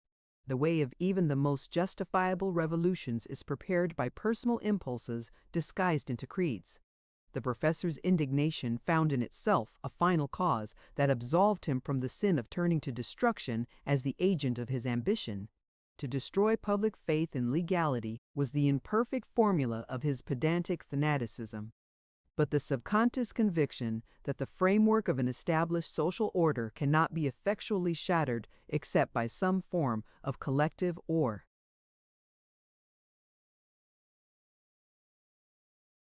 individual violence was precise and correct. He was a moral agent that was settled in his mind.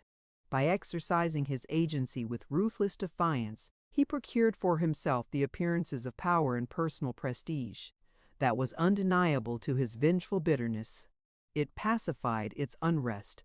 And in their own way, the most ardent of revolutionaries are perhaps doing no more but seeking for peace in common with the rest of mankind.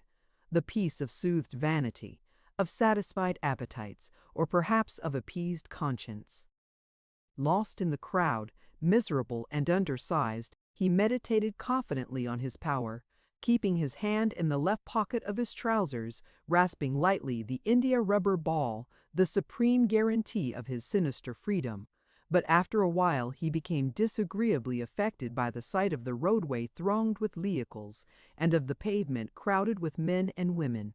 He was in a long, straight street, peopled by a mere fraction of an immense multitude, but all round him, on and on, even to the limits of the horizon hidden by the enormous piles of bricks, he felt the mass of mankind mighty in its numbers. They swarmed numerous like locusts, industrious like ants, thoughtless like a natural force, pushing on blind and orderly and absorbed, impervious to sentiment, to logic, to terror too perhaps. That was the form of doubt he feared most, impervious to fear. Often while walking abroad, when he happened also to come out of himself, he had such moments of dreadful and sane mistrust of mankind. What if nothing could move them? Such moments come to all men whose ambition aims at a direct grasp upon humanity, to artists, politicians, thinkers, reformers, or saints. A despicable emotional state this, against which solitude fortifies a superior character, and with severe exultation the professor thought of the refuge of his room with its padlocked cupboard, lost in a wilderness of poor houses, the hermitage of the perfect anarchist. In order to reach sooner the point where he could take his omnibus, he turned brusquely out of the populous street into a narrow and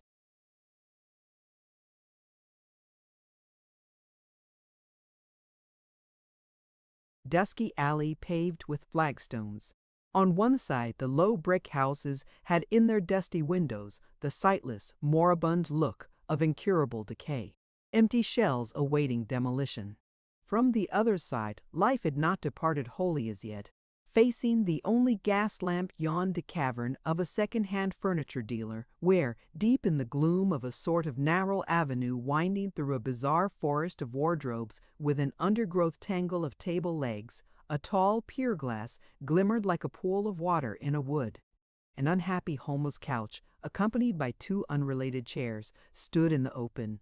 The only human being making use of the alley, besides the professor, coming stalwart and erect from the opposite direction, checked his swinging pace suddenly. "Hello," he said, and stood a little on one side watchfully. The professor had already stopped, with a ready half-turn which brought his shoulders very near the other wall. His right hand fell lightly on the back of the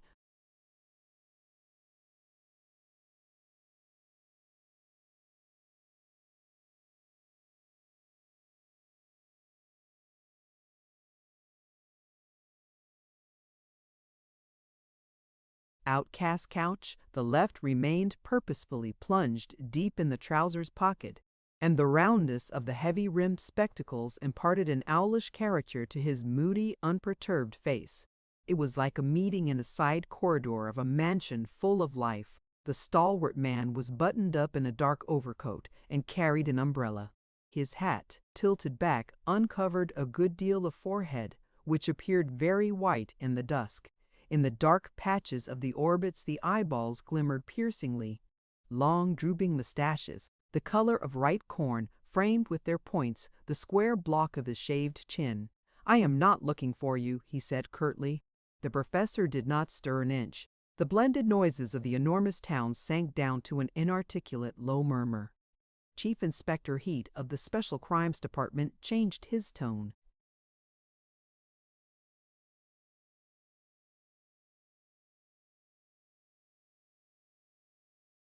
"Not in a hurry to get home?" he asked, with mocking simplicity.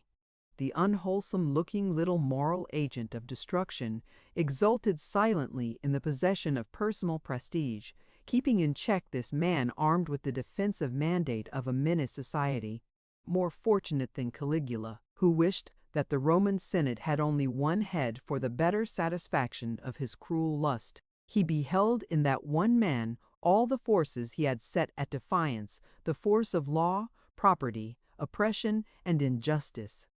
He beheld all his enemies and fearlessly confronted them all in a supreme satisfaction of his vanity. They stood perplexed before him as if before a dreadful portent. He gloated inwardly over the chance of this meeting affirming his superiority over all the multitude of mankind. It was in reality a chance meeting. Chief Inspector Heat had had a disagreeably busy day since his department received the first telegram from Greenwich a little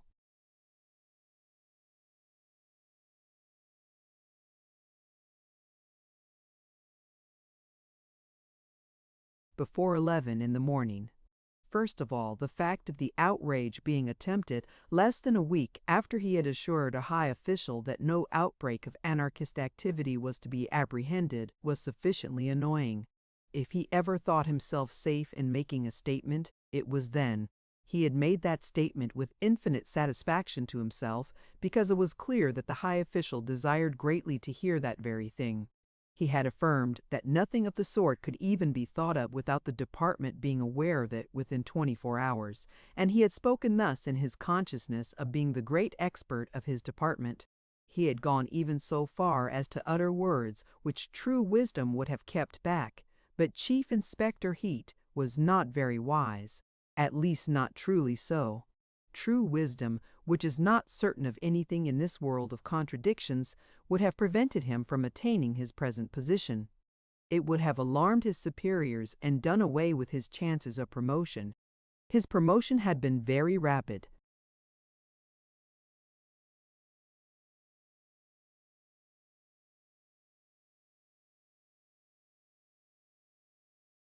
"There isn't one of them, sir, that we couldn't lay our hands on at any time of night and day. We know what each of them is doing hour by hour," he had declared. And the high official had deigned to smile.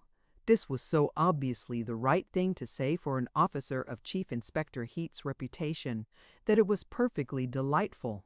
The high official believed the declaration, which chimed in with his idea of the fitness of things. His wisdom was of an official kind, or else he might have reflected upon a matter not of theory, but of experience, that in the close woven stuff of relations between conspirator and police there occur unexpected solutions of continuity, sudden holes in space and time. A given anarchist may be watched inch by inch and minute by minute, but a moment always comes when somehow all sight and touch of him are lost for a few hours, during which something, generally an explosion more or less deplorable, does happen. But the high official, carried away by his sense of the fitness of things, had smiled, and now the recollection of that smile was very annoying to Chief.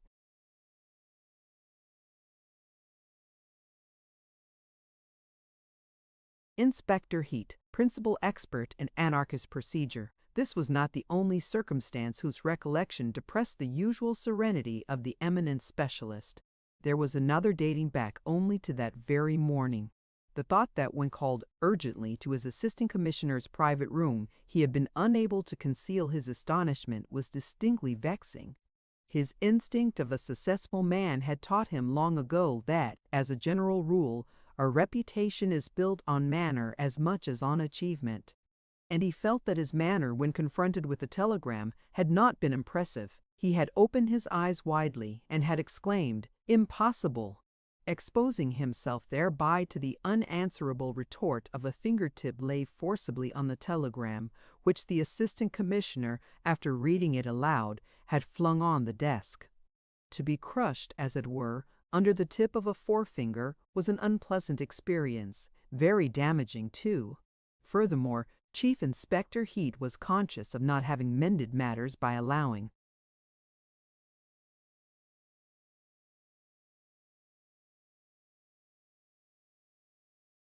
himself to express a conviction. "One thing I can tell you at once, none of our lot had anything to do with this." He was strong in his integrity of a good detective, but he saw now that an impenetrably attentive reserve towards this incident would have served his reputation better. On the other hand, he admitted to himself that it was difficult to preserve one's reputation if rank outsiders were going to take a hand in the business. Outsiders are the bane of the police as of other professions. The tone of the assistant commissioner's remarks had been sour enough to set one's teeth on edge. And since breakfast, Chief Inspector Heat had not managed to get anything to eat. Starting immediately to begin his investigation on the spot, he had swallowed a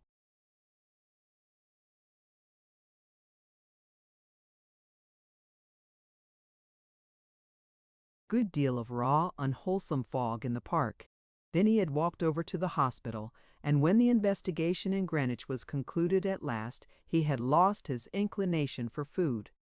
Not accustomed as the doctors are to examine closely the mangled remains of human beings, he had been shocked by the sight disclosed to his view when a waterproof sheet had been lifted off a table in a certain apartment of the hospital. Another waterproof sheet was spread over that table in the manner of a tablecloth, with the corners turned up over a sort of mound, a heap of rags, scorched and blood-stained, half concealing what might have been an accumulation of raw material for a cannibal feast. It required considerable firmness of mind not to recoil before that sight. Chief Inspector Heat, an efficient officer of his department, stood his ground, but for a whole minute he did not advance. A local constable in uniform cast a sidelong glance and said, with stolid simplicity,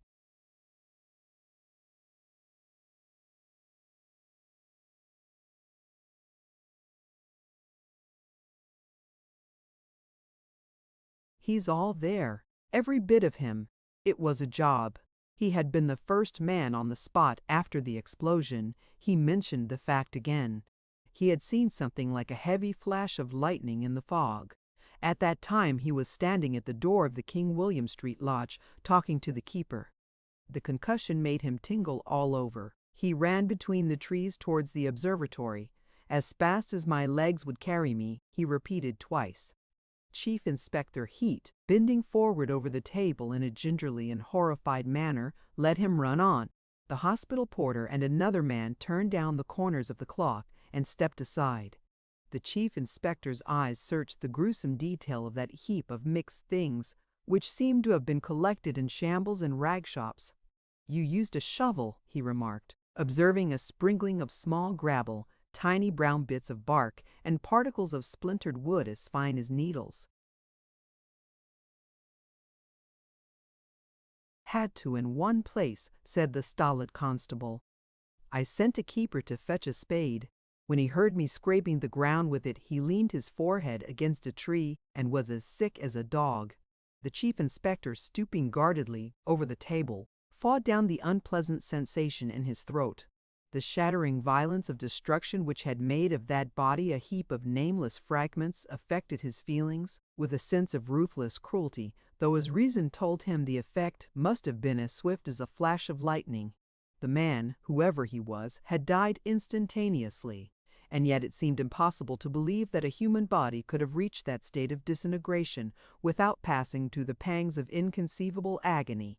No physiologist, and still less of a metaphysician, Chief Inspector Heat rose by the force of sympathy, which is a form of fear above the vulgar conception of time, instantaneous. He remembered all he had ever read in popular publications of long and terrifying dreams dreamed in the instant of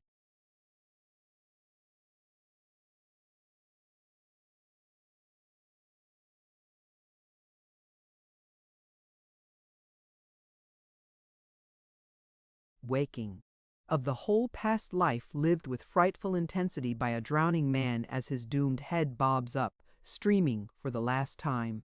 The inexplicable mysteries of conscious existence beset Chief Inspector Heat till he evolved a horrible notion that ages of atrocious pain and mental torture could be contained between two successive winks of an eye.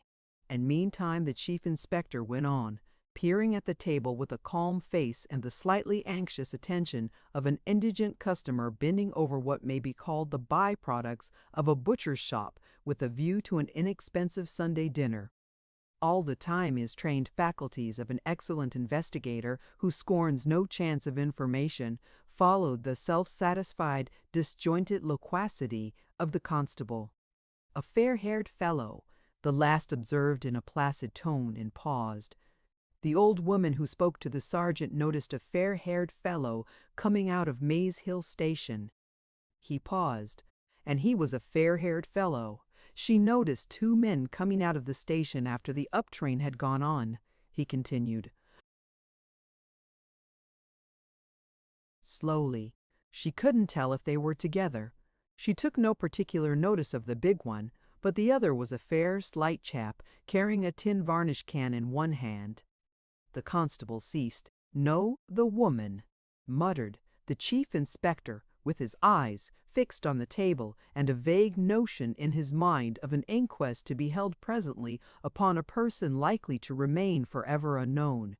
"Yes, she's housekeeper to a retired publican and attends the chapel in Park Place sometimes," the constable uttered weightily, and paused with another oblique glance at the table.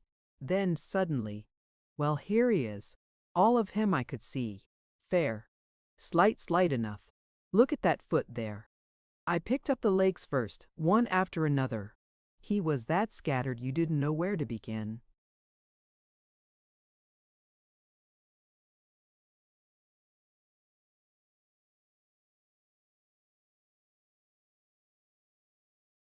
The constable paused. The least flicker of an innocent self-laudatory smile invested his round face with an infantile expression. "Stumbled," he announced positively. "I stumbled once myself, and pitched on my head too while running up. Then roots do stick out all about the place. Stumbled against the root of a tree and fell, and that thing he was carrying must have gone off right under his chest, I expect." The echo of the words "person unknown" repeating itself in his inner consciousness bothered the chief inspector considerably. He would have liked to trace this affair back to its mysterious origin for his own information. He was professionally curious. Before the public he would have liked to vindicate the efficiency of his department by establishing the identity of that man. He was a loyal servant. That, however, appeared impossible. The first term of the problem was unreadable, lacked all suggestion but that of atrocious cruelty.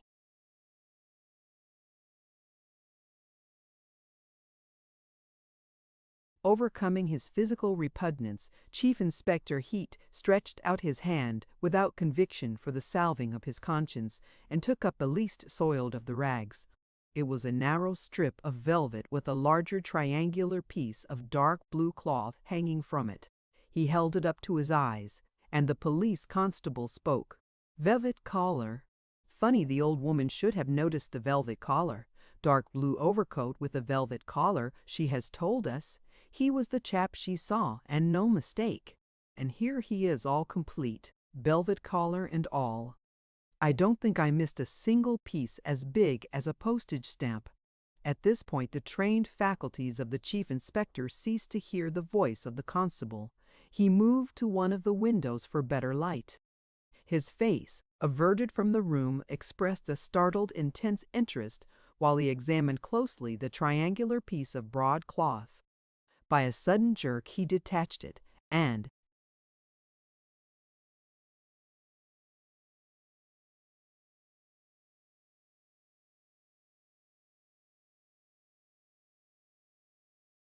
only after stuffing it into his pocket, turned round to the room and flung the velvet collar back on the table. "Cover up," he directed the attendants curtly, without another look, and, saluted by the constable, carried off his spoil hastily. A convenient train whirled him up to town, alone and pondering deeply, in a third-class compartment. That singed piece of cloth was incredibly valuable, and he could not defend himself from astonishment at the casual manner it had come into his possession. It was as if fate had thrust that clue into his hands. And after the manner of the average man whose ambition is to command events, he began to mistrust such a gratuitous and accidental success just because it seemed forced upon him. The practical value of success depends not a little on the way you look at it. But fate looks at nothing, it has no discretion. He no longer considered it eminently desirable all round to establish publicly the identity of the man who had blown himself up that morning with such horrible completeness, but he was not certain of the view his department would take. A department is to those it employs a complex personality with ideas and even fads of its own. It depends on the loyal devotion of its servants, and the devoted loyalty of trusted servants is associated with a certain amount of affectionate contempt which keeps it sweet, as it were. By a benevolent provision of nature, no man is a hero to his valet, or else the heroes would have to brush their own clothes. Likewise, no department appears perfectly wise to the intimacy of its workers. A department does not know so much as some of its servants. Being a dispassionate organism, it can never be perfectly informed. It would not be good for its efficiency to know too much. Chief Inspector Heat got out of the train in a state of thoughtfulness entirely untainted with disloyalty, but not quite free of that jealous mistrust which so often springs on the ground of perfect devotion, whether to women or to institutions.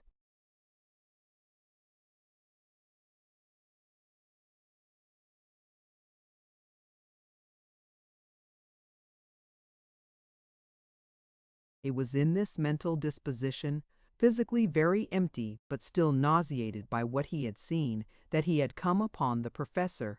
Under these conditions, which make for irascibility in a sound, normal man, this meeting was specially unwelcome to Chief Inspector Heat. He had not been thinking of the professor. He had not been thinking of any individual anarchist at all. The complexion of that case had somehow forced upon him the general idea of the absurdity of things human, which in the abstract is sufficiently annoying to an unphilosophical temperament, and in concrete instances becomes exasperating beyond endurance. At the beginning of his career, Chief Inspector Heat had been concerned with the more energetic forms of thieving. He had gained his spurs in that sphere, and naturally enough had kept for it, after his promotion to another department, a feeling not very far removed from affection. Thieving was not a sheer absurdity. It was a form of human industry, perverse indeed, but still an industry exercised in an industrious world. It was work undertaken for the same reason as the work in potteries and coal mines, in fields, in tool grinding shops. It was labor whose practical difference from the other forms of labor consisted in the nature of its risk, which did not lie in ankylosis or lead poisoning or fire damp or gritty dust, but in what may be briefly defined in its own special phraseology as 7 years hard. Chief Inspector Heat was, of course, not insensible to the gravity of moral differences, but neither were the thieves he had been looking after. They submitted to the severe sanctions of a morality familiar to Chief Inspector Heat with a certain resignation. They were as fellow citizens, gone wrong because of imperfect education, Chief Inspector Heat believed. But allowing for that difference, he could understand the mind of a burglar because, as a matter of fact, the mind and the instincts of a burglar are of the same kind as the mind and the instincts of a burglar are of the same kind as the mind and the instincts of a police officer. Both recognize the same conventions and have a working knowledge of each other's methods and of the routine of their respective crafts. They understand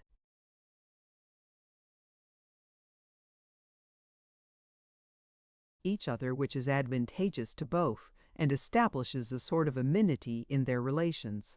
Products of the same machine, one classed as useful and the other as noxious, they take the machine for granted in different ways, but with a seriousness essentially the same.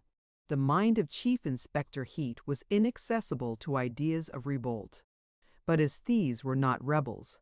His bodily vigor, his cool and flexible manner, his courage and his fairness had secured for him much respect and some adulation in the sphere of his early successes.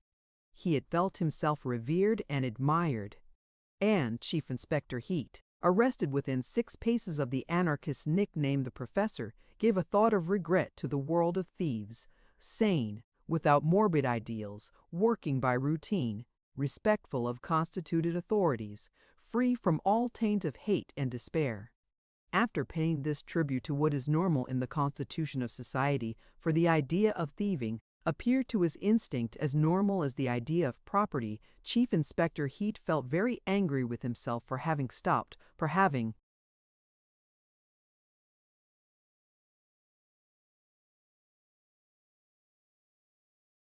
spoken, for having taken that way at all on the ground of it being a shortcut from the station to the headquarters.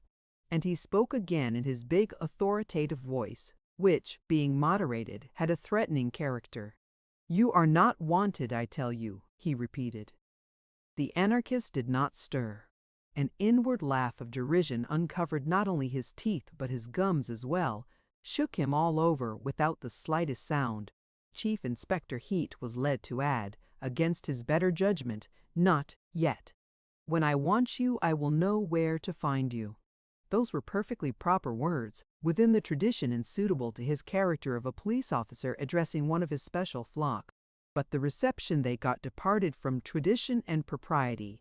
It was outrageous. The stunted, weakly figure before him spoke at last.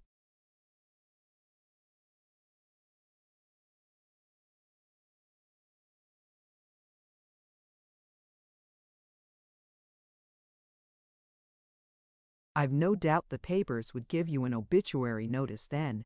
You know best what that would be worth to you. I should think you can imagine easily the sort of stuff that would be printed. But you may be exposed to the unpleasantness of being buried together with me, though I suppose your friends would make an effort to sort us out as much as possible." With all his healthy contempt for the spirit dictating such speeches, the atrocious allusiveness of the words had its effect on Chief Inspector Heat. He had too much insight and too much exact information as well to dismiss them as rot. The dusk of this narrow lane took on a sinister tint from the dark, frail little figure, its back to the wall, and speaking with a weak, self-confident voice. To the vigorous, tenacious vitality of the chief inspector, the physical wretchedness of that being, so obviously not fit to live, was ominous. For it seemed to him that if he had the misfortune to be such a miserable object, he would not have cared how soon he died. Life had such a strong hold upon him that a fresh wave of nausea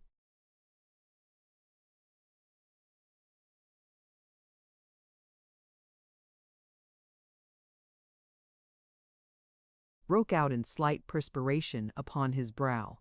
The murmur of town life, the subdued rumble of wheels in the two invisible streets to the right and left, came through the curve of the sordid lane to his ears with a precious familiarity and an appealing sweetness. He was human, but Chief Inspector Heat was also a man, and he could not let such words pass.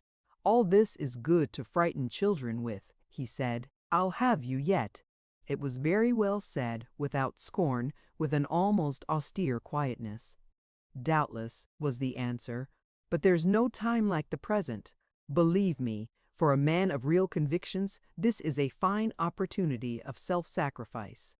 You may not find another so favorable, so humane. There isn't even a cat near us, and these condemned old houses would make a good heap of bricks where you stand. You'll never get me at so little cost to life and property, which you are paid to protect."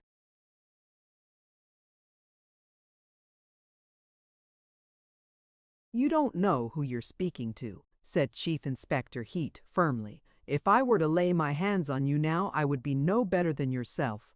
Ah, the game! You may be sure our side will win in the end. It may yet be necessary to make people believe that some of you ought to be shot at sight like mad dogs. Then that will be the game. But I'll be damned if I know what yours is. I don't believe you know yourselves. You'll never get anything by it. Meantime, it's you who get something from it so far. And you get it easily, too. I won't speak of your salary, but haven't you made your name simply by not understanding what we are after?" "What are you after, then?" asked Chief Inspector Heat with scornful haste, like a man in a hurry who perceives he is wasting his time.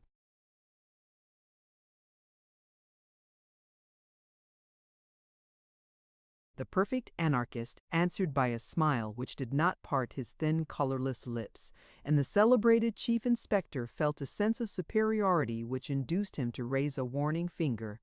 "Give it up, whatever it is," he said in an admonishing tone, but not so kindly as if he were condescending to give good advice to a cracksman of repute. "Give it up. You'll find we are too many for you." The fixed smile on the professor's lips wavered, as if the mocking spirit within had lost its assurance. Chief Inspector Heat went on. "Don't you believe me, eh? Well, you've only got to look about you. We are. And anyway, you're not doing it well. You're always making a mess of it. Why, if the thieves didn't know their work better, they would starve." The hint of an invincible multitude behind that man's back roused a somber,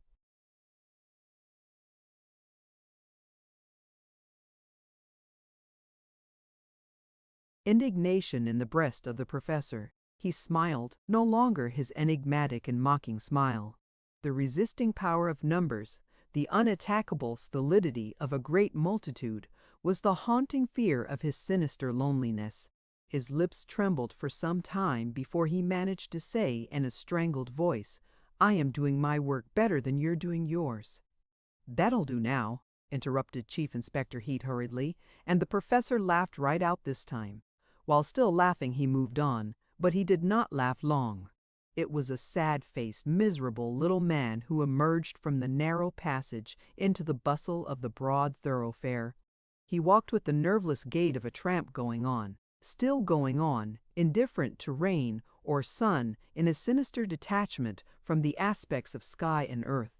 Chief Inspector Heat, on the other hand, after watching him for a while, stepped out with the purposeful briskness of a man disregarding indeed the inclemencies of the weather, but conscious of having an authorized mission on this earth and the moral support of his kind. All the inhabitants of the immense town, the population of the whole country, and even the teeming millions struggling upon the planet, were with him down to the very thieves and mendicants. Yes, the thieves themselves were sure to be with him in his present work. The consciousness of universal support in his general activity heartened him to grapple with the particular problem. The problem immediately before the chief inspector was that of managing the assistant commissioner of his department, his immediate superior. This is the perennial problem of trusty and loyal servants. Anarchism gave it its particular complexion, but nothing more. Truth to say, Chief Inspector Heat thought but little of anarchism. He did not attach undue importance to it and could never bring himself to consider it seriously. It had more the character of disorderly conduct, disorderly without the human excuse of drunkenness, which at any rate implies good feeling and an amiable leaning towards festivity. As criminals,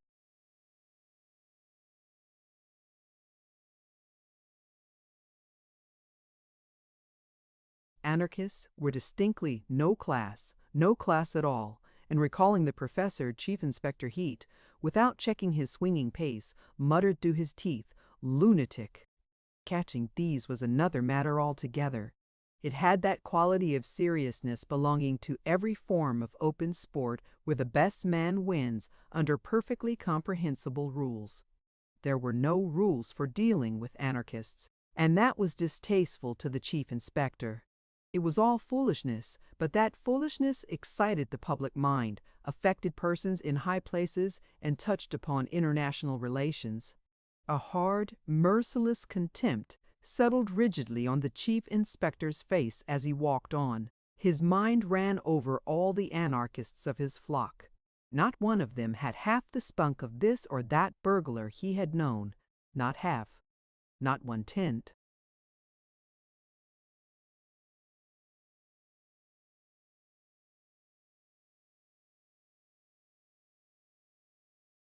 At headquarters, the chief inspector was admitted at once to the assistant commissioner's private room. He found him, pen in hand, bent over a great table bestrewn with papers, as if worshipping an enormous double inkstand of bronze and crystal. Speaking tubes resembling snakes were tied by the heads to the back of the assistant commissioner's wooden armchair, and their gaping mouths seemed ready to bite his elbows. And in this attitude he raised only his eyes, whose lids were darker than his face and very much creased. The reports had come in. Every anarchist had been exactly accounted for. After saying this, he lowered his eyes, signed rapidly 2 single sheets of paper, and only then laid down his pen and sat well back, directing an inquiring gaze at his renowned subordinate. The chief inspector stood it well, deferential but inscrutable. "I dare say you were right," said the assistant commissioner, "in telling me at first that the London anarchists had nothing to do with this. I quite appreciate the excellent watch kept on them by your men. On the other hand, this, for the public, does not amount to more than a confession of ignorance."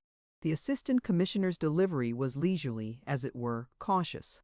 His thought seemed to rest poised on a word before passing to another, as though words had been the stepping stones for his intellect picking its way across the waters of error. "Unless you have brought something useful from Greenwich," he added. The chief inspector began at once the account of his investigation in the clear matter-of-fact manner. His superior, turning his chair a little and crossing his thin legs, leaned sideways on his elbow, with one hand shading his eyes. His listening attitude had a sort of angular and sorrowful grace. Gleams as of highly burnished silver played on the sides of his ebony black head when he inclined it. Slowly at the end, Chief Inspector Heat waited with the appearance of turning over in his mind all he had just said. But, as a matter of fact, considering the advisability of saying something more, the assistant commissioner cut his hesitation short. "You believe there were 2 men?" he asked, without uncovering his eyes. The chief inspector thought it more than probable. In his opinion, the 2 men had parted from each other within 100 yards from the observatory walls. He explained also how the other man could have got out of the park speedily without being observed. The fog, though not very dense, was in his favor. He seemed to have escorted the other to the spot, and then to have left him there to do the job single-handed. Taking the time those 2 were seen coming out of Maze Hill Station by the old woman, and the time when the explosion was heard, the chief inspector thought that the other man might have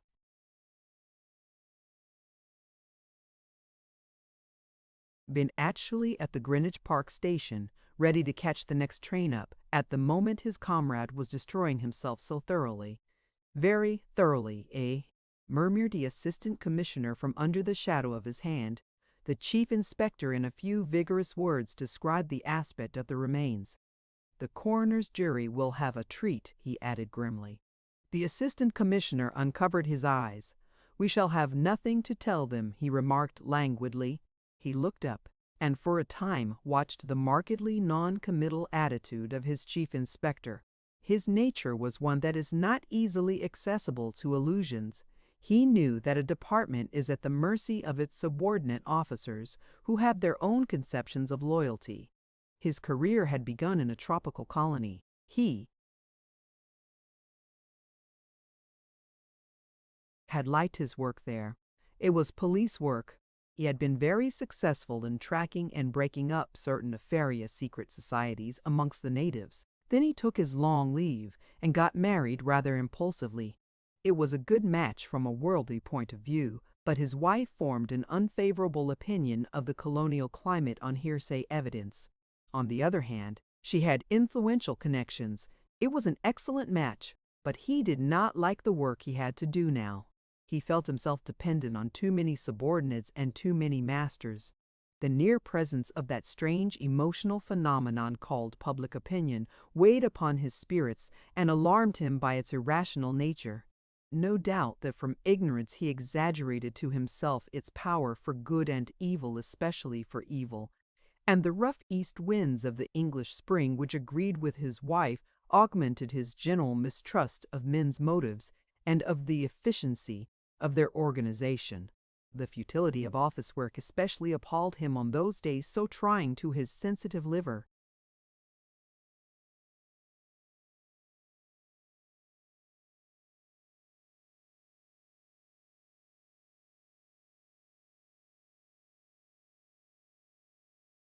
He got up, unfolding himself to his full height, and with a heaviness of step remarkable in so slender a man, moved across the room to the window. The pane streamed with rain, and the short street he looked down into lay wet and empty, as if swept clear suddenly by a great flood. It was a very trying day, choked in raw fog to begin with, and now drowned in cold rain. The flickering, blurred flames of gas lamps seemed to be dissolving in a watery atmosphere, and the lofty pretensions of a mankind oppressed by the miserable indignities of the weather appeared as a colossal and hopeless vanity, deserving of scorn, wonder, and compassion. Horrible, horrible, horrible, thought the assistant commissioner to himself, with his face near the window pane. We have been having this sort of thing now for 10 days. No, a fortnight. A fortnight. He ceased to think completely for a time. That utter stillness of his brain lasted about 3 seconds. Then he said perfunctorily, "You have set inquiries on foot for tracing that other man up and down the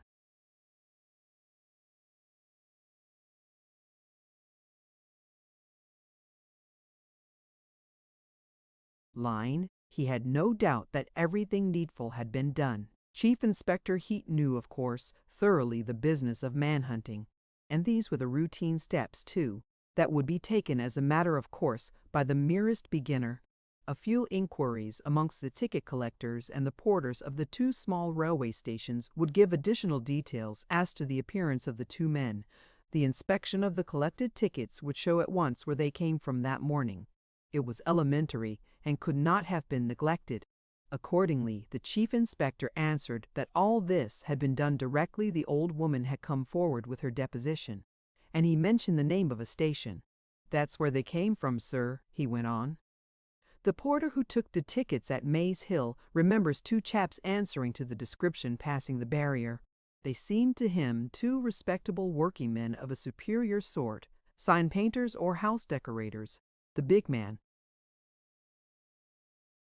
got out of a third-class compartment, backward, with a bright tin can in his hand. On the platform he gave it to carry to the fair young fellow who followed him. All this agrees exactly with what the old woman told the police sergeant in Greenwich.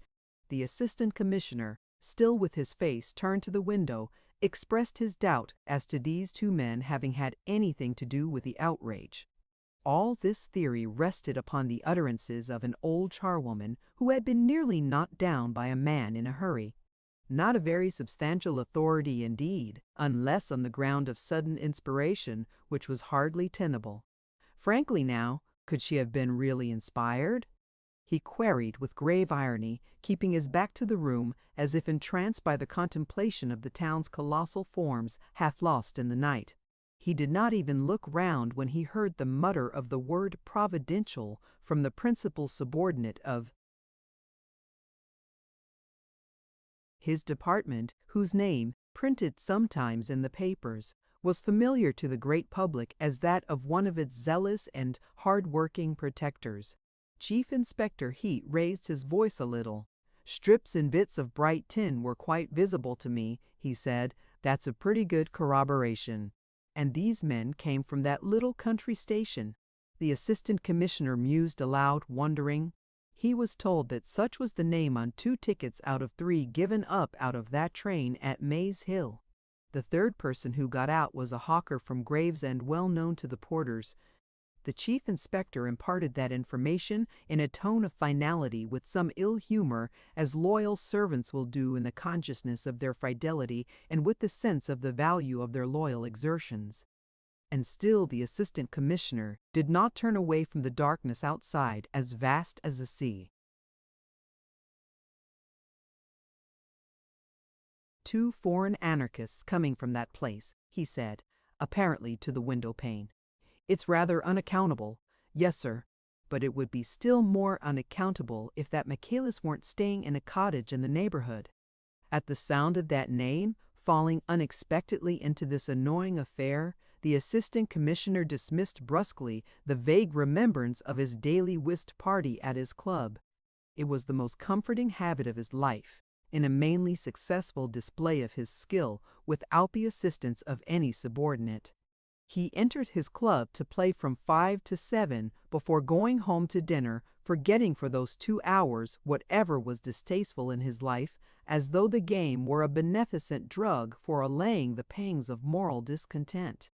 His partners were the gloomily humorous editor of a celebrated magazine, a silent, elderly barrister with malicious little eyes, and a highly martial, simple-minded,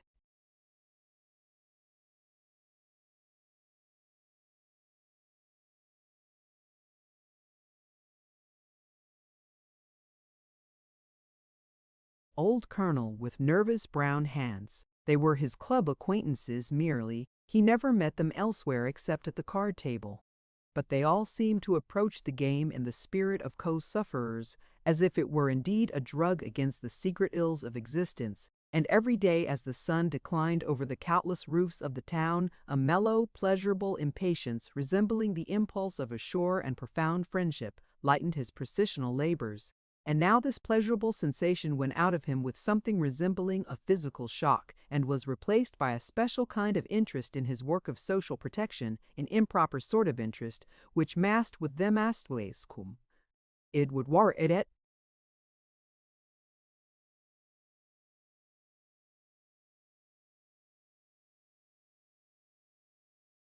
Chapter 6. The lady patroness of Michaelis, the ticket of leave apostle of humanitarian hopes, was one of the most influential and distinguished connections of the assistant commissioner's wife, whom she called Annie, and treated still rather as a not very wise and utterly inexperienced young girl. But she had consented to accept him on a friendly footing, which was by no means the case with all of his wife's influential connections. Married young and splendidly at some remote epoch of the past, she had had for a time a close view of great affairs and even of some great men. She herself was a great lady. Old now in the number of her years, she had that sort of exceptional temperament which defies time with scornful disregard, as if it were a rather vulgar convention submitted to by the mass of inferior mankind. Many other conventions easier to set aside, alas, failed to obtain her recognition, also on temperamental grounds, either because they bored her or else because they stood in the way of her scorns and sympathies. Admiration was a sentiment unknown to her. It was one of the secret griefs of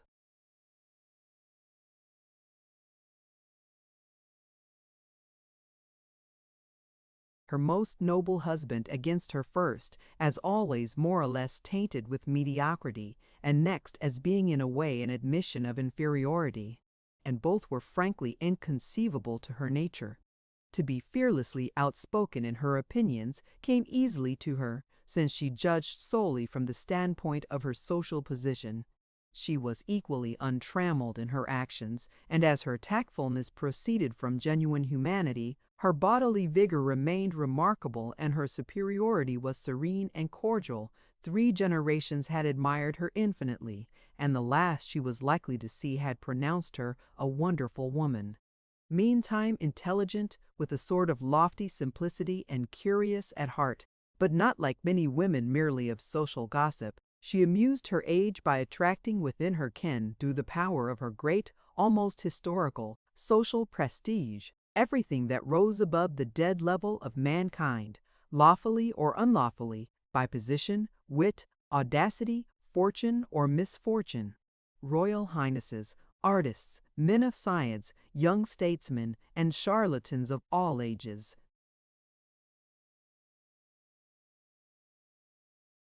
And conditions, who, unsubstantial and light, bobbing up like corks, show best the direction of the surface currents, had been welcomed in that house, listened to, penetrated, understood, appraised, for her own edification.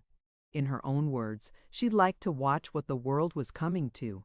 And as she had a practical mind, her judgment of men and things, though based on special prejudices, was seldom totally wrong, and almost never wrong-headed.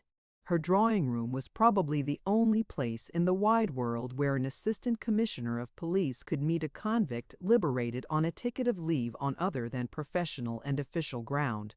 Who had brought Michaelis there one afternoon, the assistant commissioner did not remember very well.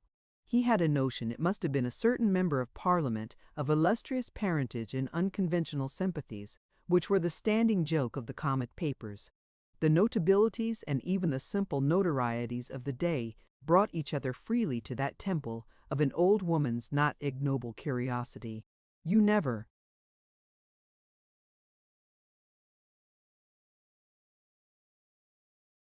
could guess whom you were likely to come upon being received in semi-privacy within the faded blue silk and gilt frame screen, making a cozy nook for a couch and a few armchairs in the great drawing-room, with its hum of voices and the groups of people seated or standing in the light of 6 tall windows.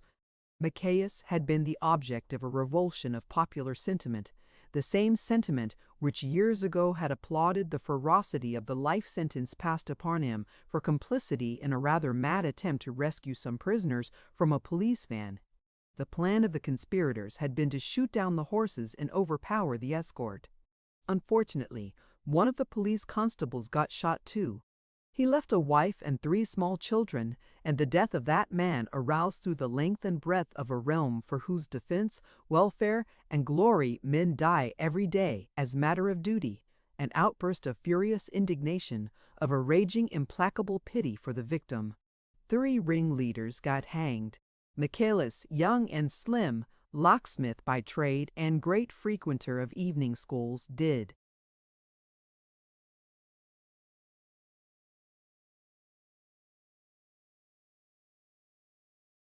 not even know that anybody had been killed, his part with a few others being to force open the door at the back of the special conveyance. When arrested, he had a bunch of skeleton keys in one pocket, a heavy chisel in another, and a short crowbar in his hand, neither more nor less than a burglar. But no burglar would have received such a heavy sentence. The death of the constable had made him miserable at heart, but the failure of the plot also. He did not conceal either of these sentiments from his impaneled countrymen, and that sort of compunction appeared shockingly imperfect to the crammed court. The judge on passing sentence commented feelingly upon the depravity and callousness of the young prisoner. That made the groundless fame of his condemnation. The fame of his release was made for him on no better grounds by people who wished to exploit the sentimental aspect of his imprisonment, either for purposes of their own or for no intelligible purpose. He let them do so in the innocence of his heart and the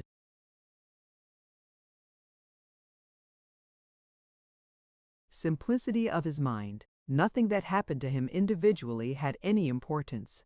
He was like those saintly men whose personality is lost in the contemplation of their faith. His ideas were not in the nature of convictions. They were inaccessible to reasoning. They formed in all their contradictions and obscurities an invincible and humanitarian creed, which he confessed rather than preached, with an obstinate gentleness, a smile of pacific assurance on his lips, and his candid blue eyes cast down because the sight of faces troubled his inspiration developed in solitude. In that characteristic attitude, pathetic in his grotesque and incurable obesity which he had to drag like a galley slave's bullet to the end of his days, the assistant commissioner of police beheld the ticket of leave apostle filling a privileged armchair within the screen. He sat there by the head of the old lady's couch, mild-voiced and quiet, with no more self-consciousness than a very small child, and with something of the child's charm, the appealing charm of trustfulness, confident of the future, whose secret ways had been revealed to him within the four walls of a well-known penitentiary. He had no reason to look with suspicion upon anybody. If he could not give the great and curious lady a very definite idea as to what the world was coming to, he had managed without effort to impress her by his unembittered faith, by the sterling quality of his optimism. A certain simplicity of thought is common to serene souls at both ends of the social scale. The great lady was simple in her own way. His views and beliefs had nothing in them to shock or startle her, since she judged them from the standpoint of her lofty position. Indeed, her sympathies were easily accessible to a man of that sort. She was not an exploiting capitalist herself. She was, as it were, above the play of economic conditions. And she had a great capacity of pity for the more obvious forms of common human miseries, precisely because she was such a complete stranger to them that she had to translate her conception into terms of mental suffering before she could grasp the notion of their cruelty. The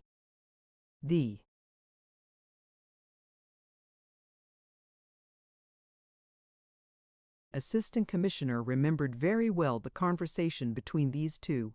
He had listened in silence. It was something as exciting in a way, and even touching in its foredoomed futility, as the efforts at moral intercourse between the inhabitants of remote planets. But this grotesque incarnation of humanitarian passion appealed somehow to one's imagination.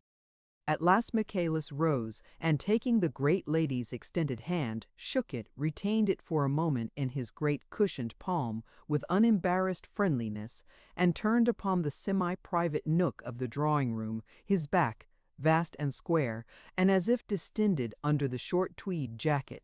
Glancing about in serene benevolence, he waddled along to the distant door between the knots of other visitors.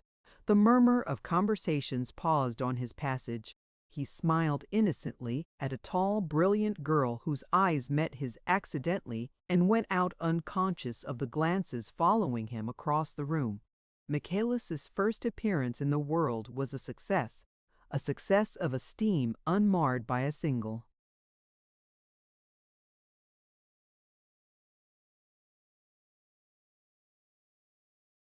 Murmur of derision. The interrupted conversations were resumed in their proper tone, grave or light. Only a well-set-up, long-limbed, active-looking man of 40 talking with two ladies near a window remarked aloud, with an unexpected depth of feeling, 18 stone, I should say, and not 5'6". Poor fellow, it's terrible, terrible. The lady of the house, gazing absently at the assistant commissioner, left alone with her on the private side of the screen, seemed to be rearranging her mental impressions behind her thoughtful immobility of a handsome old face. Men with gray mustaches and full, healthy, vaguely smiling countenances approached, circling round the screen. Two mature women with a matronly air of gracious resolution. A clean-shaved individual with sunken cheeks and dangling a gold-mounted eyeglass on a broad black ribbon with an old-world, dandified effect. A silence deferential, but full of reserves, reigned for a moment, and then the great lady exclaimed, not with resentment, but with a sort of protesting indignation,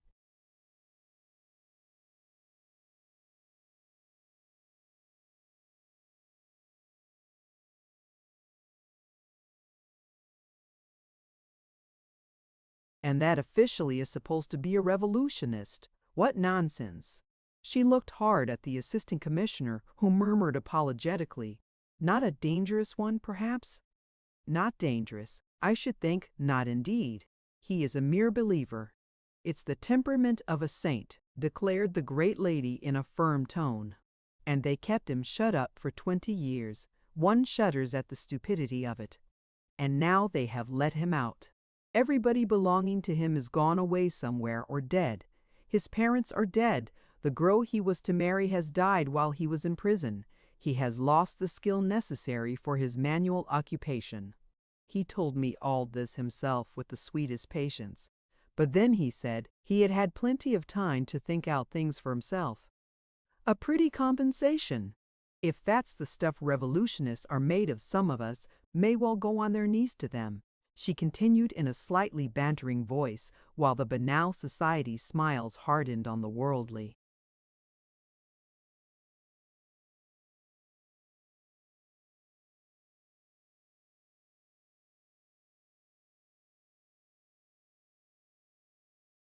Faces turned towards her with conventional deference. The poor creature is obviously no longer in a position to take care of himself. Somebody will have to look after him a little. He should be recommended to follow a treatment of some sort. The soldierly voice of the active-looking man was heard advising earnestly from a distance. He was in the pink of condition for his age, and even the texture of his long frock coat had a character of elastic soundness, as if it were a living tissue. "The man is virtually a cripple," he added with unmistakable feeling. Other voices, as if glad of the opening, murmured hasty compassion. Quite startling, monstrous, most painful to see. The lank man, with the eyeglass on a broad ribbon, pronounced mincingly the word grotesque, whose justness was appreciated by those standing near him. They smiled at each other. The assistant commissioner had expressed no opinion either then or later. His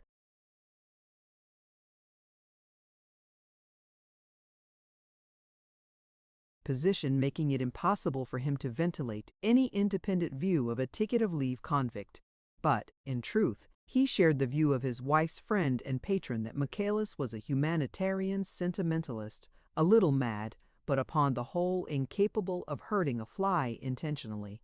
So when that name cropped up suddenly in this vexing bomb affair, he realized all the danger of it for the ticket of leave apostle, and his mind reverted at once to the old lady's well-established infatuation.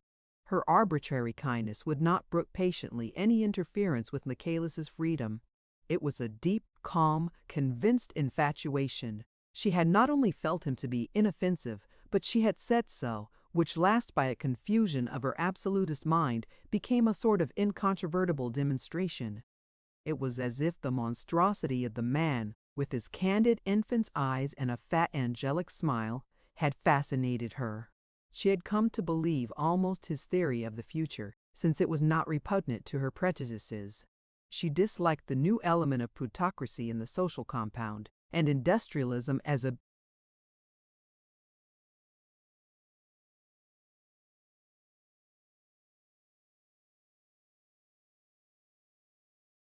method of human development appeared to her singularly repulsive in its mechanical and unfeeling character.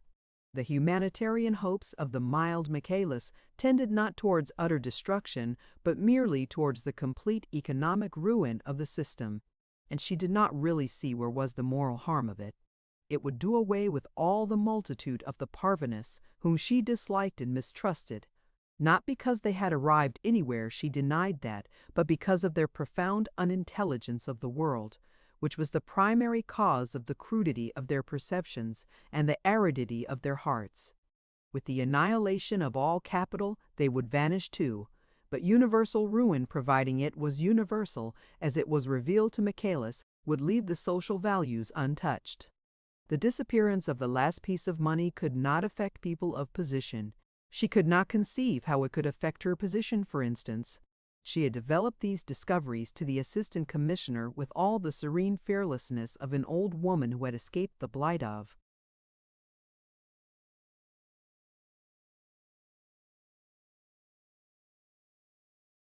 indifference. He had made for himself the rule to receive everything of that sort in a silence which he took care from policy and inclination not to make offensive.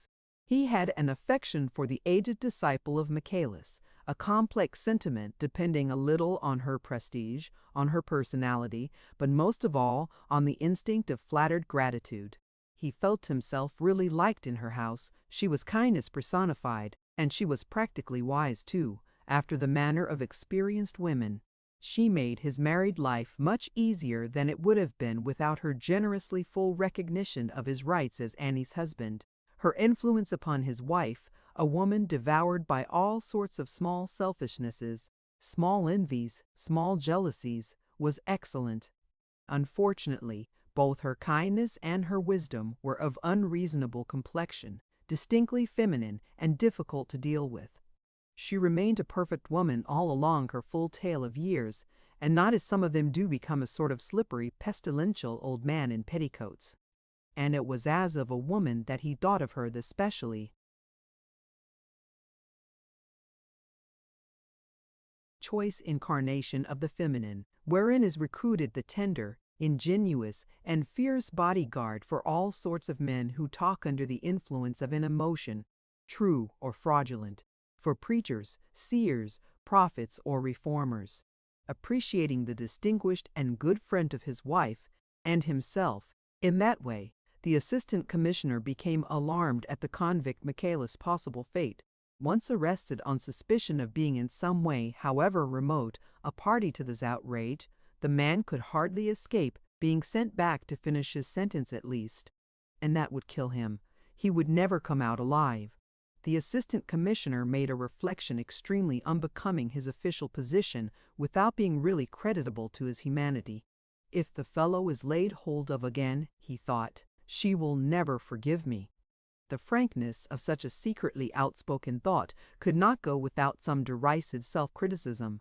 No man engaged in a work he does not like can preserve.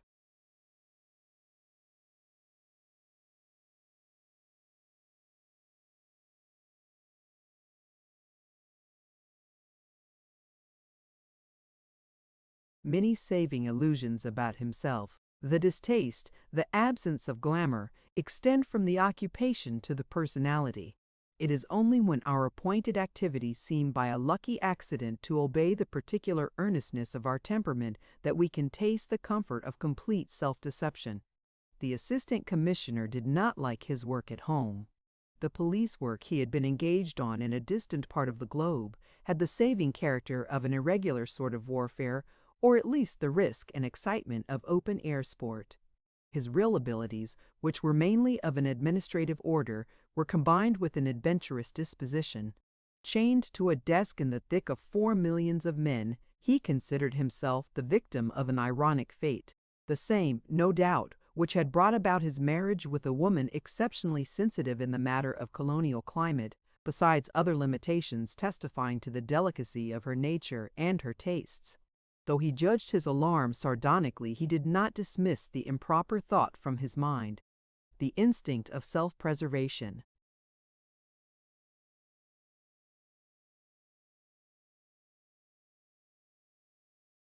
was strong within him. On the contrary, he repeated it mentally with profane emphasis and a fuller precision. Damn it! If that infernal heat has his way, the fellow'll die in prison smothered in his fat, and she'll never forgive me. His black narrow figure, with the white band of the collar under the silvery gleams on the close-cropped hair at the back of the head, remained motionless. The silence had lasted such a long time that Chief Inspector Heat ventured to clear his throat. This noise produced its effect. The zealous and intelligent officer was asked by his superior, whose back remained, turned to him immovably. "You connect Michaelis with this affair?" Chief Inspector Heat was very positive but cautious. "Well, sir," he said, "we have enough to go upon. A man like that has no business to be at large anyhow." "You will want some conclusive evidence," came the observation in a murmur. Chief Inspector Heat raised his eyebrows at the black, narrow back, which remained obstinately presented to his intelligence and his zeal. "There will be no difficulty in getting up sufficient evidence against him. he said with virtuous complacency. "You may trust me for that, sir," he added quite unnecessarily out of the fullness of his heart, for it seemed to him an excellent thing to have that man in hand to be thrown down to the public should it think fit to roar with any special indignation in this case. It was impossible to say yet whether it would roar or not. That in the last instance depended, of course, on the newspaper press. But in any case, Chief Inspector Heat, purveyor of prisons by trade and a man of legal instincts, did logically believe that incarceration was the proper fate for every declared enemy of the law. In the strength of that conviction he committed a fault of tact. He allowed himself a little conceited laugh and repeated, "Trust me for that, sir."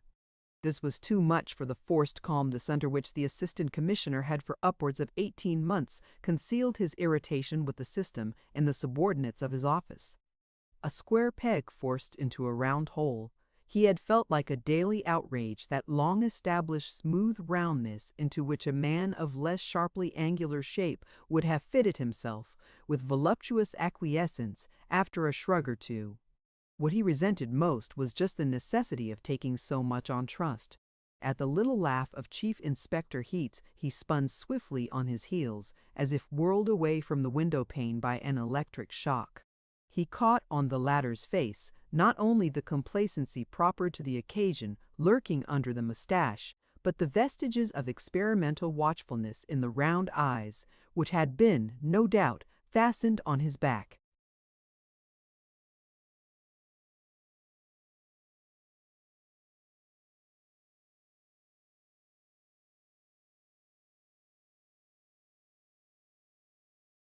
And now met his glance for a second before the intent character of their stare had the time to change to a merely startled appearance. The Assistant Commissioner of Police had really some qualifications for his post. Suddenly his suspicion was awakened.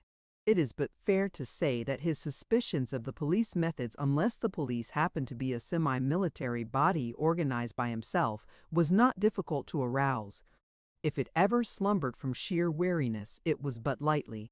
And his appreciation of Chief Inspector Heat's zeal and ability, moderate in itself, excluded all notion of moral confidence. "He's up to something," he exclaimed mentally, and at once became angry. Crossing over to his desk with headlong strides, he sat down violently.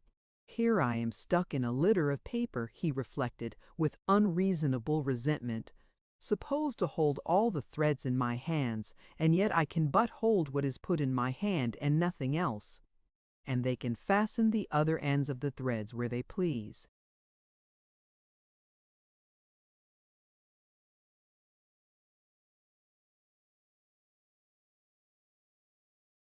He raised his head and turned towards his subordinate a long, meager face with the accentuated features of an energetic Don Quixote. "Now, what is it you've got up your sleeve?" The other stared. He stared without winking in a perfect immobility of his round eyes, as he was used to stare at the various members of the criminal class when, after being duly cautioned, they made their statements in the tones of injured innocence or false simplicity or sullen resignation. But behind that professional and stony fixity there was some surprise too, for in such a tone, combining nicely the note of contempt and impatience, Chief Inspector Heat, the right-hand man of the department, was not used to be addressed. He began in a procrastinating manner, like a man taken unawares by a new and unexpected experience. "What I've got against that man Michaelis, you mean, sir?"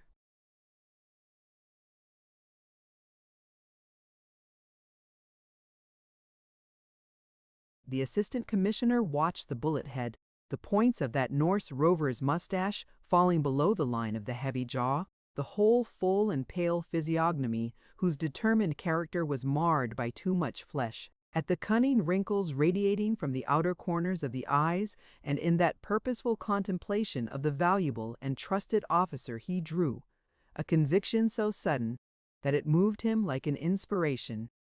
"I have reason to think that when you came into this room," he said in measured tones, "it was not Michaelis who was in your mind, not principally, perhaps not at all." "You have reason to think, sir?" muttered Chief Inspector Heat with every appearance of astonishment. which up to a certain point was genuine enough. He had discovered in this affair a delicate and perplexing side, forcing upon the discoverer a certain amount of insincerity, that sort of insincerity which, under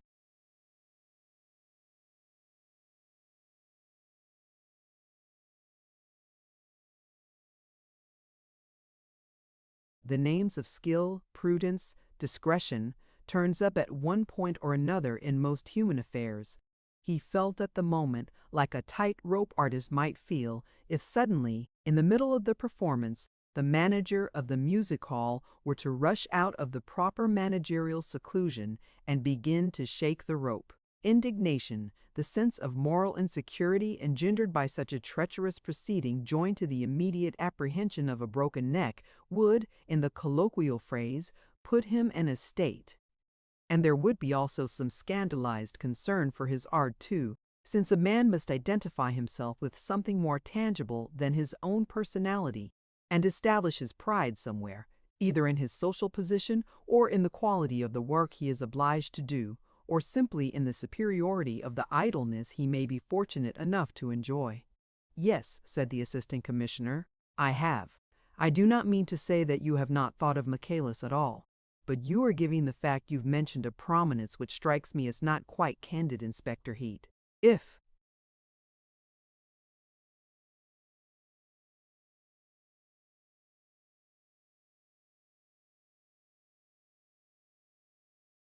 that is really the track of discovery, why haven't you followed it up at once, either personally or by sending one of your men to that village?"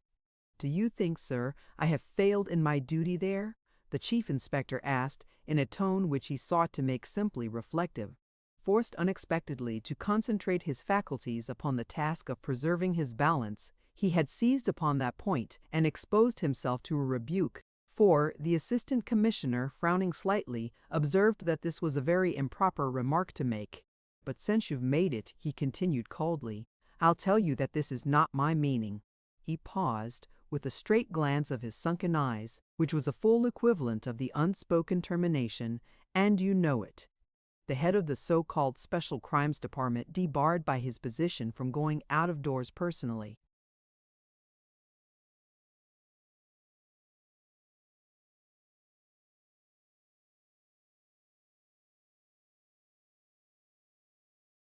In quest of secrets locked up in guilty breasts, had a propensity to exercise his considerable gifts for the detection of incriminating truth upon his own subordinates. That peculiar instinct could hardly be called a weakness. It was natural. He was a born detective. It had unconsciously governed his choice of a career, and if it ever failed him in life, it was perhaps in the one exceptional circumstance of his marriage, which was also natural. It fed, since it could not roam abroad, upon the human material which was brought to it in its official seclusion. We can never cease to be ourselves. His elbow on the desk, his thin legs crossed, and nursing his cheek in the palm of his meager hand, the Assistant Commissioner in charge of the Special Crimes Branch was getting hold of the case with growing interest. His Chief Inspector, if not an absolutely worthy foeman of his penetration, was at any rate the most worthy of all within his reach. A mistrust of established reputations was strictly in character with the Assistant Commissioner's ability as detector, his memory.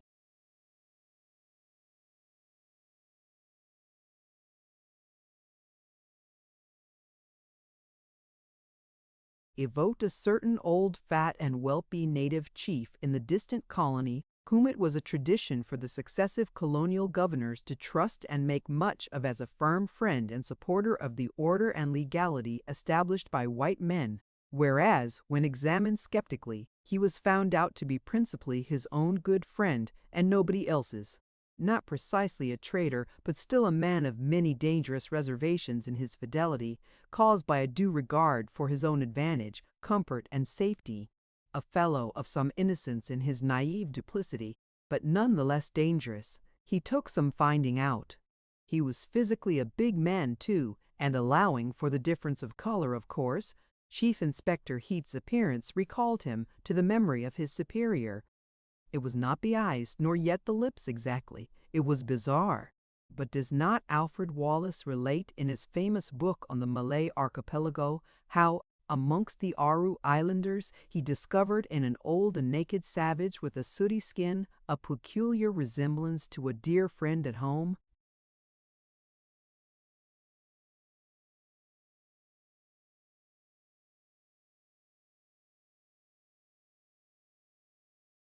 For the first time since he took up his appointment, the assistant commissioner felt as if he were going to do some real work for his salary, and that was a pleasurable sensation.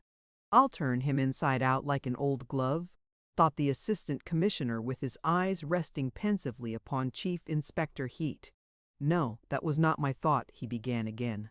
"There is no doubt about you knowing your business, no doubt at all. And that's precisely why I stopped short." And changing his tone, "What could you bring up against Michaelis of a definite nature? I mean, apart from the fact that the two men under suspicion, you're certain there were two of them, came last from a railway station within 3 miles of the village where Michaelis is living now. This by itself is enough for us to go upon, sir, with that sort of man," said the chief inspector with returning composure.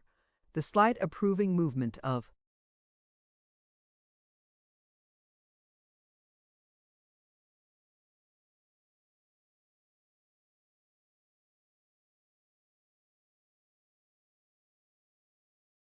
the assistant commissioner's head went far to pacify the resentful astonishment of the renowned officer. For Chief Inspector Heat was a kind man, an excellent husband, a devoted father, and the public and departmental confidence he enjoyed acting favorably upon an amiable nature disposed him to feel friendly towards the successive assistant commissioners he had seen pass through that very room. There had been 3 in his time. The first one, a soldierly, abrupt, red-faced person, with white eyebrows and an explosive temper, could be managed with a silken thread. He left on reaching the age limit. The second, a perfect gentleman, knowing his own and everybody else's place to a nicety, on resigning to take up a higher appointment out of England, got decorated for really Inspector Heat's services. To work with him had been a pride and a pleasure. The third, a bit of a dark horse from the first, was at the end of 18 months, something of a dark horse still to the department. Upon the whole, Chief Inspector Heat believed him to be in the main harmless, odd-looking, but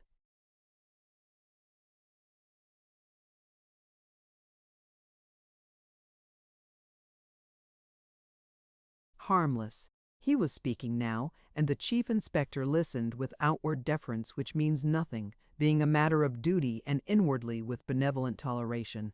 Michaelis reported himself before leaving London for the country? Yes, sir, he did. And what may he be doing there?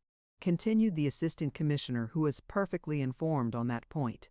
Fitted with painful tightness into an old wooden armchair, before a worm-eaten oak table, in an upstairs room of a 4-roomed cottage with a roof of moss-grown tiles, Michaelis was writing night and day, in a shaky, slanting hand, that autobiography of a prisoner, which was to be like a book of revelation in the history of mankind. The conditions of confined space, seclusion, and solitude in a small 4-roomed cottage were favorable to his inspiration. It was like being in prison, except that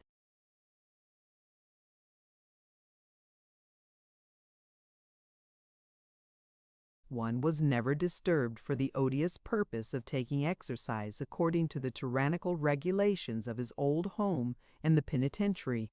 He could not tell whether the sun still shone on the earth or not.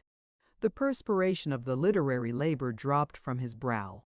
A delightful enthusiasm urged him on. It was the liberation of his inner life, the letting out of his soul into the wide world. And the zeal of his guileless vanity, first awakened by the offer of £500 from a publisher, seemed something predestined and holy. It would be, of course, most desirable to be informed exactly, insisted the assistant commissioner uncandidly. Chief Inspector Heat, conscious of renewed irritation at this display of scrupulousness, said that the county police had been notified from the first of Michaelis's arrival, and that a full report could be obtained in a few hours. A wire to the superintendent,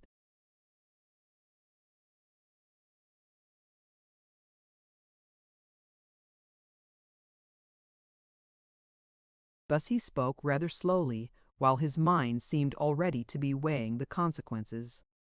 A slight knitting of the brow was the outward sign of this. But he was interrupted by a question. "You've sent that wire already?" "No, sir," he answered as if surprised. The assistant commissioner uncrossed his legs suddenly. The briskness of that movement contrasted with the casual way in which he threw out a suggestion. "Would you think that Michaelis had anything to do with the preparation of that bomb, for instance?" The chief inspector assumed a reflective manner. "I wouldn't say so. There's no necessity to say anything at present. He associates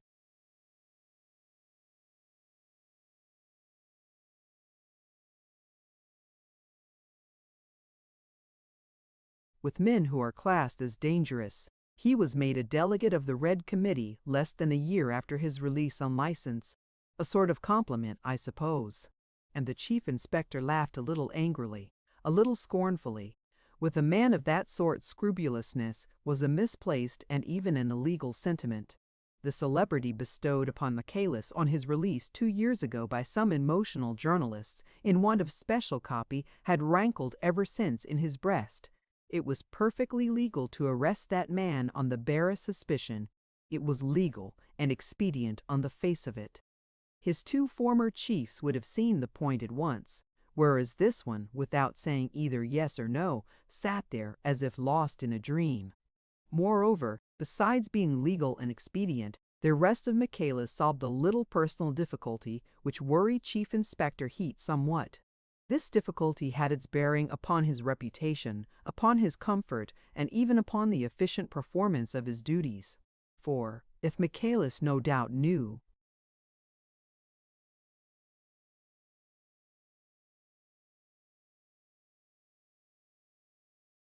something about this outrage, the chief inspector was fairly certain that he did not know too much. This was just as well.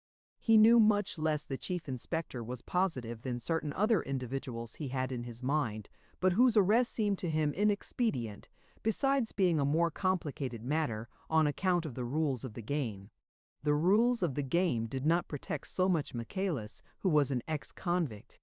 It would be stupid not to take advantage of legal facilities, and the journalists who had written him up with emotional gush would be ready to write him down with emotional indignation. This prospect, viewed with confidence, had the attraction of a personal triumph for Chief Inspector Heat, and deep down in his blameless bosom of an average married citizen, almost unconscious but potent nevertheless, the dislike of being compelled by events to meddle with the desperate ferocity of the professor had its say. This dislike had been strengthened by the chance meeting in the lane. The encounter did not leave behind with Chief Inspector Heat that satisfactory sense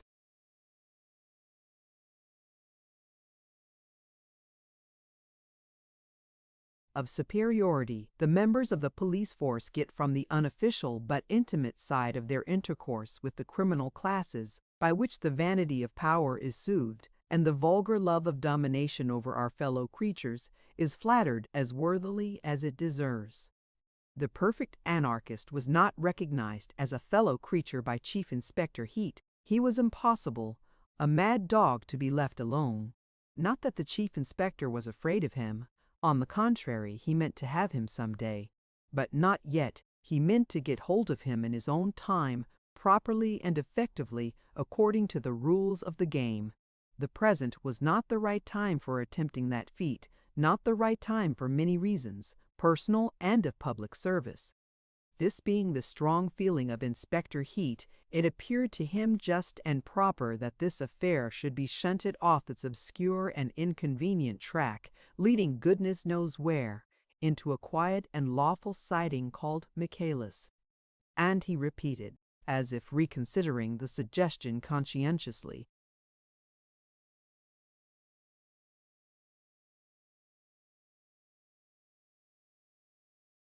"The bomb. No, I would not say that exactly. We may never find that out, but it's clear that he is connected with this in some way, which we can find out without much trouble." His countenance had that look of grave, overbearing indifference once well known and much dreaded by the better sort of thieves. Chief Inspector Heat, though what is called a man was not a smiling animal. But his inward state was that of satisfaction at the passively receptive attitude of the assistant commissioner, who murmured gently, "And do you really think that the investigation should be made in that direction?"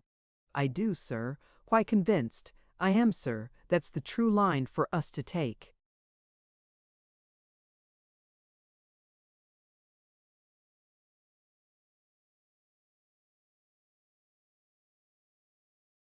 The assistant commissioner withdrew the support of his hand from his reclining head with a suddenness that, considering his languid attitude, seemed to menace his whole person with collapse. But, on the contrary, he sat up, extremely alert, behind the great writing table on which his hand had fallen with the sound of a sharp blow. "What I want to know is what put it out of your head till now." "Put it out of my head," repeated the chief inspector very slowly. "Yes, till you were called into this room, you know." The chief inspector felt as if the air between his clothing and his skin had become unpleasantly hot. It was the sensation of an unprecedented and incredible experience. "Of course," he said, exaggerating the deliberation of his utterance too. "You most limits a possibility, if there is a reason, of which I know nothing, for not interfering with the convict Michaelis. Perhaps it's just as well I didn't start the county police after him." This took such a long time to say that the unflagging attention of the assistant commissioner seemed a wonderful feat of endurance. His retort came without delay. "No reason whatever that I know of. Come, Chief Inspector, this finessing with me is highly improper on your part. Highly improper. And it's also unfair, you know. You shouldn't leave me to puzzle things out for myself like this. Really, I am surprised." He paused, then added smoothly, "I need scarcely tell you that this conversation is altogether unofficial."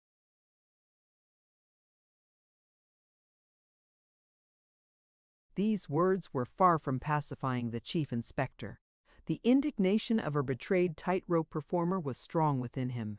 In his pride of a trusted servant, he was affected by the assurance that the rope was not shaken for the purpose of breaking his neck, as by an exhibition of impudence. As if anybody were afraid. Assistant commissioners come and go, but a valuable chief inspector is not an ephemeral office phenomenon. He was not afraid of getting a broken neck.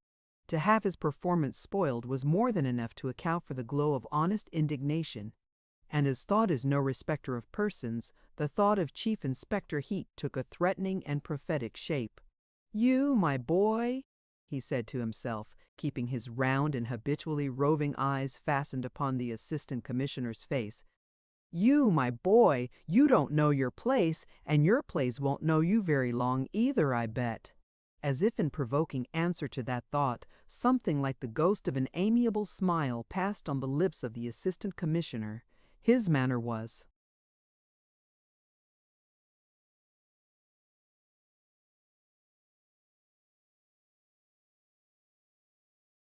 easy and businesslike, while he persisted in administering another shake to the tight rope.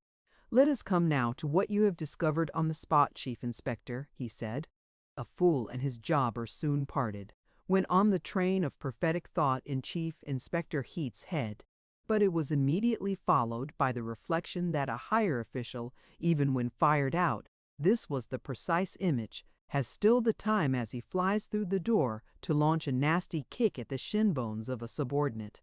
Without softening very much the basilisk nature of his stare, he said impassively, "We are coming to that part of my investigation, sir."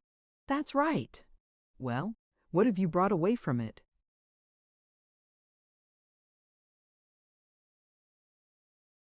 The chief inspector, who had made up his mind to jump off the rope, came to the ground with gloomy frankness.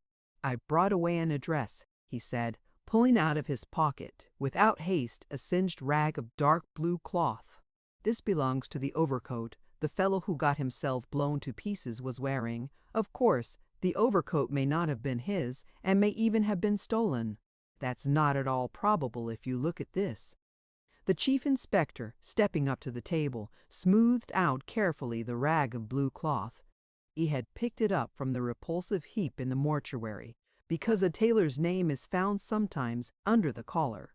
It is not often of much use, but still he only half expected to find anything useful, but certainly he did not expect to find not under the collar at all, but stitched carefully on the underside of the lapel, a square piece of calico with an address written on it in marking ink.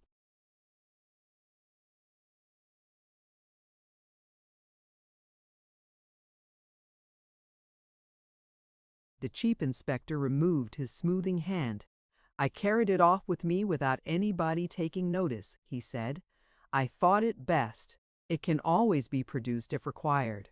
The assistant commissioner, rising a little in his chair, pulled the cloth over to his side of the table. He sat looking at it in silence. Only the number 32 and the name of Brett Street were written in marking ink on a piece of calico slightly larger than an ordinary cigarette paper. He was genuinely surprised. "Can't understand why he should have gone about labeled like this," he said, looking up at Chief Inspector Heat. "It's a most extraordinary thing.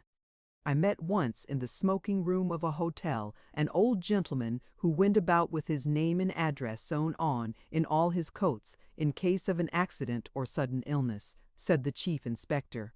"He professed to be 84 years.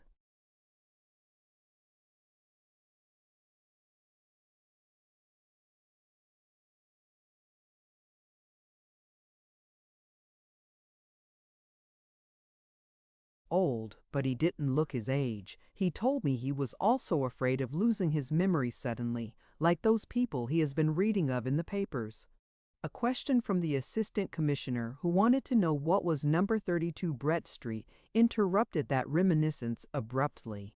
The chief inspector, driven down to the ground by unfair artifices, had elected to walk the path of unreserved openness.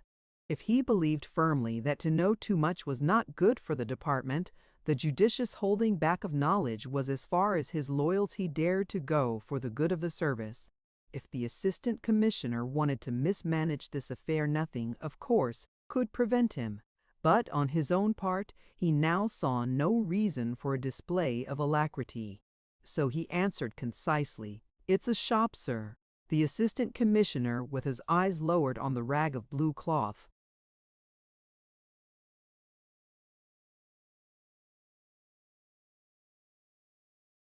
waited for more information. As that did not come, he proceeded to obtain it by a series of questions propounded with gentle patience. Thus he acquired an idea of the nature of Mr. Verloc's commerce, of his personal appearance, and heard at last his name. In a pause, the assistant commissioner raised his eyes and discovered some animation on the chief inspector's face. They looked at each other in silence. "Of course," said the latter, "the department has no record of that man. Did any of my predecessors have any knowledge of what you have told me now?" asked the assistant commissioner, putting his elbows on the table and raising his joined hands before his face as if about to offer prayer, only that his eyes had not a pious expression. "No, sir, certainly not. What would have been the object? That sort of man could never be produced publicly to any good purpose. It was sufficient for me to know who he was, and to make use of him in a way that could be used publicly. And do you think that sort of private knowledge consistent with the official position you occupy?" "Perfectly, sir. I think it's quite proper. I will take the liberty to tell you, sir, that it makes me what I am, and I am looked upon as a man who knows his work. It's a private affair of my own. A personal friend of mine in the French police gave me the hint that the fellow was an embassy spy. Private friendship, private information, private use of it, that's how I look upon it." The assistant commissioner, after remarking to himself that the mental state of the renowned chief inspector seemed to affect the outline of his lower jaw, as if the lively sense of his high professional distinction had been located in that part of his anatomy, dismissed the point for the moment with a calm, "I see." Then, leaning his cheek on his joined hands,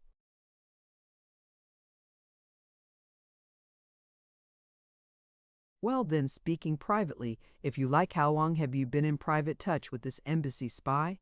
To this inquiry, the private answer of the chief inspector, so private that it was never shaped into audible words, was, long before you were even thought of for your place here." The so-to-speak public utterance was much more precise. I saw him for the first time in my life a little more than 7 years ago, when 2 Imperial Highnesses and the Imperial Chancellor were on a visit here. I was put in charge of all the arrangements for looking after them. Baron Wartenheim was ambassador then. He was a very nervous old gentleman. One evening, 3 days before the Guildhall banquet, he sent word that he wanted to see me for a moment. I was downstairs and the carriages were at the door to take the Imperial Highnesses and the Chancellor to the opera. I went up at once. I found the Baron walking up and down his bedroom in a pitiable state of distress, squeezing his hands together.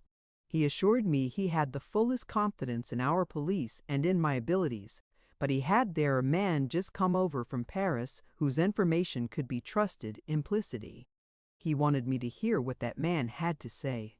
He took me at once into a dressing room next door, where I saw a big fellow in a heavy overcoat sitting all alone on a chair and holding his hat and stick in one hand. The Baron said to him in French, "Speak, my friend." The light in that room was not very good. I talked with him for some 5 minutes, perhaps. He certainly gave me a piece of very startling news. Then the Baron took me aside nervously to praise him up to me, and when I turned round again, I discovered that the fellow had vanished like a ghost. Got up and sneaked out down some back stairs, I suppose. There was no time to run after him, as I had to hurry off after the ambassador down the great staircase and see the party started. Safe for the opera. However, I acted upon the information that very night. Whether it was perfectly correct or not, it did look serious enough. Very likely it saved us from an ugly trouble on the day of the imperial visit to the city. Some time later, a month or so after my promotion to chief inspector, my attention was attracted to a big burly man I thought I had seen somewhere before, coming out in a hurry from a jewelry shop in the Strand. I went after him, as it was on my way towards Charing Cross, and there seeing one of our detectives across the road, I beckoned him over and pointed out the fellow to him, with instructions to watch his movements for a couple of days and then report to me. No later than next afternoon, my man turned up to tell me that the fellow had married his landlady's daughter at a registrar's office that very day at 11:30 a.m., and had gone off with her to Margate for a week. Our man had seen the luggage being put on the cab. There were some old Paris labels on one of the bags. Somehow, I couldn't get the fellow out of my head, and the very next time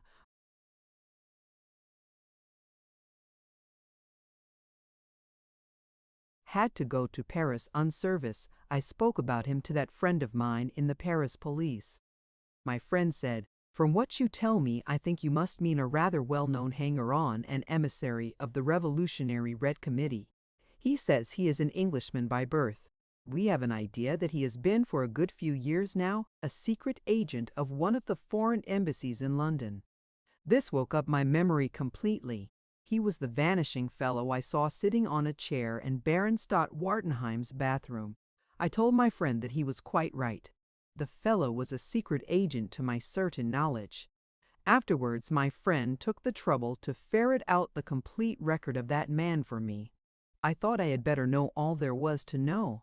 But I don't suppose you want to hear his history now, sir. The assistant commissioner shook his supported head.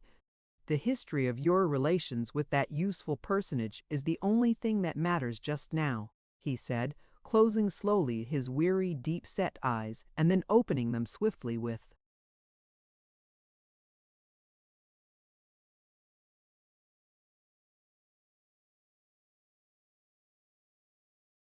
a greatly refreshed glance.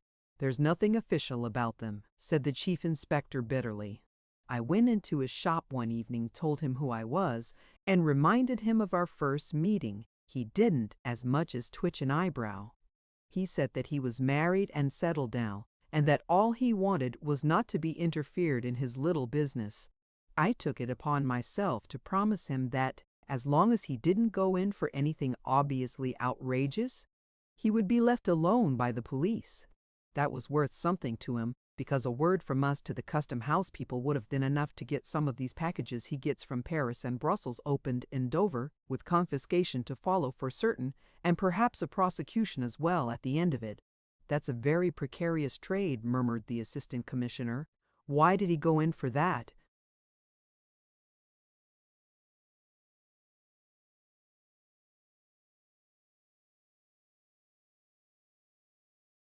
The chief inspector raised scornful eyebrows dispassionately. Most likely got a connection friends on the continent amongst people who deal in such wares. They would be just the sort he would consort with. He's a lazy dog too, like the rest of them. What do you get from him in exchange for your protection? The chief inspector was not inclined to enlarge on the value of Mr. Verloc's services. He would not be much good to anybody but myself. One has got to know a good deal beforehand to make use of a man like that. I can understand the sort of hint he can give, and when I want a hint, he can generally furnish it to me. The chief inspector lost himself suddenly in a discreet, reflective mood, and the assistant commissioner repressed a smile at the fleeting thought that the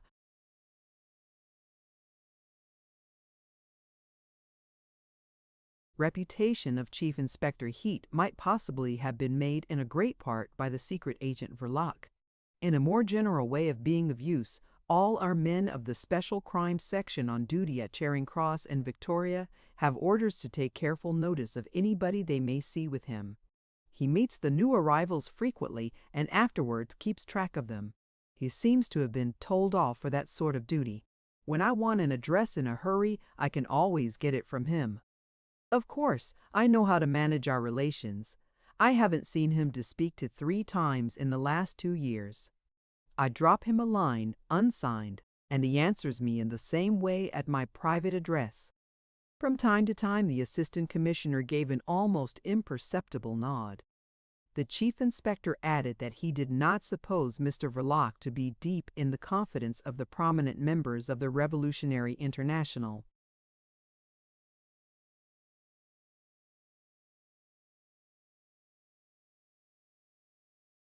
Council, but that he was generally trusted of that there could be no doubt. Whenever I've had reason to think there was something in the wind, he concluded, I've always found he could tell me something worth knowing. The assistant commissioner made a significant remark. He failed you this time. Neither had I wind of anything in any other way, retorted Chief Inspector Heat. I asked him nothing so he could tell me nothing. He isn't one of our men. It isn't as if he were in our pay. No, muttered the assistant commissioner. He's a spy in the pay of a foreign government. We could never confess to him. I must do my work in my own way, declared the chief inspector. When it comes to that, I would deal with the devil himself and take the consequences.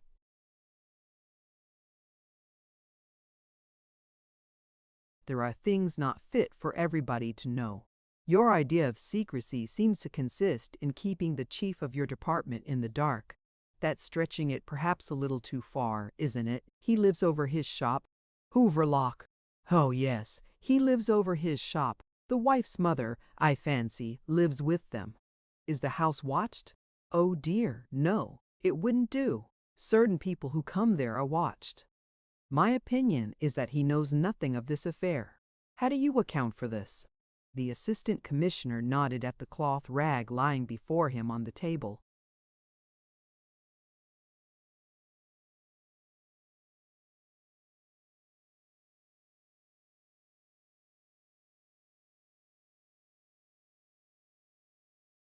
I don't account for it at all, sir. It's simply unaccountable.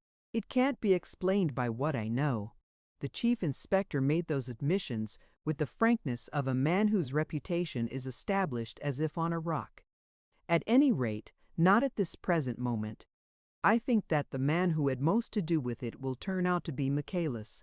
You do? Yes, sir, because I can answer for all the others. What about that other man supposed to have escaped from the park? I should think he's far away by this time, opined the chief inspector. The assistant commissioner looked hard at him and rose suddenly as though having made up his mind to some course of action.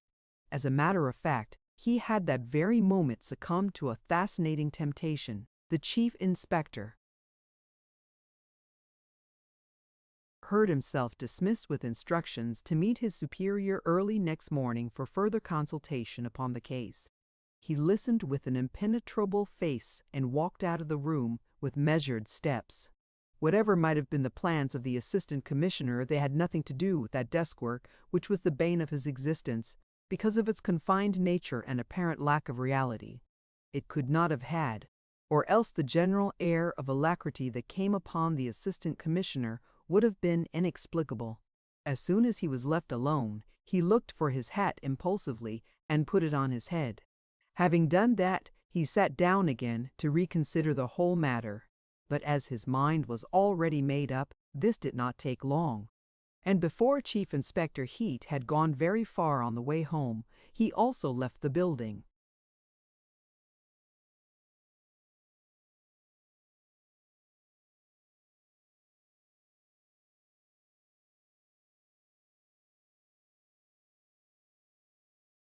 Chapter 7. The assistant commissioner walked along a short and narrow street, like a wet, muddy trench, then crossing a very broad thoroughfare, entered a public edifice and sought speech with a young private secretary, unpaid of a great personage. This fair, smooth-faced young man, whose symmetrically arranged hair gave him the air of a large and neat schoolboy, met the assistant commissioner's request with a doubtful look and spoke with bated breath. "Will he see you?" "I don't know about that. He has walked over from the house an hour ago to talk with the permanent undersecretary, and now he's ready to walk back again. He might have sent for him, but he does it for the sake of a little exercise, I suppose. It's all the exercise he can find time for while this session lasts. I don't complain. I rather enjoy these little strolls. He leans on my arm and doesn't open his lips. But, I say, he's very tired and not in the sweetest of tempers just now."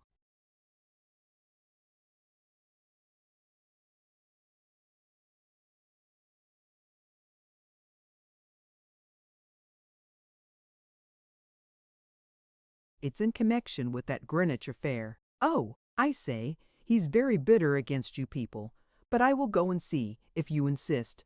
"Do. That's a good fellow," said the assistant commissioner. The unpaid secretary admired this pluck.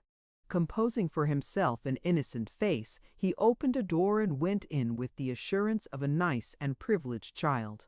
And presently he reappeared with a nod to the assistant commissioner, who, passing through the same door left open for him, found himself with the great personage in a large room, vast in bulk and stature, with a long white face, which, broadened at the base by a big double chin, appeared egg-shaped in the fringe of thin grayish whisker.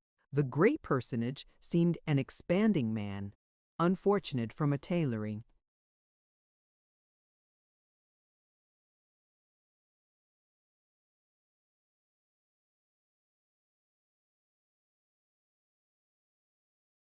Point of view.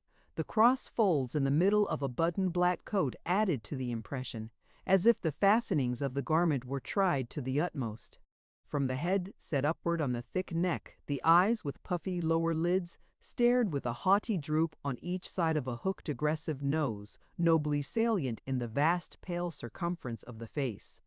A shiny silk hat and a pair of worn gloves lying ready on the end of a long table looked expanded too, enormous. He stood on the hearth-rug in big, roomy boots and uttered no word of greeting. "I would like to know if this is the beginning of another dynamite campaign," he asked at once in a deep, very smooth voice. "Don't go into details. I have no time for that." The assistant commissioner's figure before this big and rustic presence had the frail slenderness of a reed addressing an oak, and indeed the unbroken record of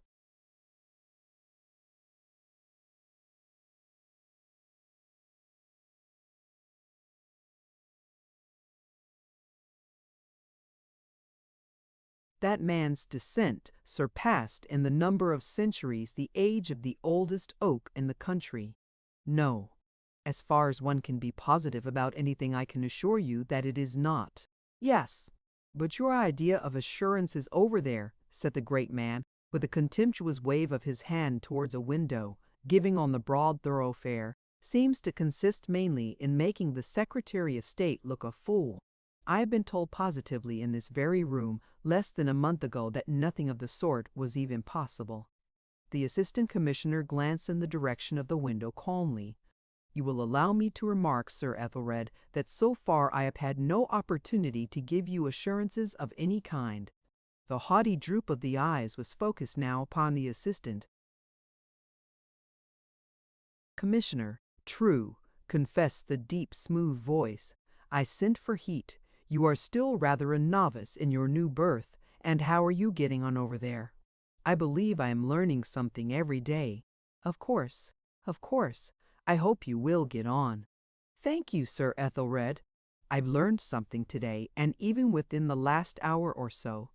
There is much in this affair of a kind that does not meet the eye in a usual narrowest outrage, even if one looked into it as deep as can be. That's why I am here. The great man put his arms akimbo, the backs of his big hands resting on his hips.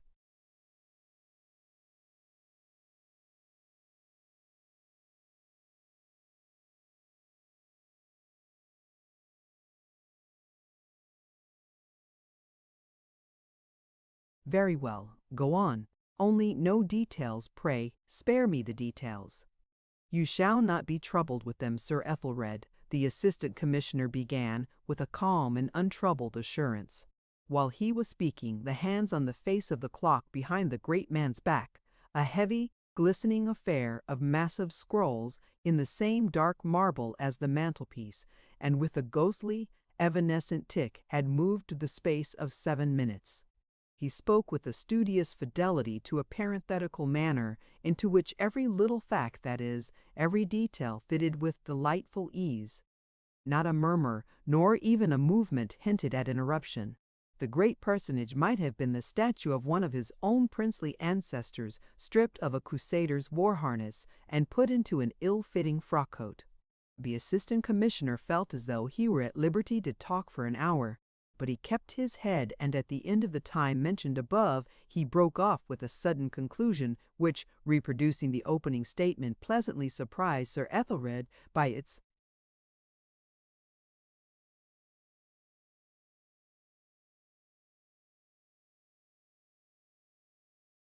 apparent swiftness and force. The kind of thing which meets us under the surface of this affair, otherwise without gravity, is unusual in this precise form at least, and requires special treatment. The tone of Sir Ethelred was deepened, full of conviction. I should think so, involving the ambassador of a foreign power. Oh, the ambassador! Protested the other, erect and slender, allowing himself a mere half-smile. It would be stupid of me to advance anything of the kind. And it is absolutely unnecessary, because if I am right in my surmises, whether ambassador or hall porter, it's a mere detail. Sir Ethelred opened a wide mouth like a cavern into which the hooked nose seemed anxious to peer.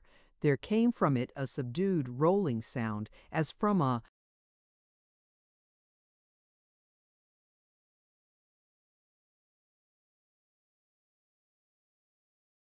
distant organ with the scornful indignation. Stop. No, these people are too impossible. What do they mean by importing their methods of crim tartary here? A Turk would have more decency. You forget, Sir Ethelred, that strictly speaking we know nothing positively as yet. No. But how would you define it, shortly? Barefaced audacity amounting to childishness of a peculiar sort. We can't put up with the innocence of nasty little children, said the great and expanded personage, expanding a little more, as it were. The haughty, drooping glance struck crushingly the carpet at the Assistant Commissioner's feet. They'll have to get a hard rap on the knuckles over this affair. We must be in a position, too. What is your general idea, stated shortly? No need to go into details.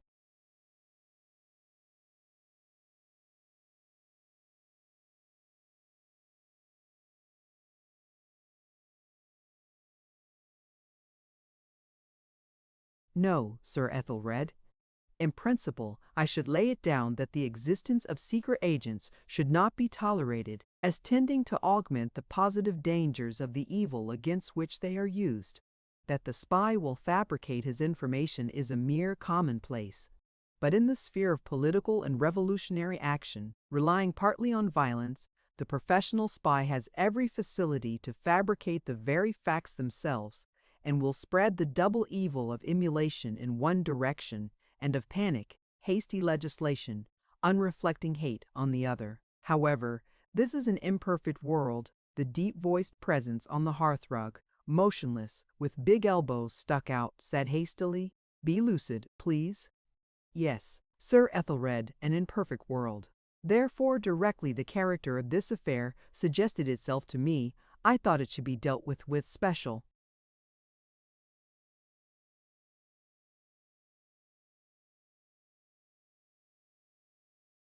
secrecy and venture to come over here.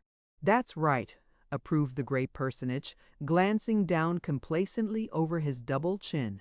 I am glad there's somebody over at your shop who thinks that the Secretary of State may be trusted now and then. The assistant commissioner had an amused smile. I was really thinking that it might be better at this stage for Heat to be replaced by— What, Heat? An ass, eh? Exclaimed the great man, with distinct animosity. Not at all. Pray, Sir Ethelred, don't put that unjust interpretation on my remarks. Then what, too clever by half?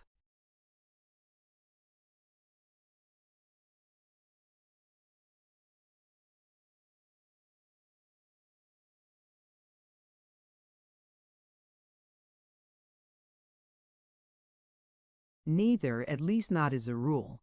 All the grounds of my surmises I have from him. The only thing I've discovered by myself is that he has been making use of that man privately. Who could blame him? He's an old police hand. He told me virtually that he must have tools to work with. It occurred to me that this tool should be surrendered to the Special Crimes Division as a whole, instead of remaining the private property of Chief Inspector Heat. I extend my conception of our departmental duties to the suppression of the secret agent, but Chief Inspector Heat is an old departmental hand. He would accuse me of perverting its morality and attacking its efficiency. He would define it bitterly as protection extended to the criminal class of revolutionists. It would mean just that to him. Yes, but what do you mean? I mean to say, first, that there's but poor comfort in being able to declare that any given act of violence damaging property or destroying life is not the work of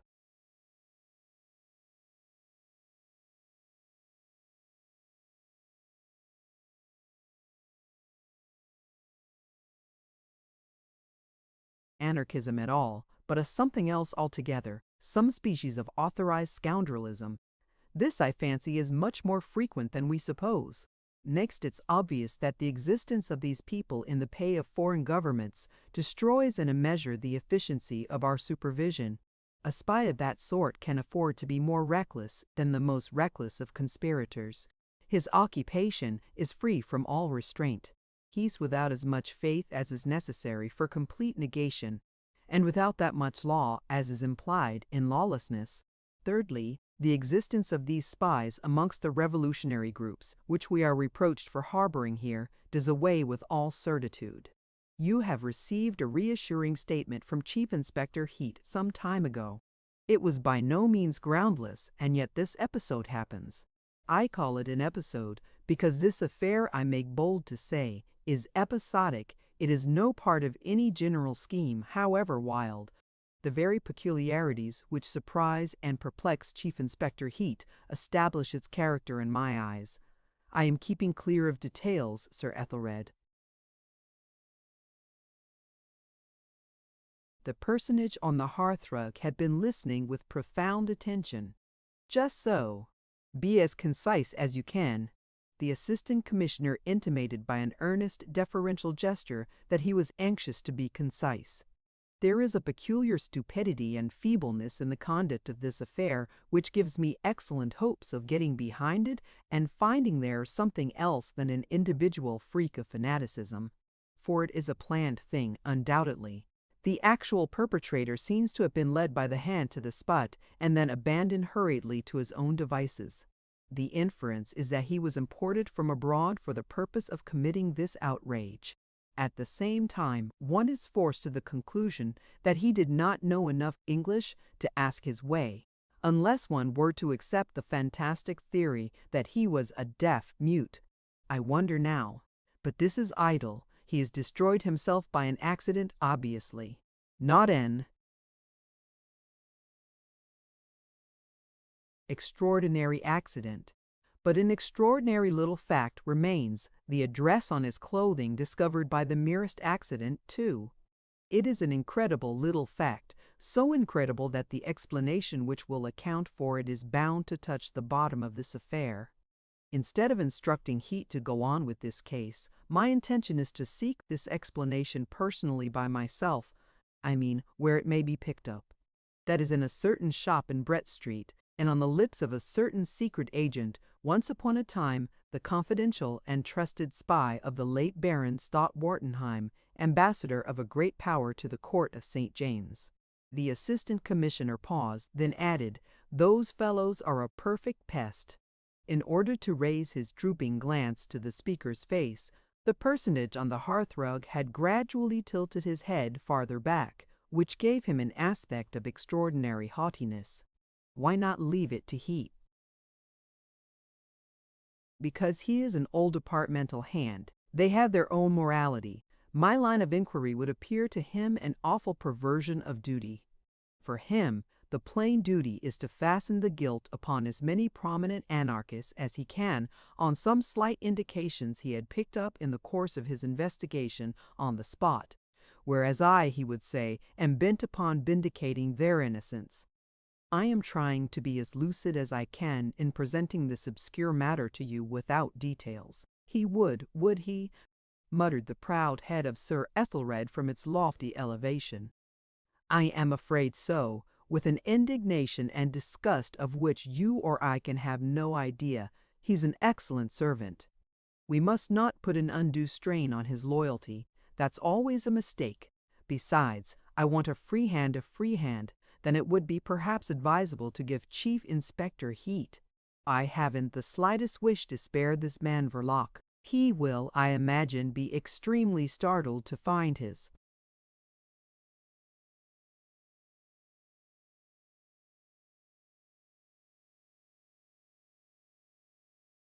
connection with this affair, whatever it may be, brought home to him so quickly. Frightening him will not be very difficult, but our true objective lies behind him somewhere. I want your authority to give him such assurances of personal safety as I may think proper. Certainly, said the personage on the hearthrug. Find out as much as you can. Find it out in your own way. I must set about it without loss of time this very evening, said the assistant commissioner. Sir Ethelred shifted one hand under his coat-tails and, tilting back his head, looked at him steadily. We'll have a late sitting tonight, he said. Come to the house with your discoveries if we are not gone home. I'll warn Toodles to look out for you. He'll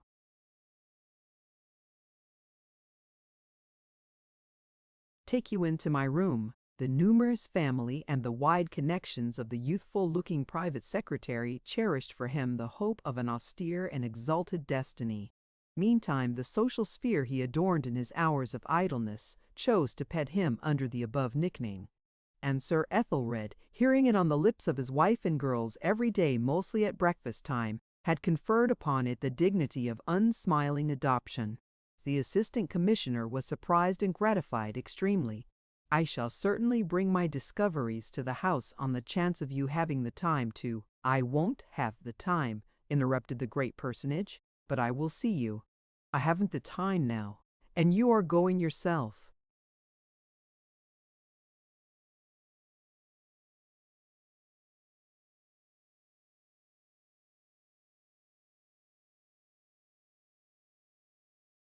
Yes, Sir Ethelred, I think it the best way. The personage had tilted his head so far back that, in order to keep the assistant commissioner under his observation, he had to nearly close his eyes. Ha! And how do you propose? Will you assume a disguise? Hardly a disguise. I'll change my clothes, of course. Of course, repeated the great man with a sort of absent-minded loftiness. He turned his big head slowly, and over his shoulder gave a haughty oblique stare to the ponderous marble timepiece with the sly, feeble tick. The gilt hands had taken the opportunity to steal through no less than 25 minutes behind his back. The assistant commissioner, who could not see them, grew a little nervous in the interval, but the great man presented to him a calm and undismayed face.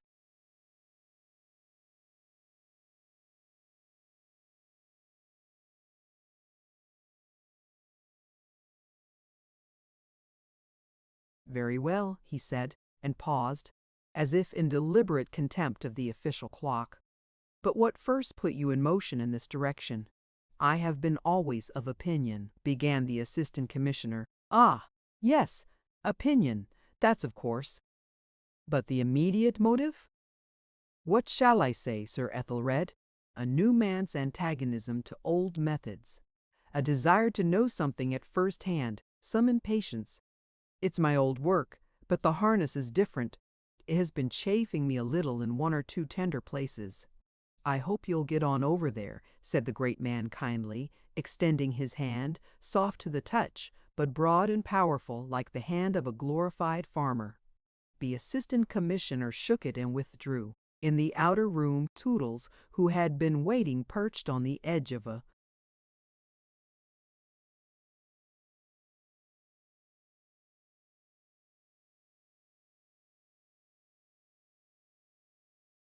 table, advanced to meet him, subduing his natural buoyancy. "Well, satisfactory?" he asked with airy importance. "Perfectly. You've earned my undying gratitude," answered the assistant commissioner, whose long face looked wooden in contrast with the peculiar character of the other's gravity, which seemed perpetually ready to break into ripples and chuckles. "That's all right. But seriously, you can't imagine how irritated he is by the attacks on his bill for the nationalization of fisheries. They call it the beginning of social revolution. Of course, it is a revolutionary measure, but these fellows have no decency." "The personal attacks, I read the papers," remarked the assistant commissioner. "Odious, eh? And you have no notion what a mass of work he has got to get through every day. He does it all himself. Seems unable to trust anyone with these fisheries. And yet he's given a whole half-hour to the consideration of my very small sprat," interjected the assistant commissioner. "Small, is it? I'm glad to hear that.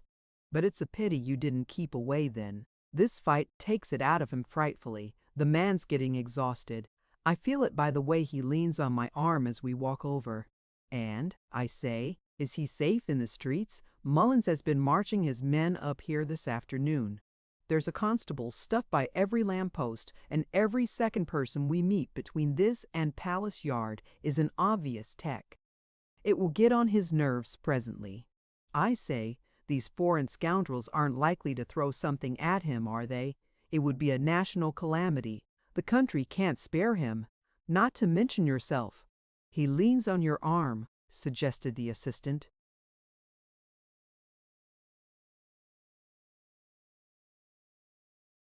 Commissioner soberly, "You would both go. It would be an easy way for a young man to go down into history. Not so many British ministers have been assassinated as to make it a minor incident.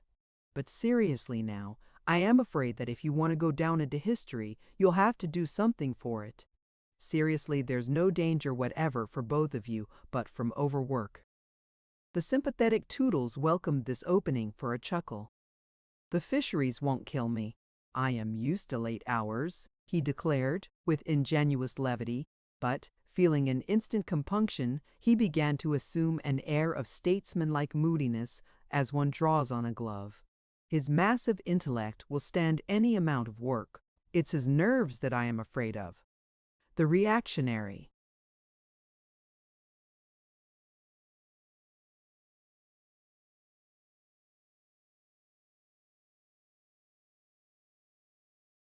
gang, with that abusive brute Cheeseman at their head, insult him every night. "If he will insist on beginning a revolution," murmured the assistant commissioner. "The time has come, and he is the only man great enough for the work," protested the revolutionary Toodles, flaring up under the calm, speculative gaze of the assistant commissioner. Somewhere in a corridor, a distant bell tinkled urgently, and with devoted vigilance the young man pricked up his ears at the sound. "He's ready to go now," he exclaimed in a whisper, snatched up his hat, and vanished from the room. The assistant commissioner went out by another door in a less elastic manner. Again he crossed the wide thoroughfare, walked along a narrow street, and re-entered hastily his own departmental buildings. He kept up this accelerated pace to the door of his private room. Before he had closed it fairly, his eye sought his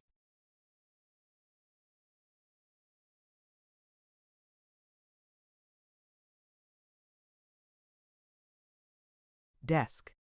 He stood still for a moment, then walked up, looked all round on the floor, sat down in his chair, rang a bell, and waited. "Chief Inspector Heat gone yet?" "Yes, sir."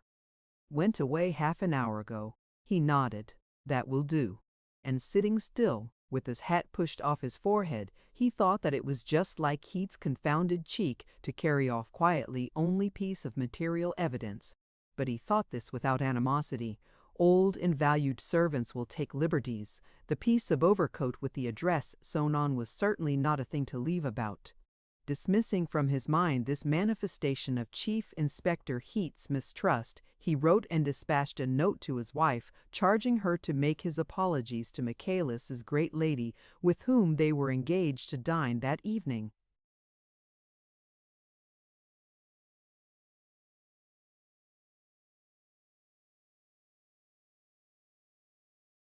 The short jacket and the low, round hat he assumed in a sort of curtained alcove containing a washstand, a row of wooden pegs and a shelf, brought out wonderfully the length of his grave, brown face. He stepped back into the full light of the room, looking like the vision of a cool, reflective Don Quixote, with the sunken eyes of a dark enthusiast and a very deliberate manner. He left the scene of his daily labors quickly, like an unobtrusive shadow. His descent into the street was like the descent into a slimy aquarium from which the water had been run off.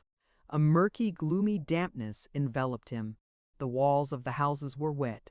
The mud of the roadway glistened with an effect of phosphorescence, and when he emerged into the Strand, out of a narrow street by the side of Charing Cross Station, the genius of the locality assimilated him. He might have been but one more of the queer foreign fish that can be seen of an evening about there flitting round the dark corners. He came to a stand on the very edge of the pavement and waited. His exercised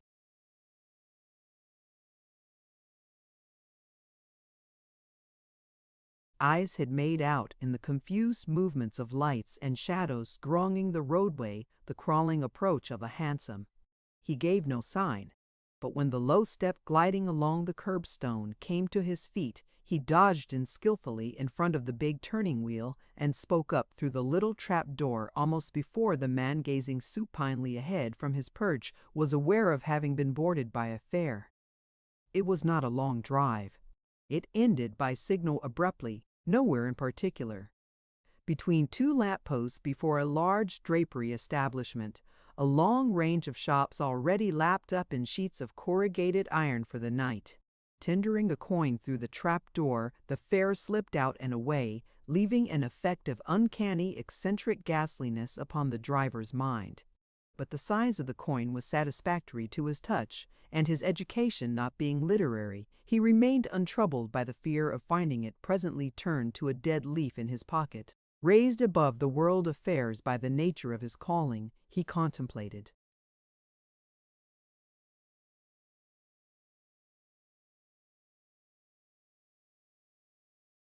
Their actions with a limited interest.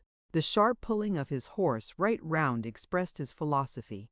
Meantime, the assistant commissioner was already giving his order to a waiter in a little Italian restaurant round the corner, one of those traps for the hungry, long and narrow, baited with a perspective of mirrors and white napery, without air, but with an atmosphere of their own, an atmosphere of fraudulent cookery, mocking an abject mankind in the most pressing of its miserable necessities. In this immoral atmosphere, the assistant commissioner, reflecting upon his enterprise, seemed to lose some more of his identity. He had a sense of loneliness, of evil freedom. It was rather pleasant. When, after paying for his short meal, he stood up and waited for his change, he saw himself in the sheet of glass and was struck by his foreign appearance. He contemplated his own image with a melancholy and inquisitive gaze, then by sudden inspiration raised the collar of his jacket. This arrangement appeared to him commendable, and he completed it.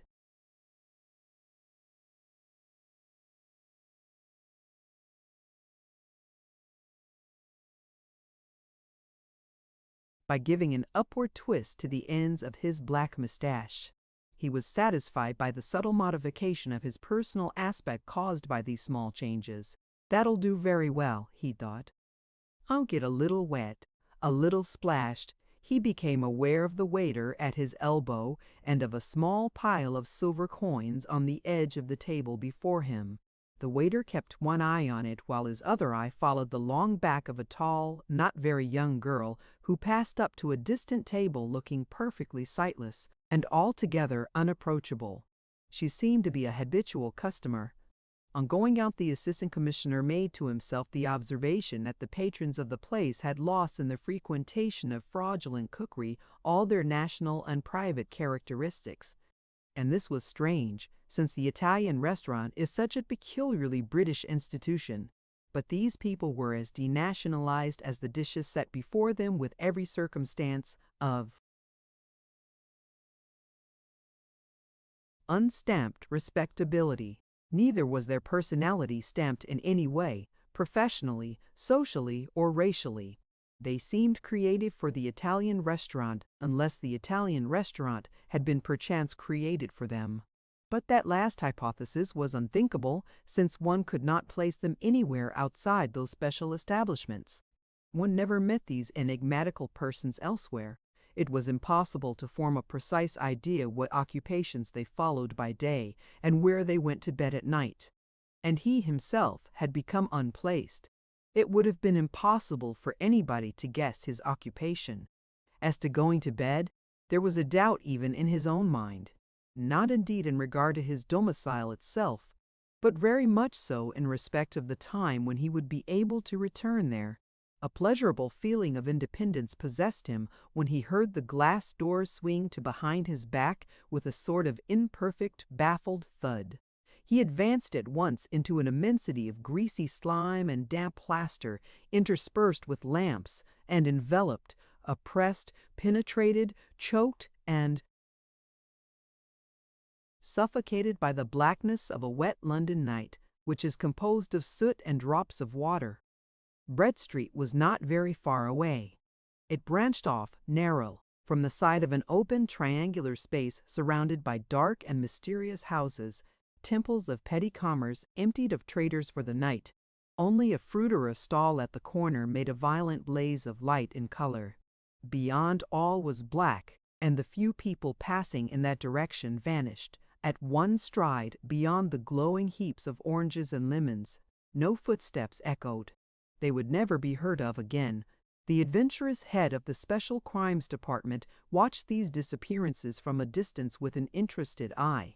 He felt light-hearted, as though he had been ambushed all alone in a jungle many thousands of miles away from departmental desks and official inkstands. This joyousness and dispersion of thought before a task of some importance seems to prove that this world of ours is not such a very serious affair after all. For the assistant commissioner was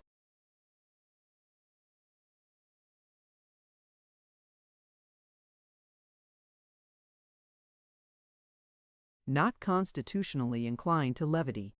The policeman on the beat projected his somber and moving form against the luminous glory of oranges and lemons, and entered Brett Street without haste. The assistant commissioner, as though he were a member of the criminal classes, lingered out of sight, awaiting his return. But this constable seemed to be lost forever to the force. He never returned, must have gone out at the other end of Brett Street. The assistant commissioner, reaching this conclusion, entered the street in his turn and came upon a large van arrested in front of the dimly lit window panes of a carter's eating house. The man was refreshing himself inside, and the horses, their big heads lowered to the ground, fed out of nosebags steadily. Farther on the opposite side of the street, Another suspect patch of dim light issued from Mr. Verloc's shop front, hung with papers, heaving with vague piles of cardboard.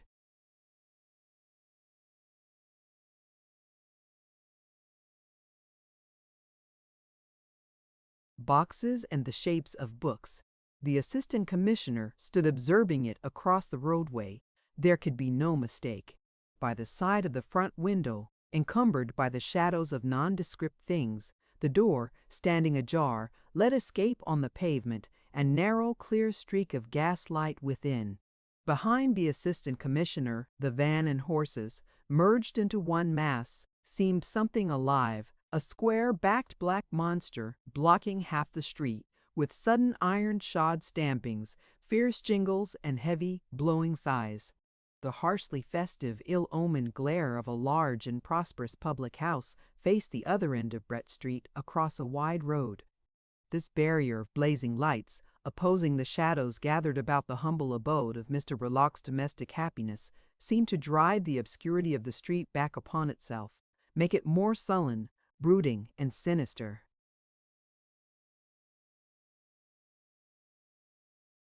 Chapter 8. Having infused by persistent importunity some sort of heat into the chilly interest of several licensed victuallers, the acquaintances once upon a time of her late unlucky husband, Mrs. Verloc's mother had at last secured her admission to certain almshouses founded by a wealthy innkeeper for the destitute widows of the trade. This end, conceived in the astuteness of her uneasy heart, the old woman had pursued with secrecy and determination. That was the time when her daughter Winnie could not help passing a remark to Mr. Verloc that mother has been spending half-crowns and 5 shillings almost every day this last week in cab fares. But the remark was not made grudgingly. Winnie respected her mother's infirmities. She was only a little surprised at this sudden mania for locomotion. Mr. Verloc, who was sufficiently magnificent in his way, had grunted the remark impatiently aside as interfering with his meditations. These were frequent, deep, and prolonged. They bore upon a matter more important than 5 shillings.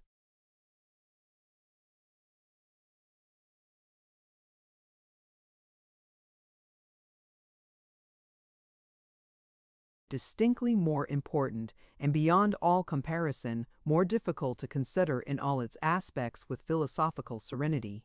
Her object attained in astute secrecy, the heroic old woman had made a clean breast of it to Mrs. Verloc. Her soul was triumphant and her heart tremulous.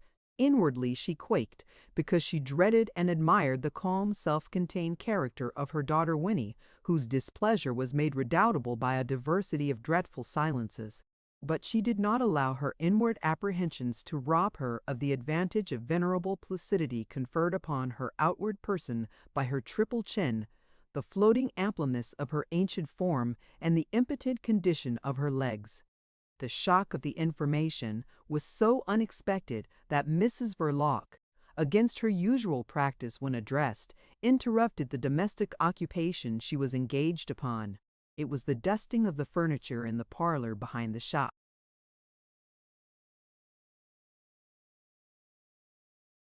She turned her head towards her mother. "Whatever did you want to do that for?" she exclaimed in scandalized astonishment. The shock must have been severe to make her depart from that distant and uninquiring acceptance of facts which was her force and her safeguard in life. "Weren't you made comfortable enough here?" She had lapsed into these inquiries, but next moment she saved the consistency of her conduct by resuming her dusting, while the old woman sat scared and dumb under her dingy white cap and lustreless dark wig. Winnie finished the chair and ran the duster along the mahogany at the back of the horsehair sofa on which Mr. Verloc loved to take his ease in hat and overcoat. She was intent on her work, but presently she permitted herself another.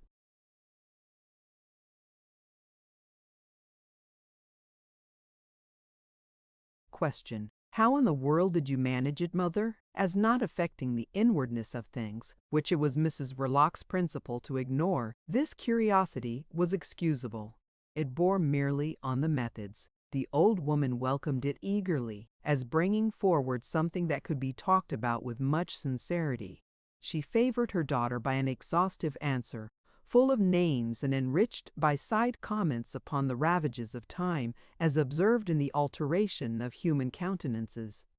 The names were principally the names of licensed victuallers, poor daddy's friends, my dear. She enlarged with special appreciation on the kindness and condescension of a large brewer, a baronet and an MP, the chairman of the governors of the charity. She expressed herself thus warmly because she had been allowed to interview by appointment his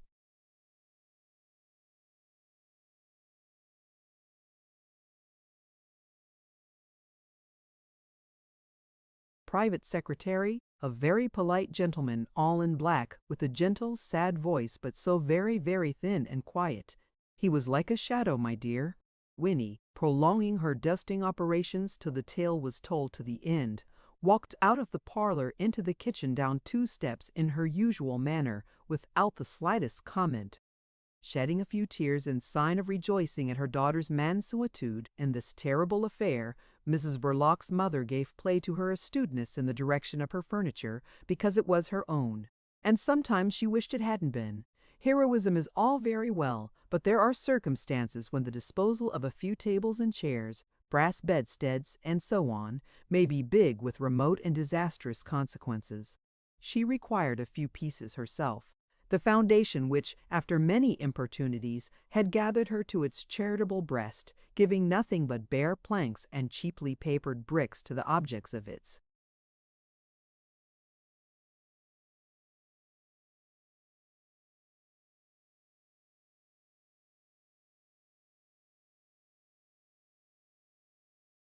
solicitude, the delicacy guiding her choice to the least valuable and most dilapidated articles passed unacknowledged because Winnie's philosophy consisted in not taking notice of the inside of facts. She assumed that mother took what suited her best. As to Mr. Verloc, his intense meditation, like a sort of Chinese wall, isolated him completely from the phenomena of this world of vain effort and illusory appearances. Her selection made, the disposal of the rest became a perplexing question in a particular way. She was leaving it in Brett Street, of course, but she had 2 children. Winnie was provided for by her sensible union with that excellent husband, Mr. Verloc. Stevie was destitute and a little peculiar. His position had to be considered before the claims of legal justice and even the promptings of partiality. The possession of the furniture would not be in any sense a provision. He ought to have it, the poor boy. But to give it to him would be like tampering with his position of complete dependence. It was a sort of claim which she feared.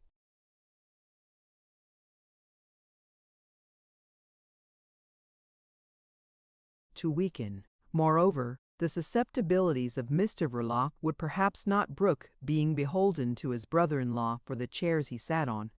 In a long experience of gentlemen lodgers, Mrs. Verloc's mother had acquired a dismal but resigned notion of the fantastic side of human nature. What if Mr. Verloc suddenly took it into his head to tell Stevie to take his blessed stick somewhere out of that? A division, on the other hand, however carefully made, might give some cause of offense to Winnie. No, Stevie must remain destitute and dependent. And at the moment of leaving Brett Street, she had said to her daughter, "No use waiting till I am dead, is there? Everything I leave here is altogether your own now, my dear." Winnie, with her hat on, silent behind her mother's back, went on arranging the collar of the old woman's cloak. She got her handbag and umbrella with an impassive face.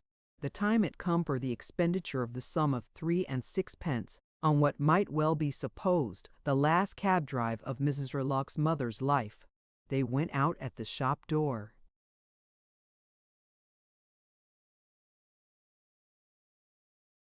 The conveyance awaiting them would have illustrated the proverb that truth can be more cruel than caricature, if such a proverb existed. Crawling behind an infirm horse, a metropolitan hackney carriage drew up on wobbly wheels and with a maimed driver on the box. This last peculiarity caused some embarrassment.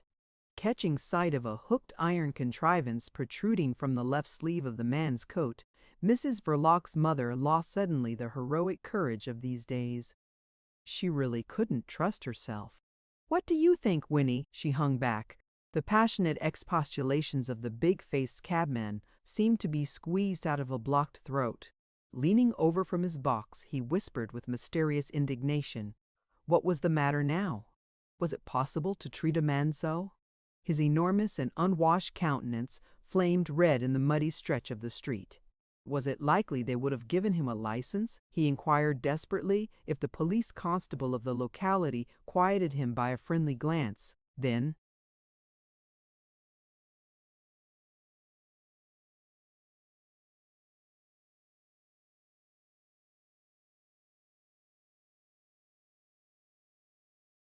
addressing himself to the two women without marked consideration, said, "He's been driving a cab for 20 years. I never knew him to have an accident." "Accident?" shouted the driver in a scornful whisper. The policeman's testimony settled it. The modest assemblage of 7 people, mostly under age, dispersed. Winnie followed her mother into the cab. Stevie climbed on the box. His vacant mouth and distressed eyes depicted the state of his mind in regard to the transactions which were taking place. In the narrow streets, the progress of the journey was made sensible to those within by the near fronts of the houses gliding past slowly and shakily, with a great rattle and jingling of glass, as if about to collapse behind the cab, and the infirm horse, with the harness hung over his sharp backbone, flapping very loose about his thighs, appeared to be dancing mincingly on his toes, with infinite patience. Later on, in the wider space of Whitehall, all visual evidences of motion became imperceptible.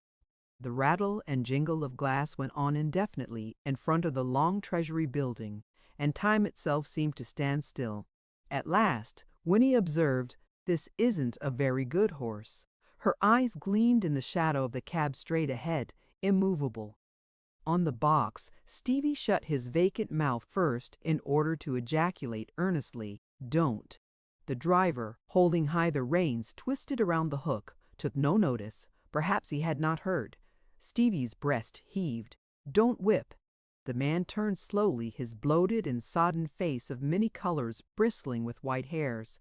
His little red eyes glistened with moisture. His big lips had a violet tint. They remained closed. With the dirty back of his whip hand, he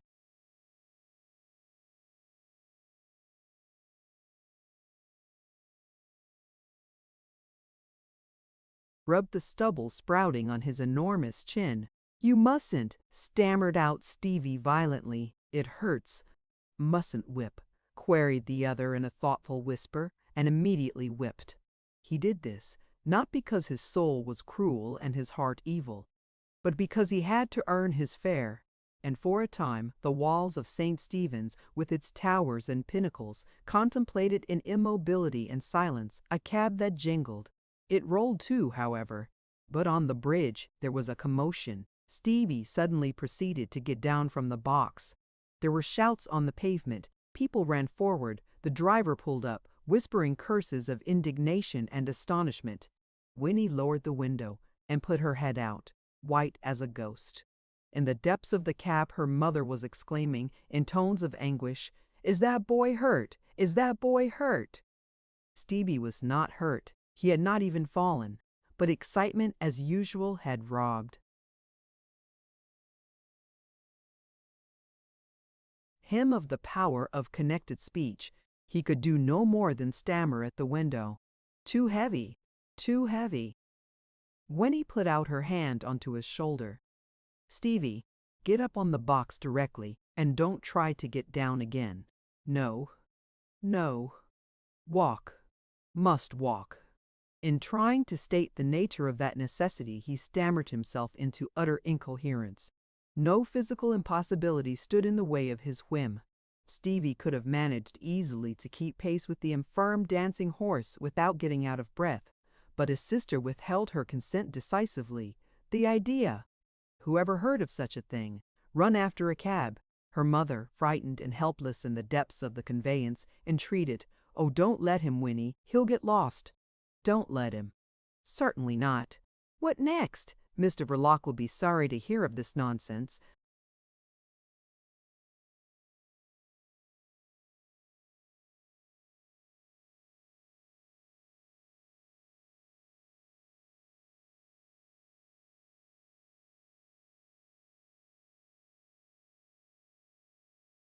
Stevie, I can tell you, he won't be happy at all." The idea of Mr. Verloc's grief and unhappiness acting as usual powerfully upon Stevie's fundamentally docile disposition, he abandoned all resistance and climbed up again on the box with a face of despair. The cabby turned at him his enormous and inflamed countenance truculently. "Don't you go for trying this silly game again, young fellow." After delivering himself thus in a stern whisper, strained almost to extinction, he drove on, ruminating solemnly. To his mind, the incident remained somewhat obscure, but his intellect, though it had lost its pristine vivacity in the benumbing years of sedentary exposure to the weather, lacked not independence or sanity. Gravely he dismissed the hypothesis of Stevie being a drunken young nipper.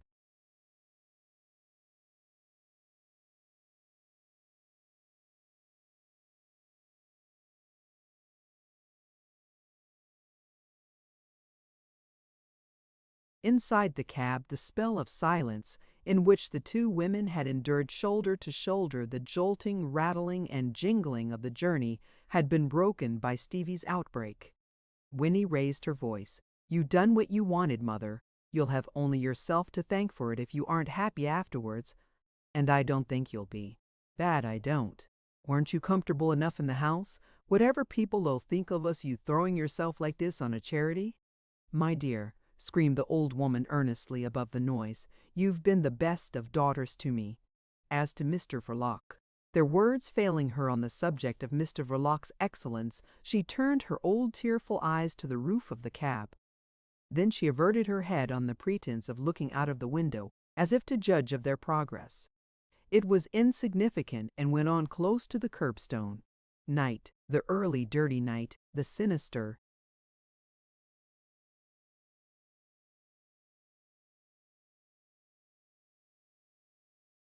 noisy, hopeless, and rowdy night of South London had overtaken her on her last cab drive. In the gas light of the low-fronted shops, her big cheeks glowed with an orange hue under a black and mauve bonnet. Mrs. Verloc's mother's complexion had become yellow by the effect of age and from a natural predisposition to biliousness, favored by the trials of a difficult and worried existence, first as wife, then as widow. It was a complexion that under the influence of a blush would take on an orange tint, and this woman, modest indeed but hardened in the fires of adversity, of an age, moreover, when blushes are not expected, had positively blushed before her daughter. In the privacy of a four-wheeler, on her way to a charity cottage, one of a row which, by the exiguity of its dimensions and the simplicity of its accommodation, might well have been devised in kindness, as a place of training for the still more straitened circumstances of the grave, she was forced to hide from her own child a blush of remorse and shame.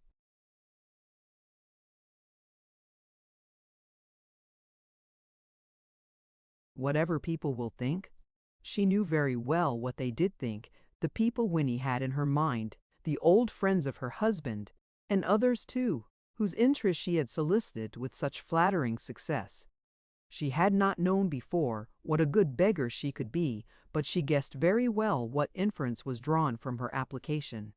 On account of that shrinking delicacy which exists side by side with aggressive brutality in masculine nature, the inquiries into her circumstances had not been pushed very far. She had checked them by a visible compression of the lips and some display of an emotion determined to be eloquently silent. And the men would become suddenly incurious, after the manner of their kind. She congratulated herself more than once on having nothing to do with women who, being naturally more callous and avid of details, would have been anxious to be exactly informed by what sort of unkind conduct her daughter and son-in-law had driven her to that sad extremity. It was only before the secretary of the great Brewer MP and chairman of the charity,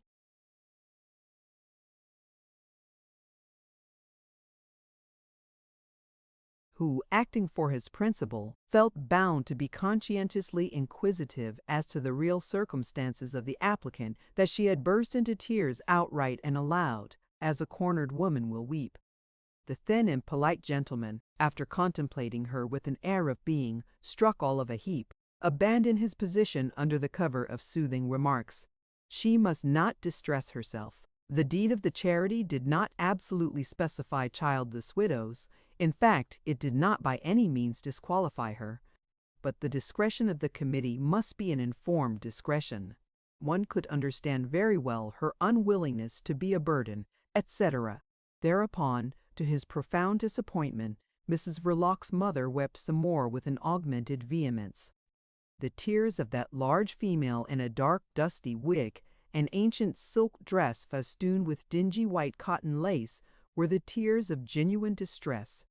She had wept because she was heroic and unscrupulous and full of love for both her children. Girls frequently get sacrificed to the welfare of the boys. In this case, she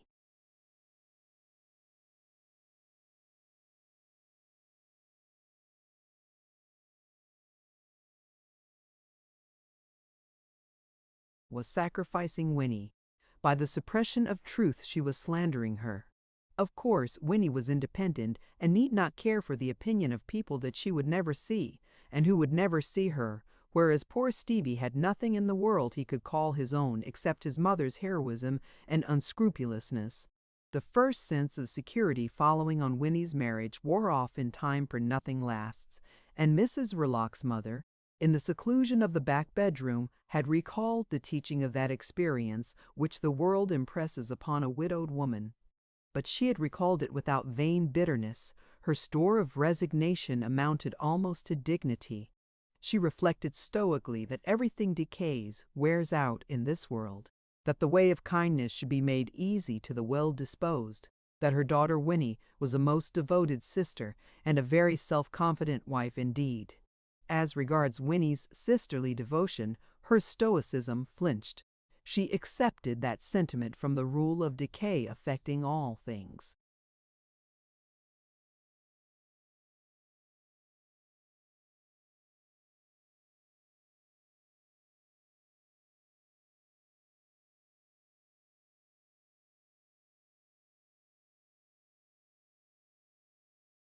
Human and some things divine. She could not help it. Not to do so would have frightened her too much. But in considering the conditions of her daughter's married state, she rejected firmly all flattering illusions. She took the cold and reasonable view that the less strain put on Mr. Verloc's kindness, the longer its effects were likely to last. That excellent man loved his wife, of course, but he would, no doubt, prefer to keep as few of her relations as was consistent with the proper display of that sentiment. It would be better if its whole effect were concentrated on poor Stevie, and the heroic old woman resolved on going away from her children as an act of devotion and as a move of deep policy. The virtue of this policy consisted in this: Mrs. Verloc's mother was subtle in her way that Stevie's moral claim would be strengthened. The poor boy, a good, useful boy, if a little peculiar, had not a sufficient standing. He had been taken over with his mother, somewhat in the same way as the furniture of the Belgravian mansion had been taken over, as if on the ground of belonging to her.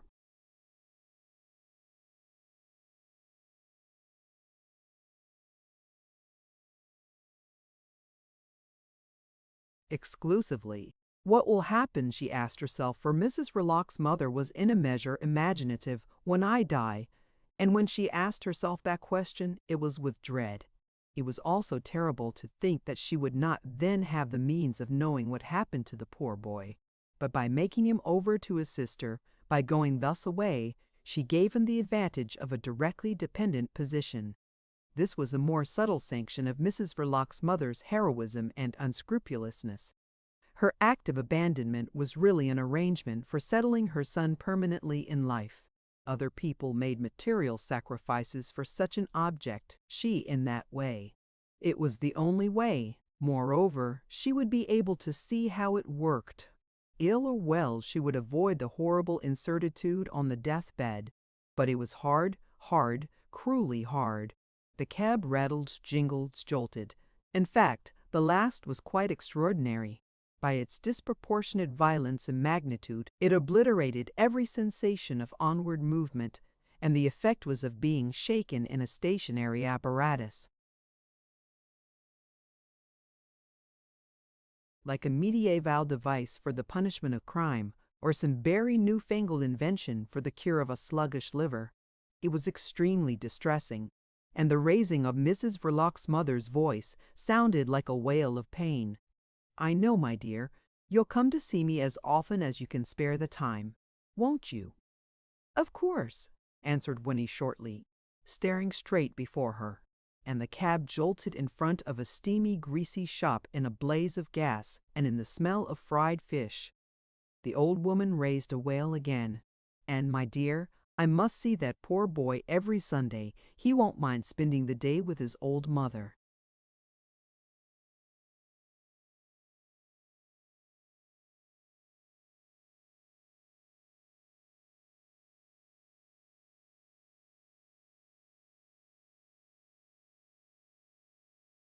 Winnie screamed out stolidly, "Mind, I should think not. That poor boy will miss you something cruel.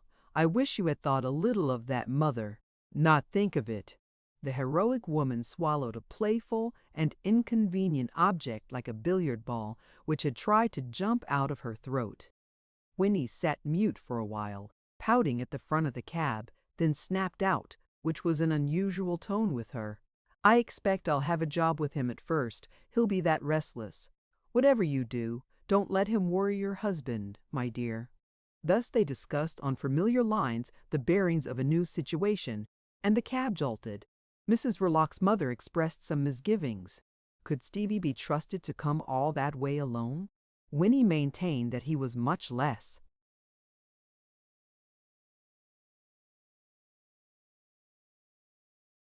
Absent-minded now. They agreed as to that it could not be denied, much less hardly at all. They shouted at each other in the jingle with comparative cheerfulness. But suddenly the maternal anxiety broke out afresh. There were 2 omnibuses to take and a short walk between. It was too difficult. The old woman gave way to grief and consternation. Winnie stared forward. "Don't you upset yourself like this, mother. You must see him, of course." "No, my dear, I'll try not to." She mopped her streaming eyes. "But you can't spare the time to come with him, and if he should forget himself and lose his way and somebody spoke to him sharply, his name and address may slip his memory, and he'll remain lost for days and days."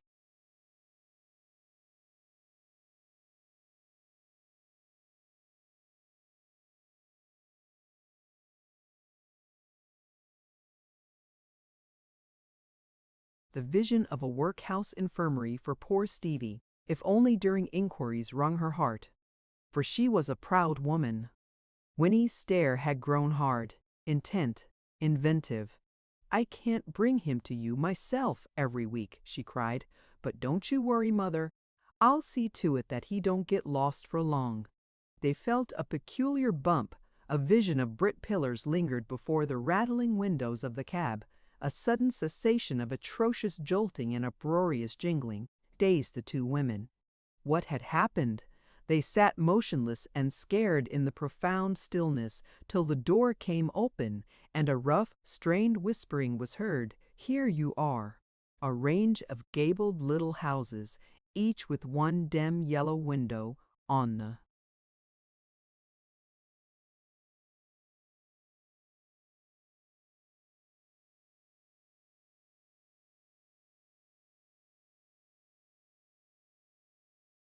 ground floor, surrounded the dark open space of a grass plot, planted with shrubs and railed off from the patchwork of lights and shadows in the wide road, resounding with the dull rumble of traffic. Before the door of one of these tiny houses, one without a light in the little downstairs window, the cab had come to a standstill. Mrs. Verloc's mother got out first, backwards, with a key in her hand. Winnie lingered on the flagstone path to pay the cabman. Stevie, after helping to carry inside a lot of small parcels, came out and stood under the light of a gas lamp belonging to the charity.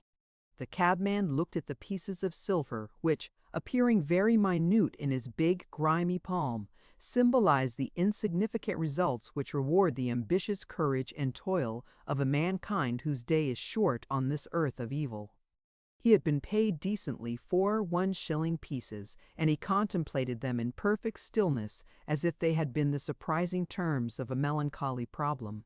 The slow transfer of that treasure to an inner pocket demanded much.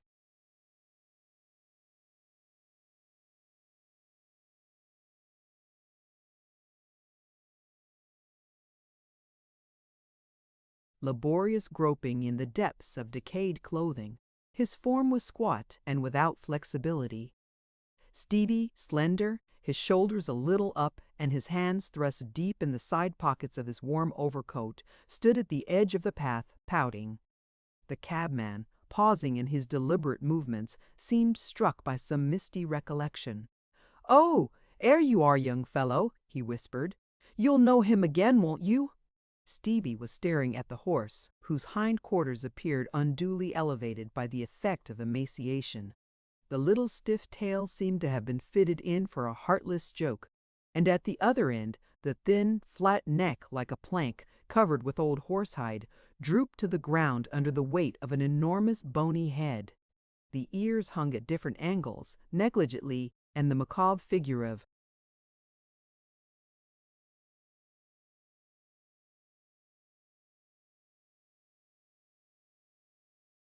that mute dweller on the earth steamed straight up from ribs and backbone in the muggy stillness of the air. The cabman struck lightly Stevie's breast with the iron hook protruding from her ragged, greasy sleeve. "Looker, young feller. Ow! Would you like to sit behind this up to 2 o'clock in the morning, p'raps?" Stevie looked vacantly into the fierce little eyes with red-edged lids. "He ain't lame," pursued the other, whispering with energy. "He ain't got no sore places on him. 'Ere he is." "Ow, would you like?" His strained, extinct voice invested his utterance with the character of vehement secrecy. Stevie's vacant gaze was changing slowly into dread.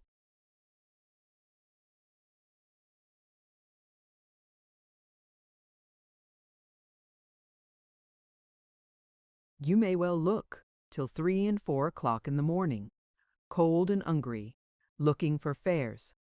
Drunks." His jovial purple cheeks bristled with white hairs, and like Virgil's Silenus, who, his face smeared with the juice of berries, discoursed of Olympian gods to the innocent shepherds of Sicily, he talked to Stevie of domestic matters and the affairs of men whose sufferings are great and immortality by no means assured. "I am a night cabby, I am," he whispered with a sort of boastful exasperation. "I've got to take out what they will blooming well give me at the yard. I've got my missus and 4 kids at 'ome." The monstrous nature of that declaration of paternity seemed to strike the world dumb. A silence reigned during which the flanks of the old horse, the steed of apocalyptic misery, smoked upwards in the light of the charitable gas lamp.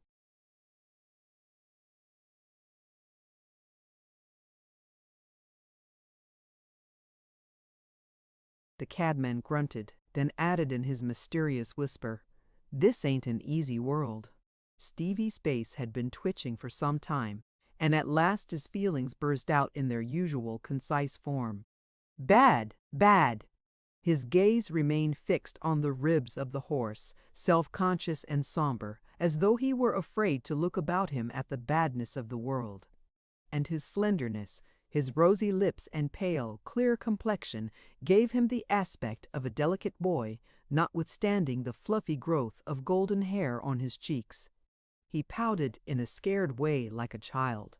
The cabman, short and broad, eyed him with his fierce little eyes that seemed to smart in a clear and corroding liquid.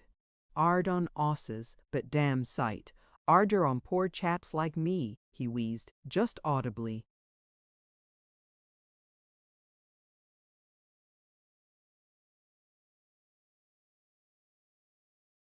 "Poor, poor," stammered out Stevie, pushing his hands deeper into his pockets with convulsive sympathy.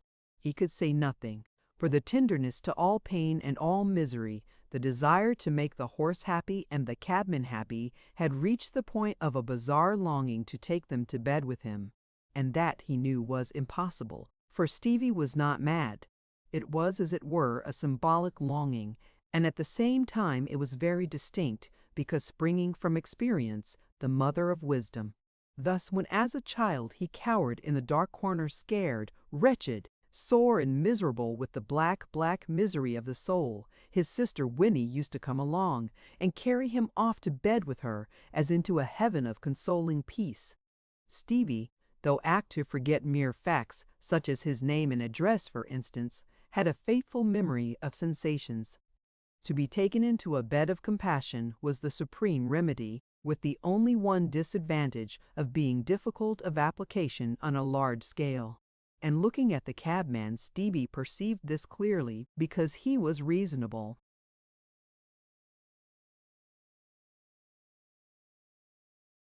The cabman went on with his leisurely preparations, as if Stevie had not existed.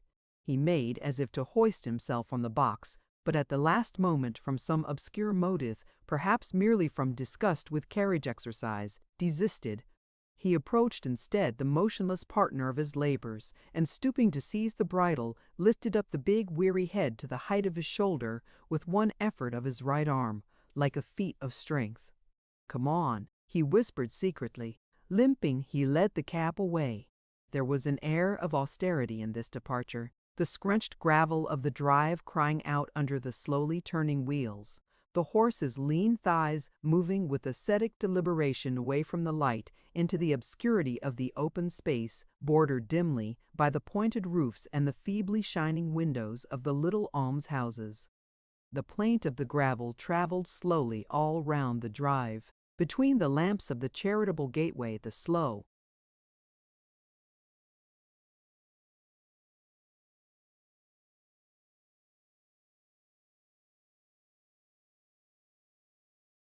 cortege reappeared, lighted up for a moment, the short, thick man limping busily, with the horse's head held aloft in his fist, the lank animal walking in stiff and forlorn dignity, the dark, low box on wheels rolling behind comically, with an air of waddling.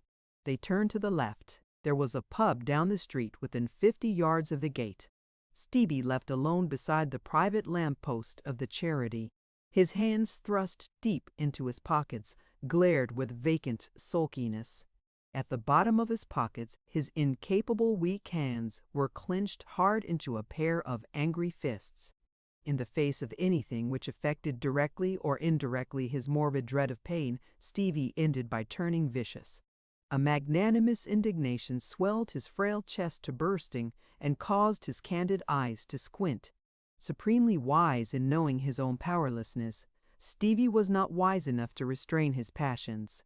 The tenderness of his universal charity had two phases as indissolubly joined and connected as the reverse and obverse sides of a medal, the anguish of immoderate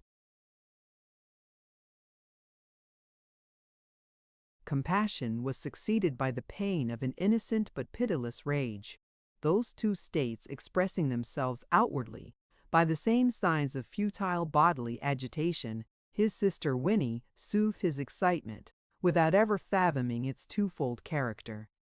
Mrs. Verloc wasted no portion of this transient life in seeking for fundamental information. This is a sort of economy having all the appearances and some of the advantages of prudence. Obviously, it may be good for one not to know too much, and such a view accords very well with constitutional indolence. On that evening on which it may be said that Mrs. Verloc's mother, having parted for good from her children, had also departed this life, Winnie Verloc did not investigate her brother's psychology. The poor boy was excited, of course, after once more assuring the old woman on the threshold that she would know how to guard against the risk of Stevie losing himself for very long on his pilgrimages of filial piety. She took her brother's arm to walk away. Stevie did not.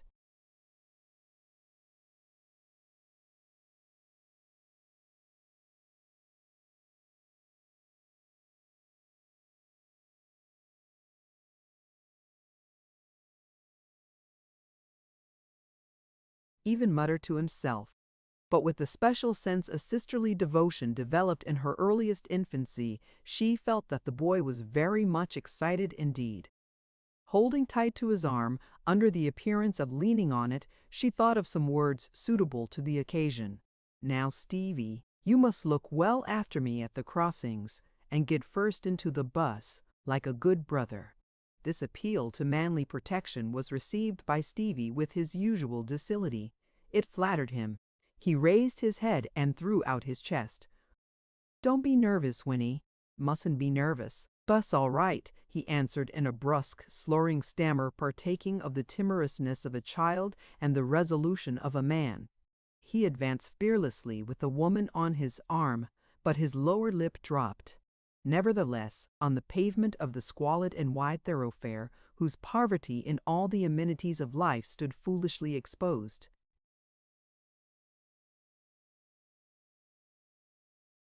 by a mad profusion of gaslights, their resemblance to each other was so pronounced as to strike the casual passers-by. Before the doors of the public house at the corner, where the profusion of gaslight reached the height of positive wickedness, a four-wheeled cab standing by the curbstone with no one on the box seemed cast out into the gutter on account of a remediable decay. Mrs. Verloc recognized the conveyance.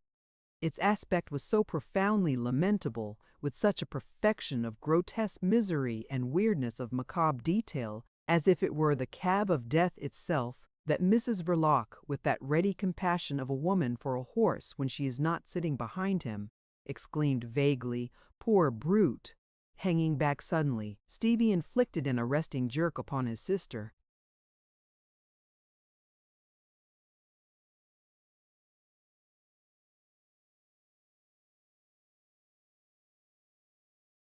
"Poor, poor," he ejaculated appreciatively. "Cabman poor too, he told me himself."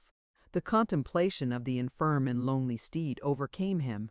Jostled, but obstinate, he would remain there trying to express the view newly opened to his sympathies of the human and equine misery in close association. But it was very difficult. "Poor brute, poor people," was all he could repeat. It did not seem forcible enough, and he came to a stop with an angry splutter. "Shame!" Stevie was no master of phrases, and perhaps for that very reason his thoughts lacked clearness and precision.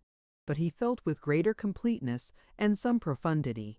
That little word contained all his sense of indignation and horror at one sort of wretchedness, having to feed upon the anguish of the other at the poor cabman beating the poor horse in the name, as it were, of his poor kids at home. And Stevie knew what it was to be beaten. He knew it from experience. It was a bad world. Bad, bad.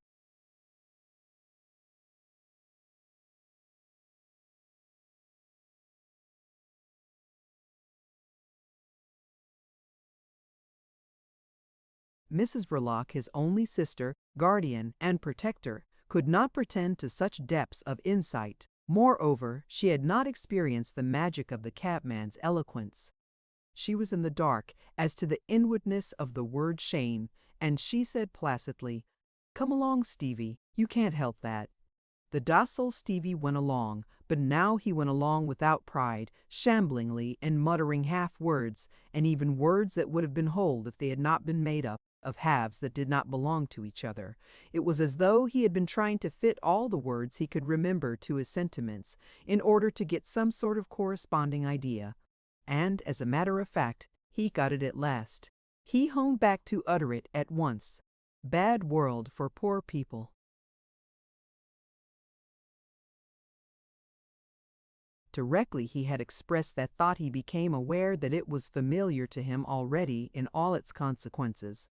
This circumstance strengthened his conviction immensely, but also augmented his indignation. Somebody, he felt, ought to be punished, for it punished with great severity. Being no skeptic, but a moral creature, he was in a manner at the mercy of his righteous passions. "Beastly," he added concisely. It was clear to Mrs. Verloc that he was greatly excited. "Nobody can help that," she said. "Do come along. Is that the way you're taking care of me?" Stevie mended his pace obediently. He prided himself on being a good brother. His morality, which was very complete, demanded that from him. Yet he was pained at the information imparted by his sister Winnie, who was good. Nobody.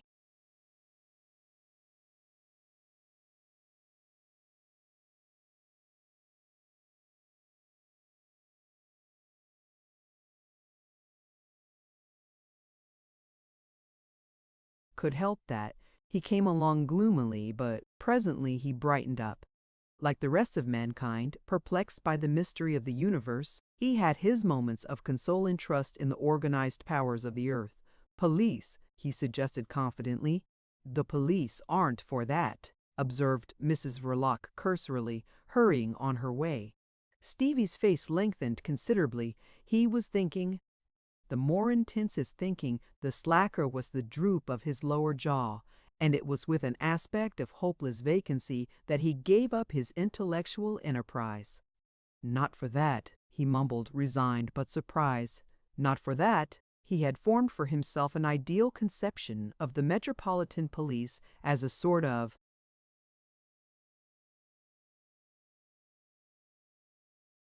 benevolent institution for the suppression of evil. The notion of benevolence especially was very closely associated with his sense of the power of the men in blue. He had liked all police constables tenderly, with a guileless trustfulness, and he was pained. He was irritated, too, by a suspicion of duplicity in the members of the force. For Stevie was frank and as open as the day himself. What did they mean by pretending then? Unlike his sister, who put her trust in face values, he wished to go to the bottom of the matter. He carried on his inquiry by means of an angry challenge. What for are they then, Win? What are they for? Tell me. Winnie disliked controversy, but fearing most a fit of black depression, consequent on Stevie missing his mother very much at first, she did not altogether decline the discussion. Guiltless of all irony, she answered, yet in a form which was not perhaps unnatural in the wife of Mr. Verloc, delegate of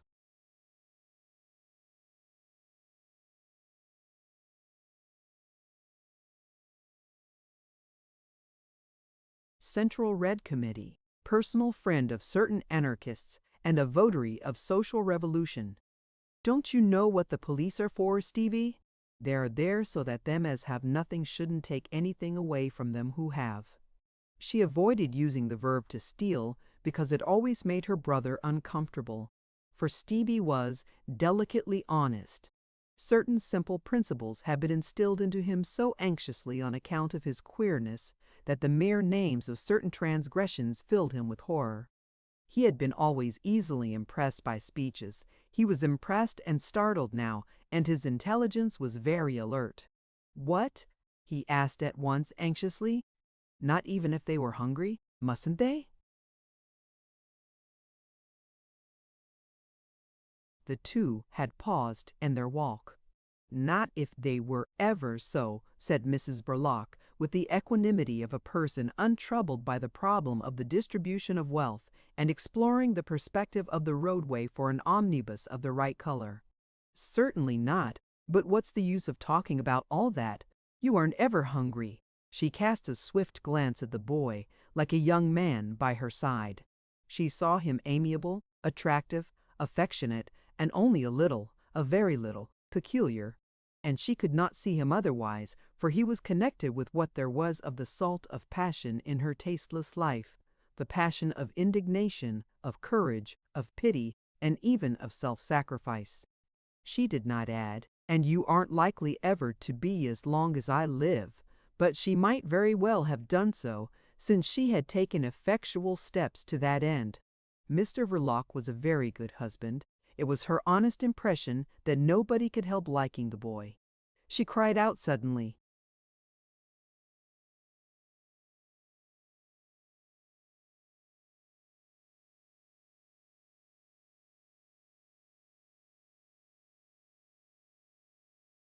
"Quick, Stevie, stop that green bus." And Stevie, tremulous and important with his sister Winnie on his arm, flung up the other high above his head at the approaching bus with complete success.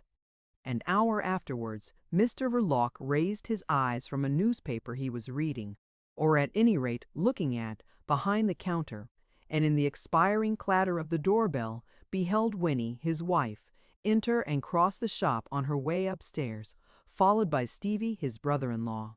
The sight of his wife was agreeable to Mr. Verloc. It was his idiosyncrasy. The figure of his brother-in-law remained imperceptible to him because of the morose thoughtfulness that lately had fallen like a veil between Mr. Verloc and the appearances of the world of senses. He looked after his wife fixedly, without a word, as though she had been a phantom. His voice for home use was husky and placid, but now it was heard not at all. It was not heard at supper, to which he was called by his wife in the usual brief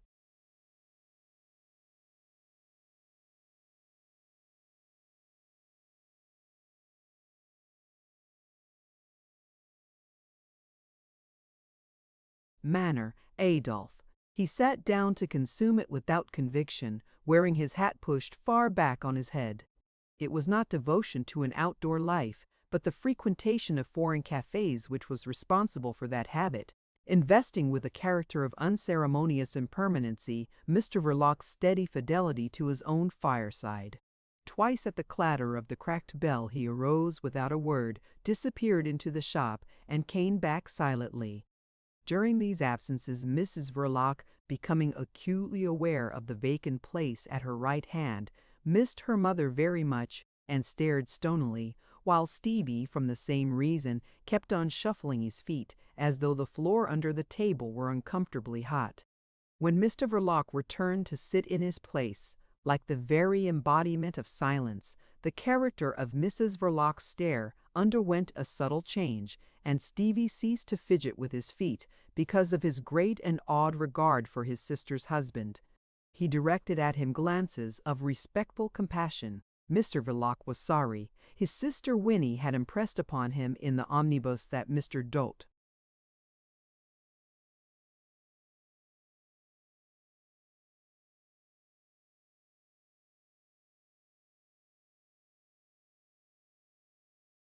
Verloc would be found at home in a state of sorrow and must not be worried. His father's anger, the irritability of gentlemen lodgers, and Mr. Verloc's predisposition to immoderate grief had been the main sanctions of Stevie's self-restraint. Of these sentiments, all easily provoked, but not always easy to understand, the last had the greatest moral efficiency because Mr. Verloc was good. His mother and his sister had established that ethical fact on an unshakable foundation. They had established, erected, consecrated it behind Mr. Verloc's back for reasons that had nothing to do with abstract morality, and Mr. Verloc was not aware of it. It is but bare justice to him to say that he had no notion of appearing good to Stevie, yet so it was. He was even the only man so qualified in Stevie's knowledge, because the gentlemen lodgers had been too transient and too remote to have anything very distinct about them, but perhaps their boots, and as regards the disciplinary measures of his father, the desolation of his mother and sister shrank from setting up a theory of goodness before the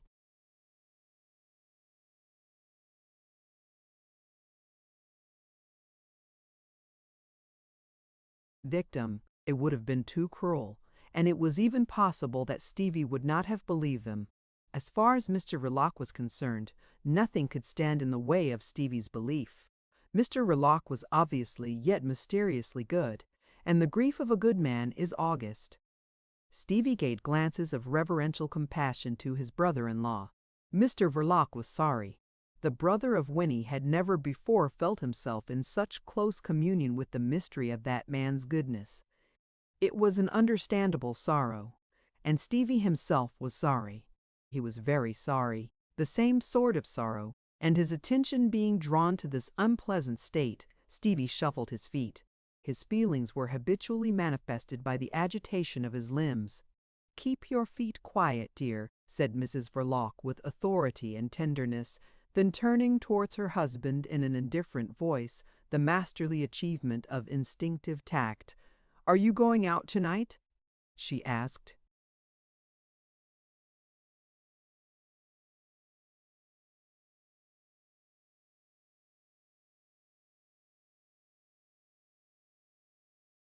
The mere suggestion seemed repugnant to Mr. Verloc.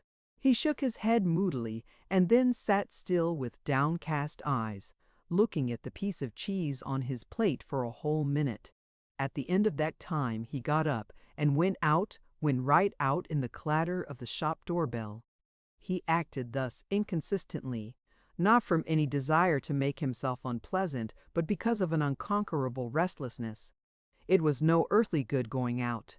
He could not find anywhere in London what he wanted, but he went out.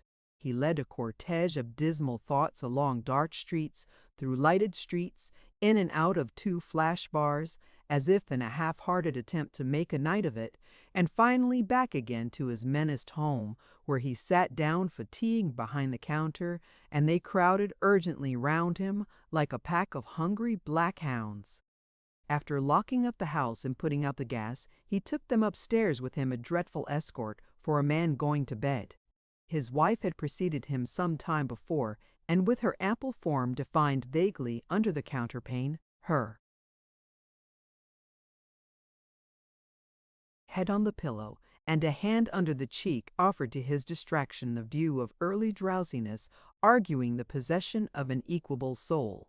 Her big eyes stared wide open, inert and dark against the snowy whiteness of the linen. She did not move. She had an equable soul. She felt profoundly that things do not stand much looking into. She made her force and her wisdom of that instinct. But the taciturnity of Mr. Verloc had been lying heavily upon her for a good many days. It was, as a matter of fact, affecting her nerves. Recumbent and motionless, she said placidly, "You'll catch cold walking about in your socks like this." This speech, becoming the solicitude of the wife and the prudence of the woman, took Mr. Verloc unawares. He had left his boots downstairs, but he had forgotten to put on his slippers, and he had been turning about the bedroom on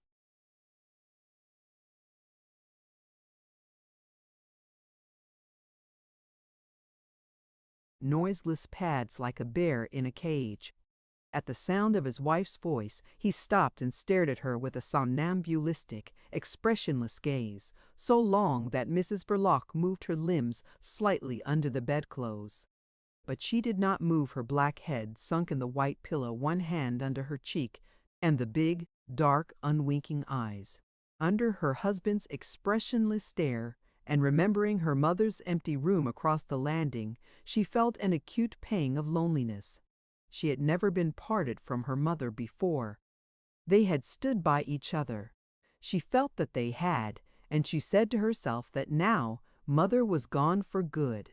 Mrs. Verloc had no illusions. Stevie remained, however, and she said, "Mother's done what she wanted to do. There's no sense in it that I can see.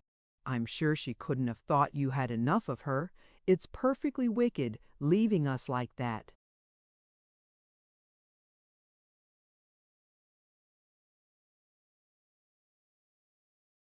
Mr. Verloc was not a well-read person. His range of elusive phrases was limited, but there was a peculiar aptness in circumstances which made him think of rats leaving a doomed ship. He very nearly said so. He had grown suspicious and embittered. Could it be that the old woman had such an excellent nose? But the unreasonableness of such a suspicion was patent, and Mr. Verloc held his tongue. Not altogether, however. He muttered heavily, "Perhaps it's just as well." He began to undress. Mrs. Verloc kept very still, perfectly still, with her eyes fixed in a dreamy, quiet stare, and her heart, for the fraction of a second, seemed to stand still too. That night she was not quite herself, as the saying is, and it was borne upon her with some force that a simple sentence may hold several diverse meanings, mostly disagreeable. How was it just as well, and why? But she did not allow herself to fall into the idleness of barren speculation. She was rather confirmed in her belief that things did not stand being looked into. Practical and subtle in her way, she brought Stevie to the front without loss of time, because in her the singleness of purpose had the unerring nature and the force of an instinct. "What I am going to do to cheer up that boy, for the first few days I'm sure I don't know. He'll be worrying himself from morning till night before he gets used to Mother being away, and he's such a good boy, I couldn't do without him." Mr. Verloc went on divesting himself of his clothing with the unnoticing inward concentration of a man undressing in the solitude of a vast and hopeless desert. For thus inhospitably did this spare earth, our common inheritance, present itself to the mental vision of Mr. Verloc. All was so still without, and within that the lonely ticking of the clock on the landing stole into the room, as if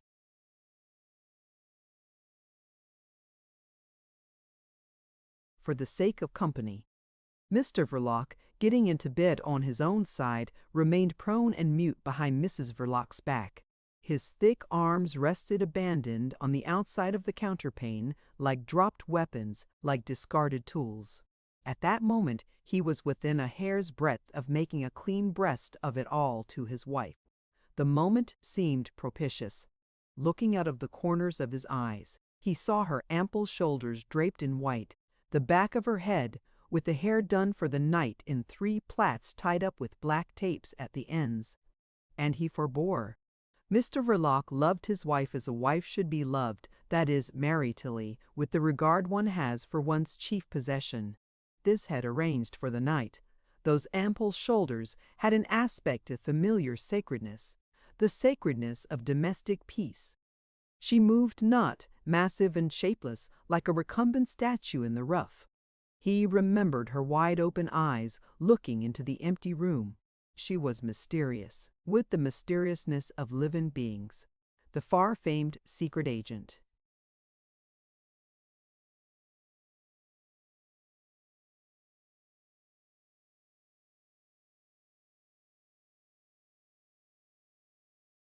Delta, of the late Baron Stott Wartenheim's alarmist dispatches, was not the man to break into such mysteries. He was easily intimidated. And he was also indolent, with the indolence which is so often the secret of good nature. He forbore touching that mystery out of love, timidity, and indolence. There would be always time enough. For several minutes he bore his suffering silently in the drowsy silence of the room, and then he disturbed it by a resolute declaration. "I am going on the continent tomorrow." His wife might have fallen asleep already. He could not tell. As a matter of fact, Mrs. Verloc had heard him. Her eyes remained very wide open, and she lay very still, confirmed in her instinctive conviction that things don't bear looking into very much. And yet it was nothing very unusual for Mr. Verloc to take such a trip. He renewed his stop from Paris and Brussels. Often he went over to make his purchases personally. A little select connection of amateurs was forming.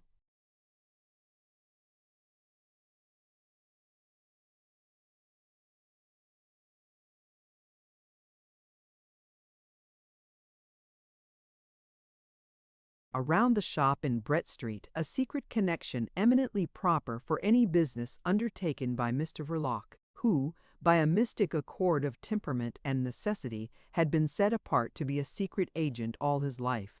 He waited for a while, then added, "I'll be away a week or perhaps a fortnight. Get Mrs. Neal to come for the day." Mrs. Neal was the charwoman of Brett Street.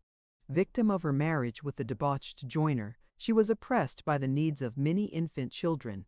Red-armed and aproned in coarse sacking up to the armpits, she exhaled the anguish of the poor in a breath of soapsuds and rum, in the uproar of scrubbing, in the clatter of tin pails.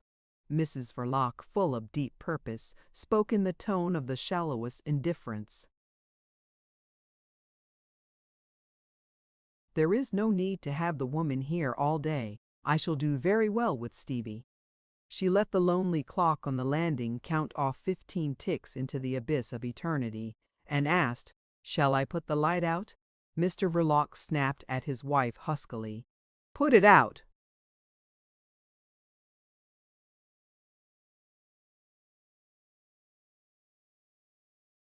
Chapter 9.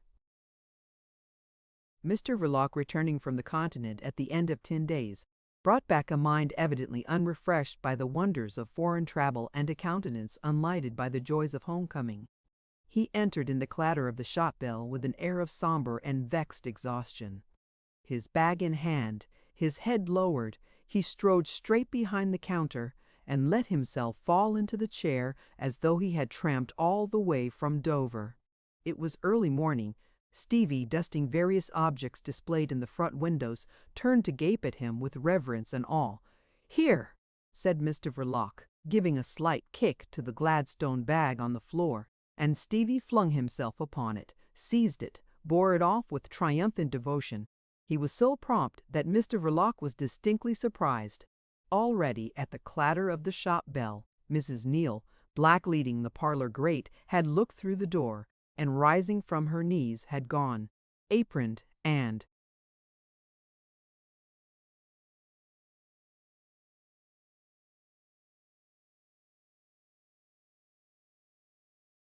grimy with everlasting toil, to tell Mrs. Verloc in the kitchen that there was the master come back. Winnie came no farther than the inner shop door. "You'll want some breakfast," she said from a distance.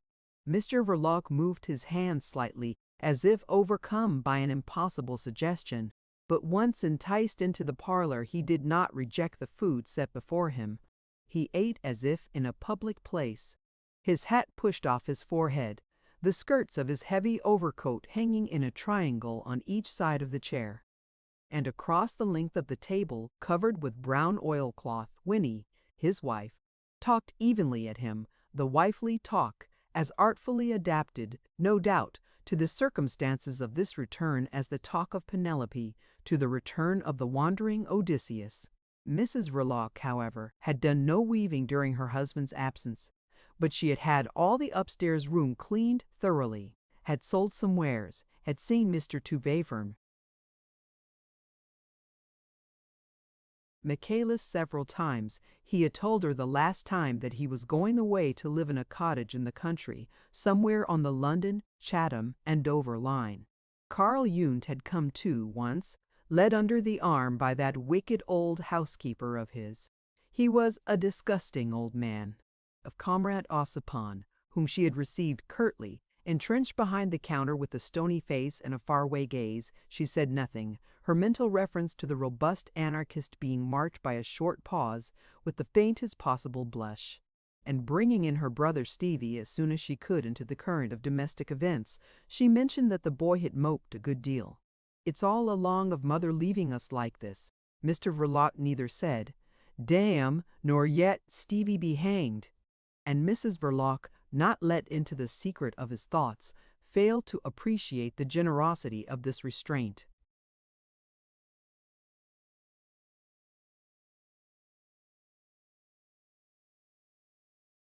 "It isn't that he doesn't work as well as ever," she continued.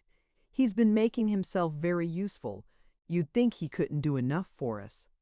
Mr. Verloc directed a casual and somnolent glance at Stevie, who sat on his right, delicate, pale-faced, his rosy mouth open vacantly. It was not a critical glance. It had no intention. And if Mr. Verloc thought for a moment that his wife's brother looked uncommonly useless, it was only a dull and fleeting thought, devoid of that force and durability which enables sometimes a thought to move the world. Leaning back, Mr. Verloc uncovered his head. Before his extended arm could put down the hat, Stevie pounced upon it and bore it off reverently into the kitchen. And again Mr. Verloc was surprised. "You could do anything with that boy, Adolphe," Mrs. Verloc said with her best air of inflexible calmness. "He would go through fire for you. He—" She paused attentive, her ear turned towards the door of the kitchen.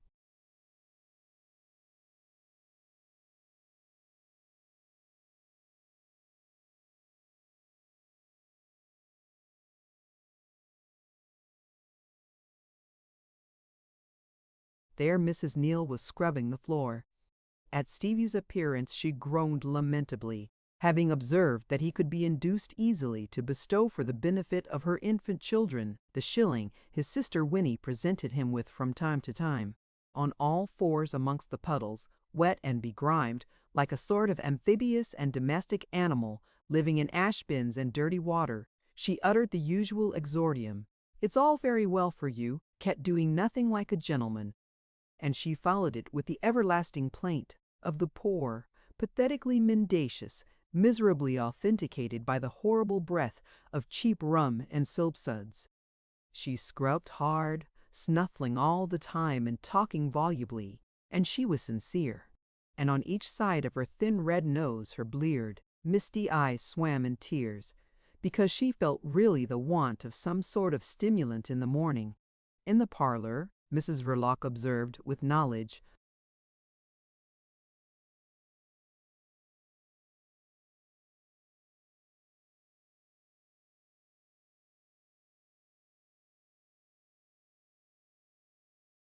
"There's Mrs. Neal at it again, with her harrowing tales about her little children. They can't be all so little as she makes them out. Some of them must be big enough by now to try to do something for themselves. It only makes Stevie angry." These words were confirmed by a thud as of a fist striking the kitchen table. In the normal evolution of his sympathy, Stevie had become angry on discovering that he had no shilling in his pocket. In his inability to relieve at once Mrs. Neal's little un's privations, he felt that somebody should be made to suffer for it. Mrs. Verloc rose and went into the kitchen to stop that nonsense, and she did it firmly but gently. She was well aware that directly Mrs. Neal received her money, she went round the corner to drink ardent spirits in a mean and musty public house, the unavoidable station on the Via Dolorosa of her life. Mrs. Verloc's comment upon this practice had an unexpected profundity, as coming from a person disinclined to look under the surface of things. Of course.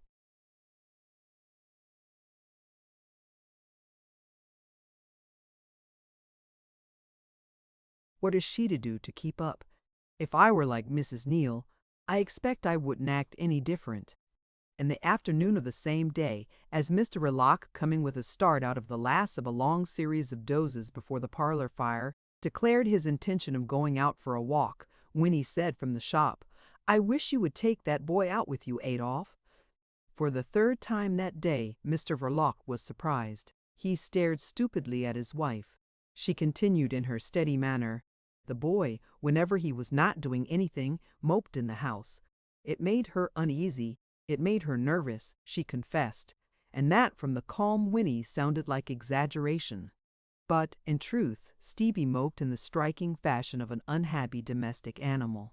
He would go up on the dark landing to sit on the floor at the foot of the tall clock, with his knees drawn up and his head in his hands, to come upon his pallid face,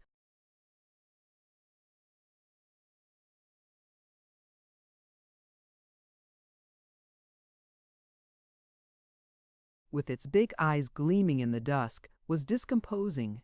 To think of him up there was uncomfortable. Mr. Verloc got used to the startling novelty of the idea. He was fond of his wife as a man should be, that is, generously, but a weighty objection presented itself to his mind, and he formulated it. "He'll lose sight of me, perhaps, and get lost in the street," he said. Mrs. Verloc shook her head competently. "He won't. You don't know him. That boy just worships you. But if you should miss him," Mrs. Verloc paused for a moment, but only for a moment, "you just go on and have your walk out. Don't worry, he'll be all right. He's quotes."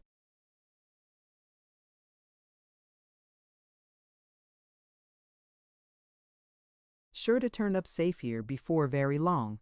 This optimism procured for Mr. Verloc his fourth surprise of the day. "Is he?" he grunted doubtfully. But perhaps his brother-in-law was not such an idiot as he looked. His wife would know best.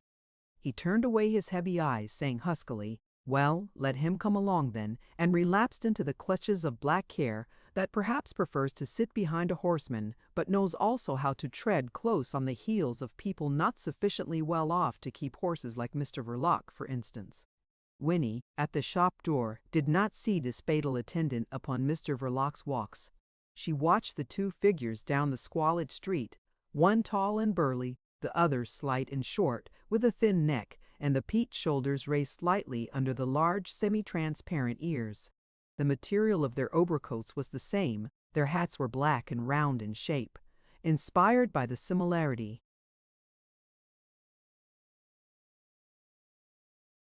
of wearing apparel, Mrs. Verloc gave rein to her fancy. "Might be father and son," she said to herself. She thought also that Mr. Verloc was as much of a father as poor Stevie ever had in his life. She was aware also that it was her work, and with peaceful pride she congratulated herself on a certain resolution she had taken a few years before. It had cost her some effort, and even a few tears. She congratulated herself still more on observing in the course of days that Mr. Verloc seemed to be taking kindly to Stevie's companionship. Now, when ready to go out for his walk, Mr. Verloc called aloud to the boy, in the spirit, no doubt, in which a man invites the attendance of the household dog, though of course in a different manner. In the house, Mr. Verloc could be detected staring curiously at Stevie a good deal. His own demeanor had changed. Taciturn still, he was not so listless. Mrs. Verloc thought that he was rather jumpy at times. It might have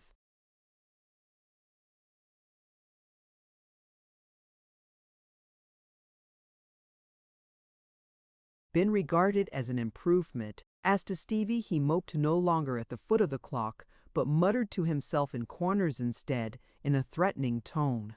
When asked, "What is it you're saying, Stevie?" he merely opened his mouth and squinted at his sister. At odd times he clenched his fists without apparent cause, and when discovered in solitude would be scowling at the wall, with the sheet of paper and the pencil given him for drawing circles lying blank and idle on the kitchen table. This was a change, but it was no improvement. Mrs. Verloc, including all these vagaries under the general definition of excitement, began to fear that Stevie was hearing more than was good for him of her husband's conversations with his friends. During his walks, Mr. Verloc, of course, met and conversed with various persons. It could hardly be otherwise. His walks were an integral part of his outdoor activities, which his wife had never looked deeply into. Mrs. Verloc felt that the position was delicate, but she faced it with the same impenetrable calmness which impressed and even astonished the customers of the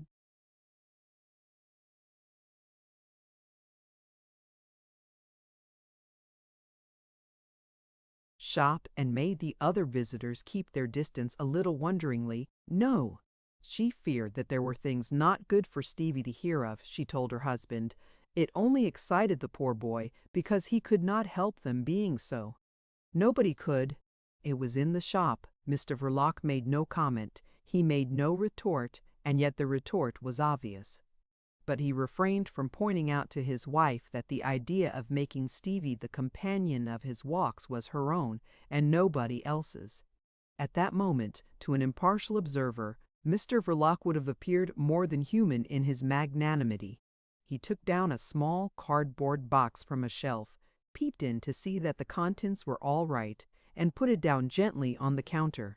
Not till that was done did he break the silence, to the effect that most likely Stevie would profit greatly by being sent out of town for a while. Only he supposed his wife could not get on without him.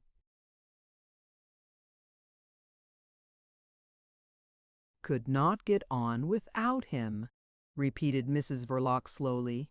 I couldn't get on without him if it were for his good. The idea! Of course I can get on without him, but there's nowhere for him to go. Mr. Verloc got out some brown paper and a ball of string, and meanwhile he muttered that Michaelis was living in a little cottage in the country. Michaelis wouldn't mind giving Stevie a room to sleep in. There were no visitors and no talk there. Michaelis was writing a book. Mrs. Verloc declared her affection for Michaelis, mentioned her abhorrence of Karl Jung, nasty old man, and of Ossipon she said nothing. As to Stevie, he could be no other than very pleased. Mr. Michaelis was always so nice and kind to him. He seemed to like the boy. Well, the boy was a good boy. You too seem to have grown quite fond of him of late, she added, after a pause, with her inflexible assurance.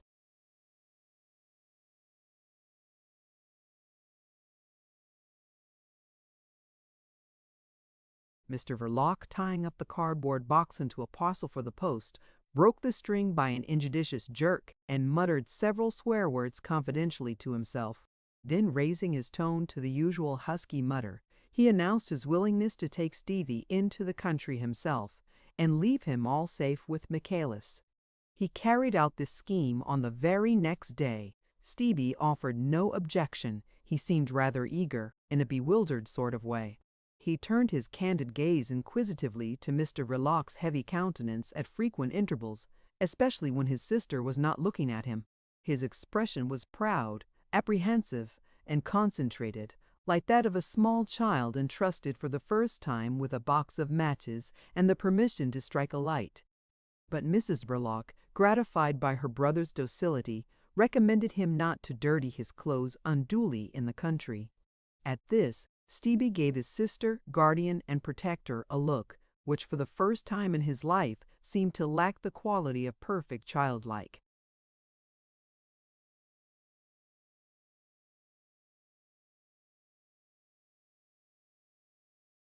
Trustfulness. It was haughtily gloomy. Mrs. Verloc smiled.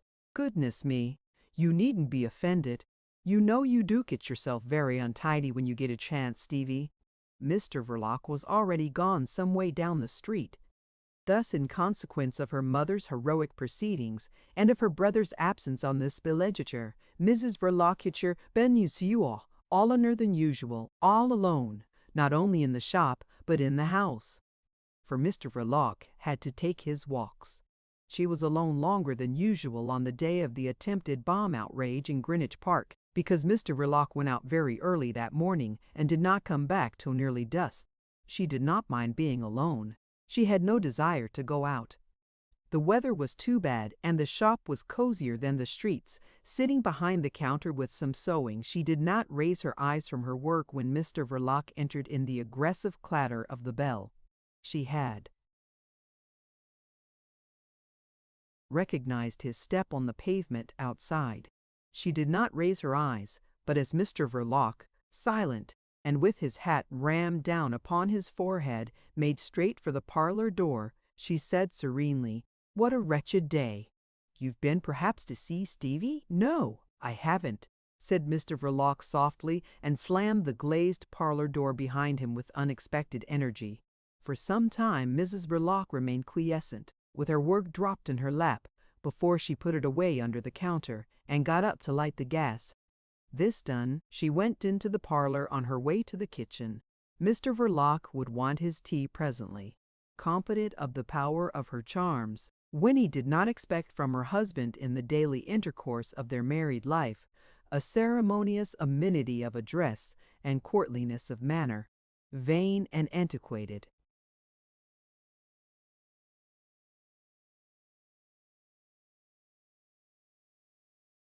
Forms at best probably never very exactly observed, discarded nowadays even in the highest spheres, and always foreign to the standards of her class. She did not look for courtesies from him, but he was a good husband, and she had a loyal respect for his rights. Mrs. Verloc would have gone through the parlor and on to her domestic duties in the kitchen with the perfect serenity of a woman sure of the power of her charms. But a slight, very slight, and rapid rattling sound grew upon her hearing. Bizarre and incomprehensible, it arrested Mrs. Verloc's attention. Then, as its character became plain to the ear, she stopped short, amazed and concerned. Striking a match on the box she held in her hand, she turned on and lighted. Above the parlor table, one of the two gas burners, which, being defective, first whistled as if astonished, and then went on purring comfortably like a cat. Mr. Verloc, against his usual practice, had thrown off his overcoat. It was lying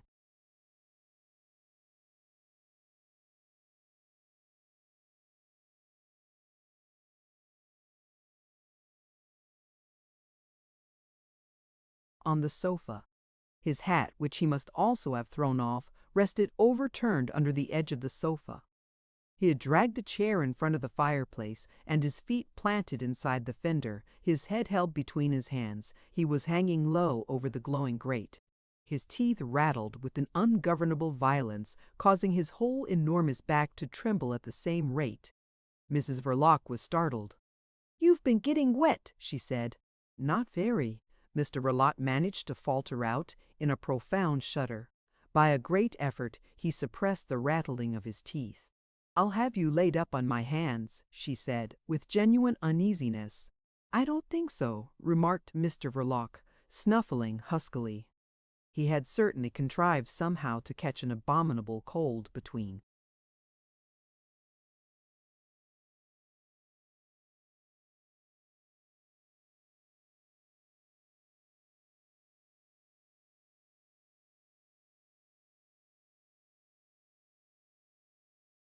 7 in the morning and 5 in the afternoon. Mrs. Verloc looked at his bowed back. "Where have you been today?" she asked. "Nowhere," answered Mr. Verloc in a low, choked nasal tone. His attitude suggested a grieved sulks or a severe headache. The insufficiency and uncandidness of his answer became painfully apparent in the dead silence of the room. He snuffled apologetically and added, "I've been to the bank." Mrs. Verloc became attentive. "You have," she said dispassionately. "What for?" Mr. Verloc mumbled, with his nose over the grate and with marked unwillingness.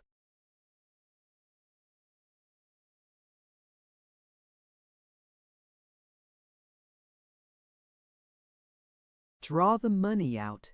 "What do you mean? All of it?" "Yes, all of it." Mrs. Verloc spread out with care the scanty tablecloth, got 2 knives and 2 forks out of the table drawer, and suddenly stopped in her methodical proceedings. "What did you do that for?"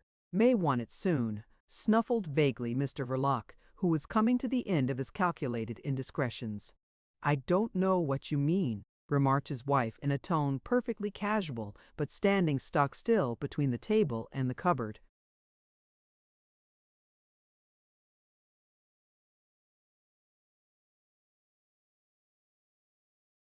"You know you can trust me," Mr. Verloc remarked to the grate with hoarse feeling. Mrs. Verloc turned slowly towards the cupboard, saying with deliberation, "Oh yes, I can trust you." And she went on with her methodical proceedings. She laid 2 plates, got the bread, the butter, going to and fro quietly between the table and the cupboard in the peace and silence of her home. On the point of taking out the jam, she reflected practically, he will be feeling hungry, having been away all day. And she returned to the cupboard once more to get the cold beef. She set it under the purring gas jet, and with a passing glance at her motionless husband hugging the fire, she went down 2 steps into the kitchen. It was only when coming back, carving knife and fork in hand, that she spoke again.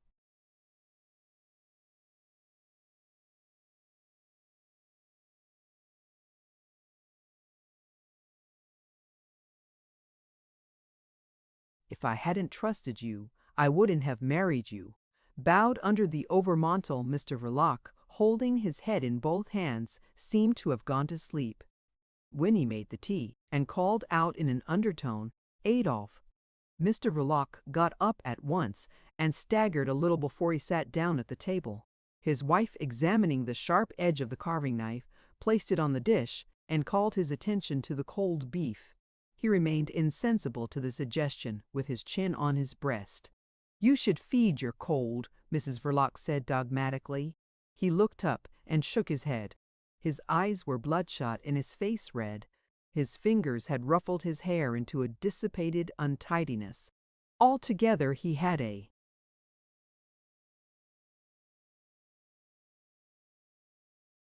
disreputable aspect, expressive of the discomfort, the irritation, and the gloom following a heavy debauch.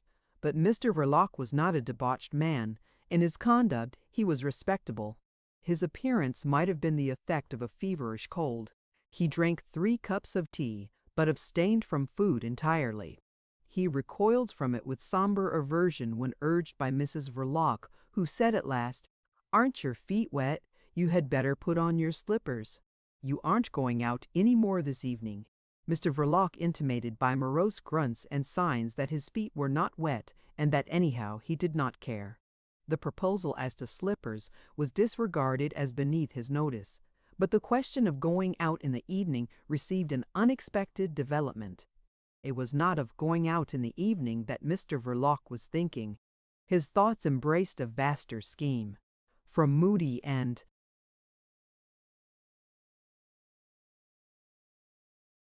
incomplete phrases, it became apparent that Mr. Verloc had been considering the expediency of emigrating. It was not very clear whether he had in his mind France or California. The utter unexpectedness, improbability, and inconceivableness of such an event robbed this vague declaration of all its effect.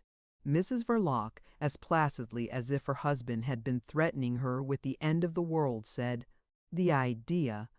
Mr. Verloc declared himself sick and tired of everything, And besides, she interrupted him, "You've a bad cold."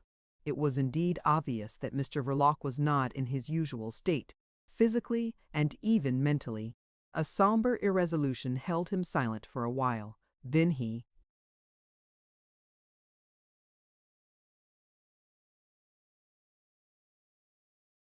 murmured a few ominous generalities on the theme of necessity. "We'll have to," repeated Winnie, sitting calmly back with folded arms, opposite her husband. "I should like to know who's to make you. You ain't a slave. No one need be a slave in this country, and don't you make yourself one." She paused, and with invincible and steady candor. "The business isn't so bad," she went on. "You've a comfortable home." She glanced all round the parlor, from the corner cupboard to the good fire in the grate. Ensconced cozily behind the shop of doubtful wares, with the mysteriously dim window and its door suspiciously ajar in the obscure and narrow street, it was in all essentials of domestic propriety and domestic comfort a respectable home. Her devoted affection missed out of it. Her brother Stevie, now enjoying a damp villeggiature in the Kentish lanes under the care of Mr. McCallis. She missed him poignantly with all the force of her protecting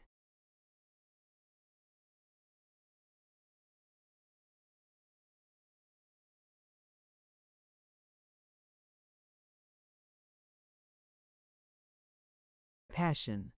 This was the boy's home too, the roof, the cupboard, the stoked grate. On this thought Mrs. Verloc rose, and walking to the other end of the table said in the fullness of her heart, "And you are not tired of me?" Mr. Verloc made no sound. Winnie leaned on his shoulder from behind and pressed her lips to his forehead. Thus she lingered. Not a whisper reached them from the outside world. The sound of footsteps on the pavement died out in the discreet dimness of the shop.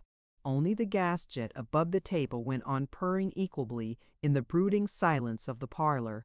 During the contact of that unexpected and lingering kiss, Mr. Verloc, gripping with both hands the edges of his chair, preserved a hieratic immobility. When the pressure was removed, he let go the chair, rose, and went to stand before the fireplace. He turned no longer his back to the room.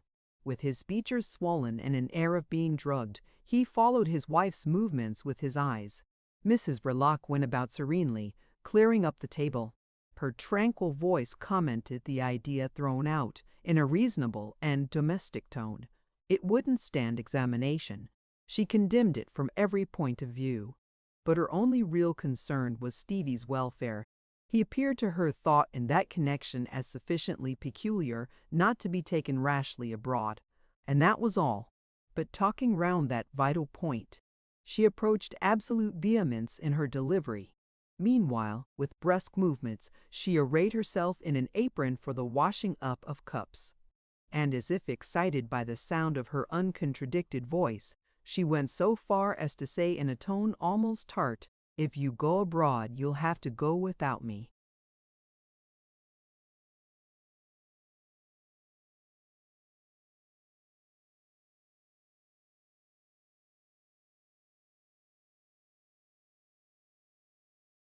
"You know I wouldn't," said Mr. Verloc huskily, and the unresonant voice of his private life trembled with an enigmatical emotion. Already Mrs. Verloc was regretting her words.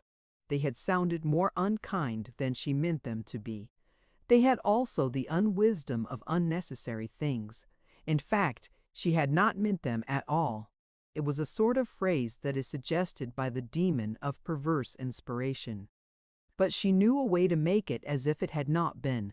She turned her head over her shoulder and gave that man planted heavily in front of the fireplace a glance, half arch, half cruel, out of her large eyes, a glance of which the Winnie of the Belgravian mansion days would have been incapable because of her respectability and her ignorance. But the man was her husband now, and she was no longer ignorant. She kept it on him for a whole second, with her grave face motionless like a mask, while she said playfully, "You couldn't. You would miss me too much." Mr. Verloc started forward. "Exactly." he said in a louder tone, throwing his arms out and making a step towards her. Something wild and doubtful in his expression made it appear uncertain whether he meant to strangle or to embrace his wife. But Mrs. Verloc's attention was called away from that manifestation by the clatter of the shop bell. "Shop, Adolphe. You go." He stopped. His arms came down slowly. "You go," repeated Mrs. Verloc. "I've got my apron on." Mr. Verloc obeyed woodenly, stony-eyed, and like an automaton whose face had been painted red. And this resemblance to a mechanical figure went so far that he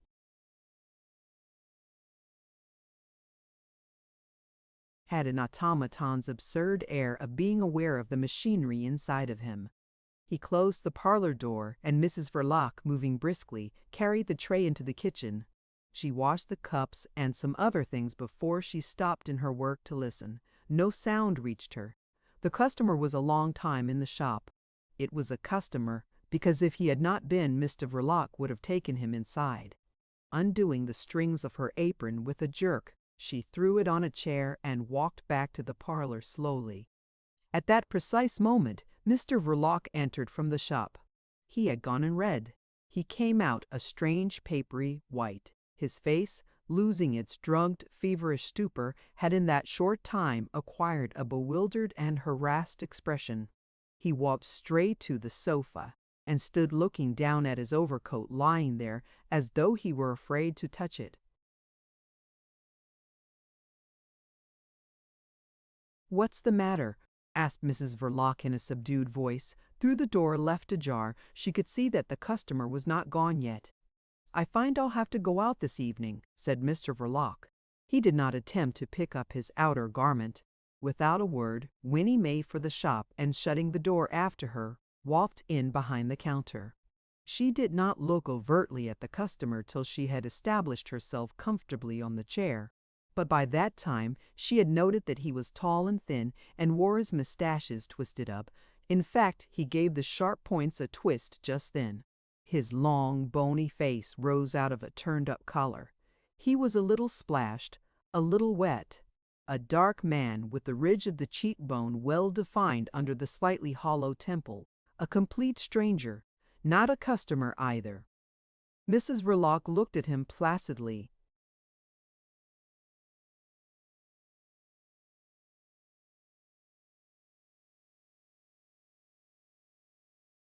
"You came over from the continent," she said after a time.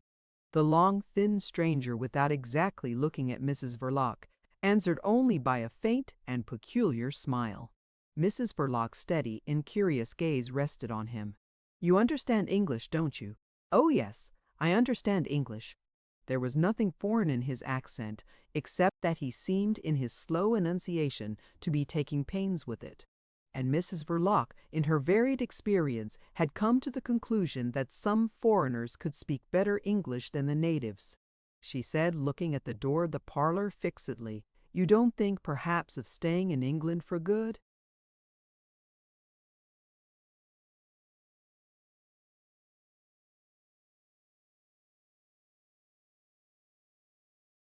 The stranger gave her again a silent smile.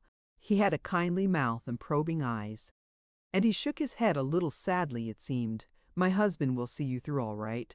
Meantime, for a few days, you couldn't do better than take lodgings with Mr. Giuliani. Continental Hotel it's called. Private. It's quiet. My husband will take you there." "A good idea," said the thin, dark man, whose glance had hardened suddenly. "You knew Mr. Verloc before, didn't you? Perhaps in France?" "I have heard of him," admitted the visitor in his slow, painstaking tone, which yet had a certain curtness of intention. There was a pause. Then he spoke again, in a far less elaborate manner. "Your husband has not gone out to wait for me in the street by chance?"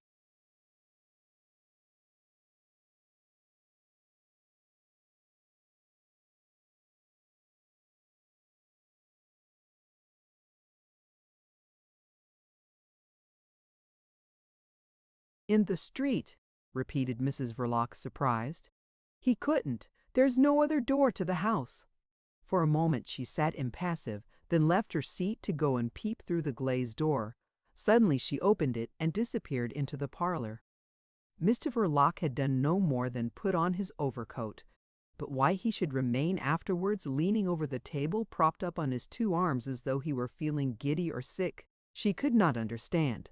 "Adolphe," she called out half aloud, and when he had raised himself, "Do you know that man?" she asked rapidly. "I've heard of him," whispered uneasily Mr. Verloc, darting a wild glance at the door. Mrs. Verloc's fine, incurious eyes lighted up with a flash of abhorrence. One of Carl Jung's friends, beastly old man. "No, no," protested Mr. Verloc, busy fishing for his hat.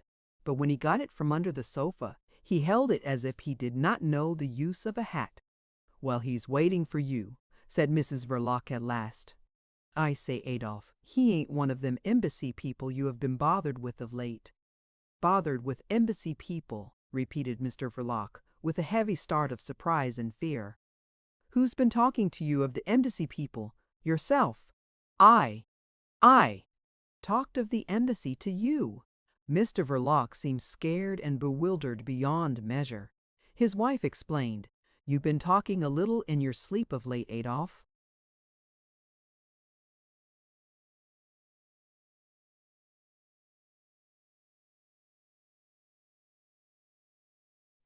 What did I say? What do you know?" "Nothing much. It seemed mostly nonsense. Enough to let me guess that something worried you." Mr. Verloc rammed his hat on his head.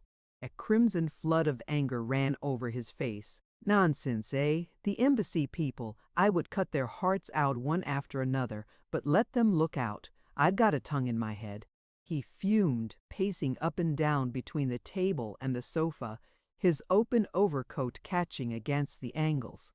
The red flood of anger ebbed out and left his face all white with quivering nostrils. Mrs. Verloc, for the purposes of practical existence, put down these appearances to the cold. "Well," she said, "get rid of the man, whoever he is, as soon as you can, and come back home to me. You want looking after for a day or two."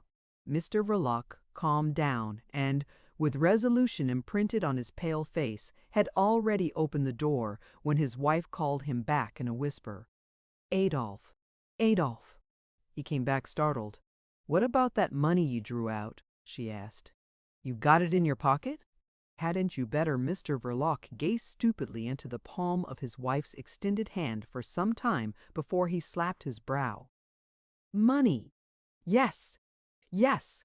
I didn't know what you meant." He drew out of his breast pocket a new pigskin pocketbook. Mrs. Verloc received it without another word, and stood still till the bell, clattering after Mr. Verloc and Mr. Verloc's visitor, had quieted down. Only then she peeped in at the amount, drawing the notes out for the purpose. After this inspection she looked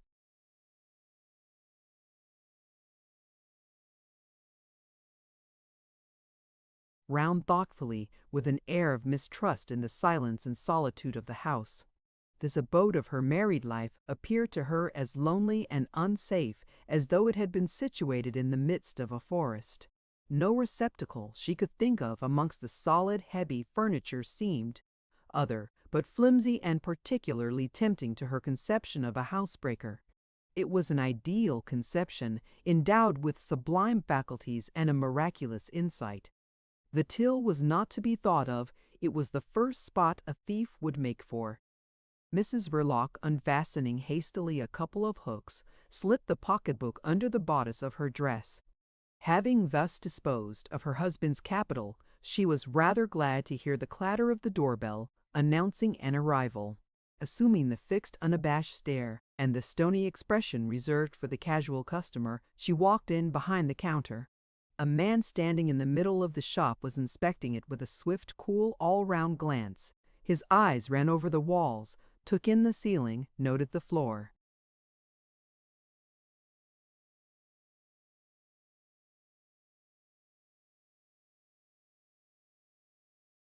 All in a moment. The points of a long, fair mustache fell below the line of the jaw. He smiled the smile of an old if distant acquaintance, and Mrs. Verloc remembered having seen him before. Not a customer.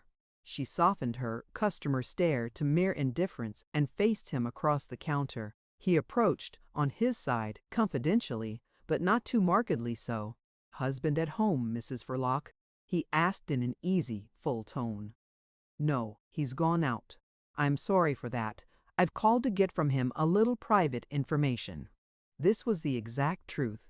Chief Inspector Heat had been all the way home and had even gone so far as to think of getting into his slippers, since practically he was, he told himself, chucked out of that case. He indulged in some scornful and in a few angry thoughts and found the occupation so unsatisfactory that he resolved to seek relief out of doors. Nothing prevented him paying a friendly call to Mr. Verloc, casually as it were. It was in the character of a private citizen that, walking out privately, he made use of his customary conveyances. Their general direction was towards Mr. Verloc's home. Chief Inspector Heat respected his own private character so consistently that he took especial pains to avoid all the police constables on point and patrol duty in the vicinity of Brett Street. This precaution was much more necessary for a man of his standing than for an obscure assistant commissioner. Private Citizen Heat entered the street, maneuvering in a way which, in a member of the criminal classes, would have been stigmatized as slinking. The piece of cloth picked up in Greenwich was in his pocket. Not that he had the slightest intention of producing it in his private capacity. On the contrary, he wanted to know just what Mr. Verloc would be disposed to say voluntarily. He hoped Mr. Verloc's talk would be of a nature to incriminate Michaelis. It was a conscientiously professional hope in the main, but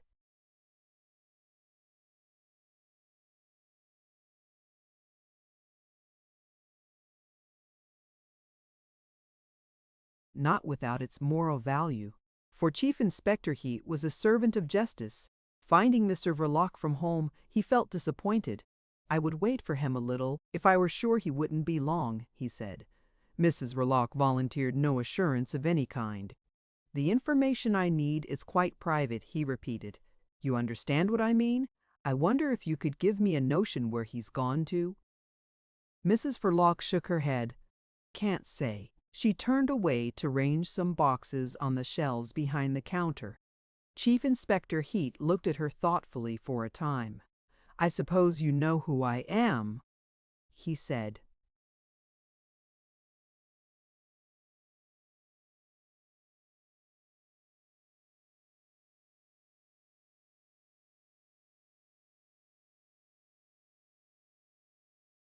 Mrs. Verloc glanced over her shoulder. Chief Inspector Heat was amazed at her coolness. "Come, you know I am in the police," he said sharply. "I don't trouble my head much about it," Mrs. Verloc remarked, returning to the ranging of her boxes. "My name is Heat, Chief Inspector Heat, of the Special Crimes Section."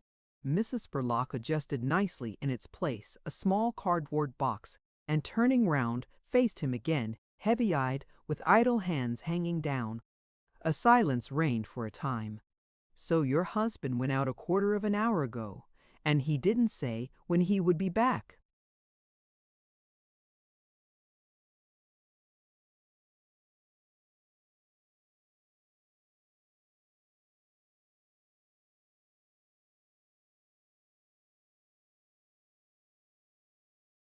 "He didn't go out alone," Mrs. Verloc let fall negligently. "A friend?" Mrs. Verloc touched the back of her hair. It was in perfect order. "A stranger who called." "I see. What sort of man was that stranger? Would you mind telling me?" Mrs. Verloc did not mind. And when Chief Inspector Heat heard of a man dark, thin, with a long face and turned-up mustaches, he gave signs of perturbation and exclaimed, "Dash me if I didn't think so. He hasn't lost any time." He was intensely disgusted in the secrecy of his heart at the unofficial conduct of his immediate chief. But he was not quixotic. He lost all desire to await Mr.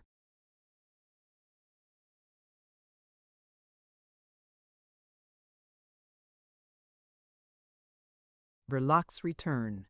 What they had gone out for he did not know, but he imagined it possible that they would return together. "The case is not followed properly. It's being tampered with." he thought bitterly. "I am afraid I haven't time to wait for your husband," he said. Mrs. Verloc received this declaration listlessly. Her detachment had impressed Chief Inspector Heat all along. At this precise moment, it whetted his curiosity. Chief Inspector Heat hung in the wind, swayed by his passions like the most private of citizens. "I think," he said, looking at her steadily, "that you could give me a pretty good notion of what's going on if you liked." Forcing her fine, inert eyes to return his gaze, Mrs. Verloc murmured, "Going on? What is going on?"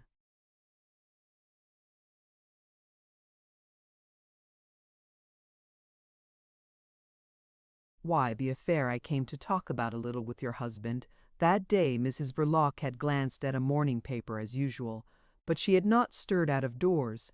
The newsboys never invaded Brett Street. It was not a street for their business, and the echo of their cries, drifting along the populous thoroughfares, expired between the dirty brick walls without reaching the threshold of the shop. Her husband had not brought an evening paper home. At any rate, she had not seen it. Mrs. Verloc knew nothing whatever of any affair, and she said so, with a genuine note of wonder in her quiet voice. Chief Inspector Heat did not believe for a moment in so much ignorance. Curtly, without amiability, he stated the bare fact. Mrs. Verloc turned away her eyes. "I call it silly," she pronounced slowly. She paused. "We ain't downtrodden."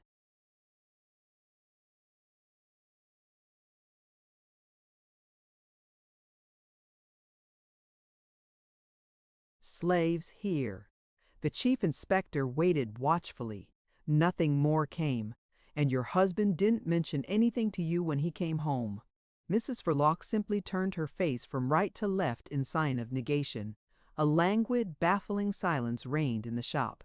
Chief Inspector Heat felt provoked beyond endurance. "There was another small matter," he began in a detached tone, "which I wanted to speak to your husband about. There came into our hands what we believe is a stolen overcoat." Mrs. Verloc, with her mind specially aware of thieves that evening, touched lightly the bosom of her dress.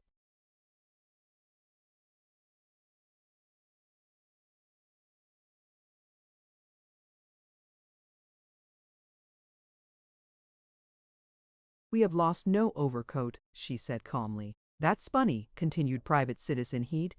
"I see you keep a lot of marking ink here." He took up a small bottle and looked at it against the gas jet in the middle of the shop. "Purple, isn't it?" he remarked, setting it down again. "As I said, it's strange, because the overcoat has got a label sewn on the inside with your address written in marking ink." Mrs. Verloc leaned over the counter with a low exclamation. "That's my brother's, then. Where's your brother? Can I see him?" asked the chief inspector briskly. "Mrs. Driscoll."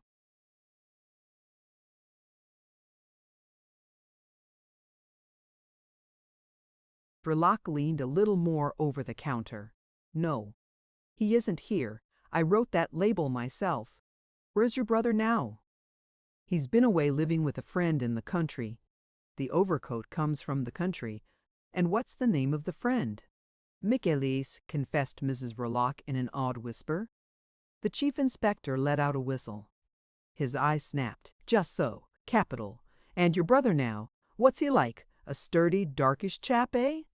"Oh, no," exclaimed Mrs. Verloc fervently. "That must be the thief. Stevie Slight."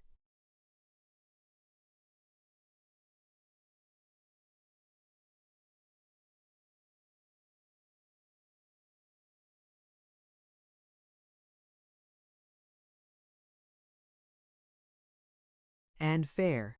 Good," said the chief inspector in an approving tone. And while Mrs. Verloc, wavering between alarm and wonder, stared at him, he sought for information. Why have the address sewn like this inside the coat? And he heard that the mangled remains he had inspected that morning with extreme repugnance were those of a youth, nervous, absent-minded, peculiar, and also that the woman who was speaking to him had had the charge of that boy since he was a baby. "Easily excitable?" he suggested. "Oh yes, he is. But how did he come to lose his coat?" Chief Inspector Heat suddenly pulled out a pink newspaper he had bought less than half an hour ago. He was interested in horses. Forced by his calling into an attitude of doubt and suspicion towards his fellow citizens, Chief Inspector Heat relieved the instinct of credulity implanted in the human breast by putting unbounded faith in the sporting profits of that particular evening publication. Dropping the extra special onto the counter, he plunged his hand again into his pocket, and pulling out the piece of cloth fate had presented him with out of a heap of things that seemed to have been collected in shambles and rag shops, he offered it to Mrs. Verloc for inspection. "I suppose you recognize this." She took it mechanically in both her hands. Her eyes seemed to grow bigger as she looked. "Yes," she whispered, then raised her head and staggered backward a little. "Whatever for is it torn out like this?" The chief inspector snatched across the counter the cloth out of her hands and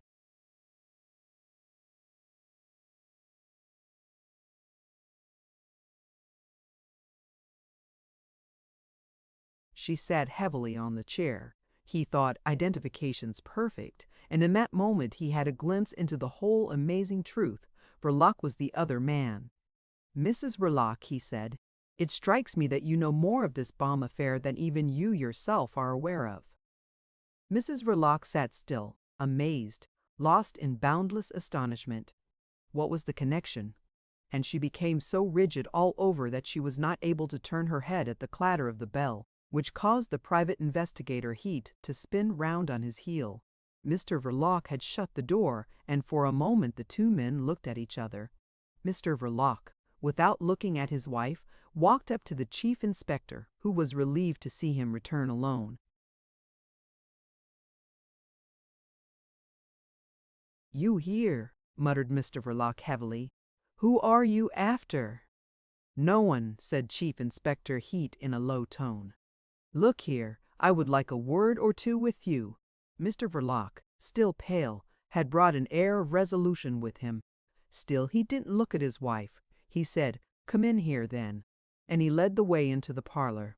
The door was hardly shut when Mrs. Verloc, jumping up from the chair, ran to it as if to fling it open, but instead of doing so, fell on her knees with her ear to the keyhole. The two men must have stopped directly. They were through because she heard plainly the chief inspector's voice, though she could not see his finger pressed against her husband's breast emphatically. "You are the other man, Verloc." Two men were seen entering the park.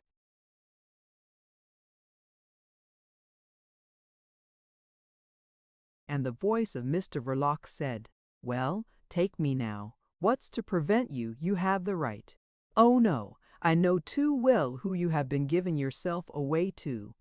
He'll have to manage this little affair all by himself. But don't you make a mistake, it's I who found you out." Then she heard only muttering. Inspector Heat must have been showing to Mr. Verloc the piece of Stevie's overcoat, because Stevie's sister, guardian, and protector heard her husband a little louder. "I never noticed that she had hit upon that dodge."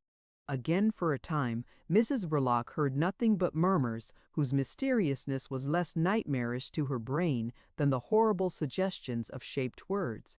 Then Chief Inspector Heat, on the other side of the door, raised his voice. "You must have been mad." And Mr. Verloc's voice answered with a sort of gloomy fury. "I have been mad for a month or more, but I am not mad now. It's all over. It shall all come out of my head, and hang the consequences." There was a silence, and then Private Citizen Heat murmured, "What's coming out?" "Everything," exclaimed the voice of Mr. Verloc, and then sank very low. After a while it rose again. "You have known me for several years now, and you found me useful too. You know I was a straight man. Yes, straight."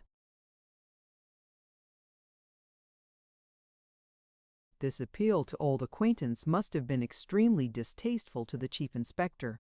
His voice took on a warning note. "Don't you trust so much to what you have been promised. If I were you, I would clear out. I don't think we will run after you." Mr. Verloc was heard to laugh a little. "Oh yes. You hope the others will get rid of me for you, don't you? No, no, you don't shake me off now." I've been a straight man to those people too long, and now everything must come out." "Let it come out then," the indifferent voice of Chief Inspector Heat assented. "But tell me now, how did you get away?" "I was making for Chesterfield Walk," Mrs. Verloc heard her husband's voice. "When I heard the bang, I started running then. Fog. I saw no one till I was past the end of George Street. Don't think I met anyone till then." "So easy as that," marveled the voice of Chief Inspector Heat. "The bang startled you, eh?" "Yes, it came too soon," confessed the gloomy, husky voice of Mr. Verloc. Mrs. Verloc pressed her ear to the keyhole. Her lips were blue, her hands cold as ice, and her pale face, in which the two eyes seemed like two black holes, felt to her as if it were enveloped in flames. On the other side of the door, the voices sank very low. She caught words now and then, sometimes in her husband's voice, sometimes in the smooth tones of the chief inspector. She heard this last say,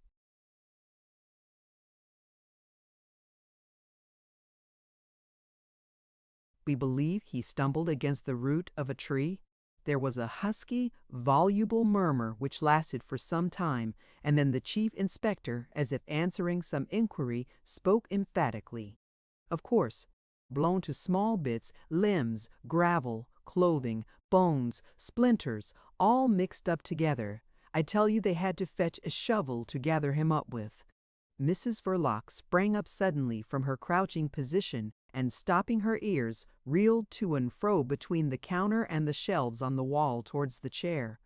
Her crazed eyes noted the sporting sheet left by the chief inspector, and as she knocked herself against the counter, she snatched it up, fell into the chair, tore the optimistic rosy sheet right across in trying to open it, then flung it on the floor. On the other side of the door, Chief Inspector Heat was saying to Mr. Verloc, the secret agent,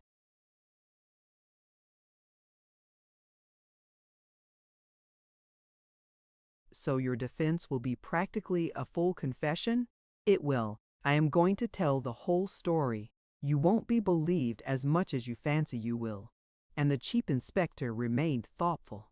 The turn this affair was taking meant the disclosure of many things, the laying waste of fields of knowledge, which, cultivated by a capable man, had a distinct value for the individual and for the society.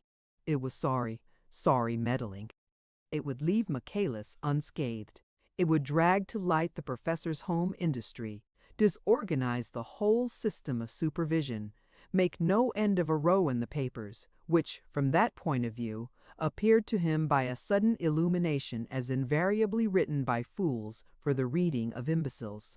Mentally, he agreed with the words Mr. Verloc let fall at last in answer to his last remark.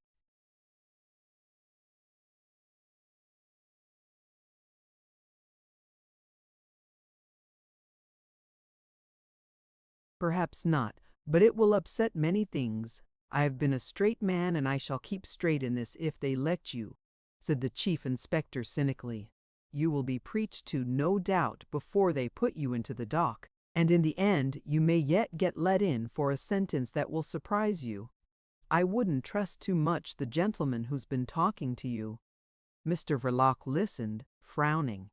"My advice to you is to clear out while you may. I have no instructions." "There are some of them," continued Chief Inspector Heat, laying a peculiar stress on the word "them," "who think you are already out of the world." "Indeed!"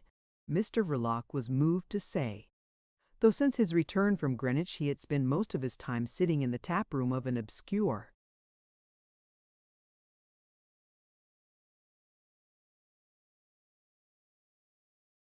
little public house, he could hardly have hoped for such favorable news. "That's the impression about you." The chief inspector nodded at him. "Vanish. Clear out. Where to?" snarled Mr. Verloc. He raised his head, and gazing at the closed door of the parlor, muttered feelingly, "I only wish you would take me away tonight. I would go quietly." "I dare say," assented sardonically the chief inspector, following the direction of his glance. The brow of Mr. Verloc broke into slight moisture. He lowered his husky voice confidentially before the unmoved chief inspector. The lad was half-witted, irresponsible. Any court would have seen that at once, only fit for the asylum, and that was the worst that would have happened to him.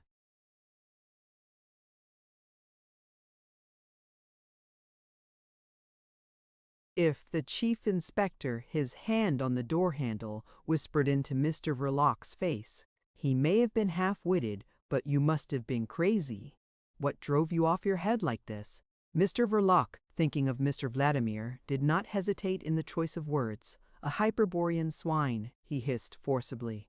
What you might call a gentleman."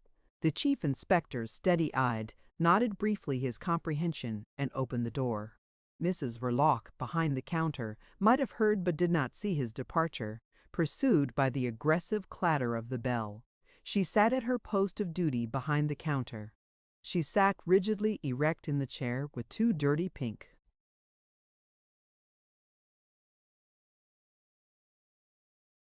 pieces of paper lying spread out at her feet. The palms of her hands were pressed convulsively to her face, with the tips of the fingers contracted against the forehead, as though the skin had been a mask which she was ready to tear off violently. The perfect immobility of her pose expressed the agitation of rage and despair, all the potential violence of tragic passions, better than any shallow display of shrieks with the beating of a distracted head against the walls could have done. Chief Inspector Heat, crossing the shop at his busy, swinging pace, gave her only a cursory glance. And when the cracked bell ceased to tremble on its curved ribbon of steel, nothing stirred near Mrs. Verloc, as if her attitude had the locking power of a spell. Even the butterfly-shaped gas flames posed on the ends of the suspended tea bracket burned without a quiver. In that shop of shady wares fitted with deal shells painted a dull brown, which seemed to devour the sheen of the light, the gold circlet of the wedding ring on Mrs. Verloc's left hand glittered exceedingly with the untarnished glory of a piece from some splendid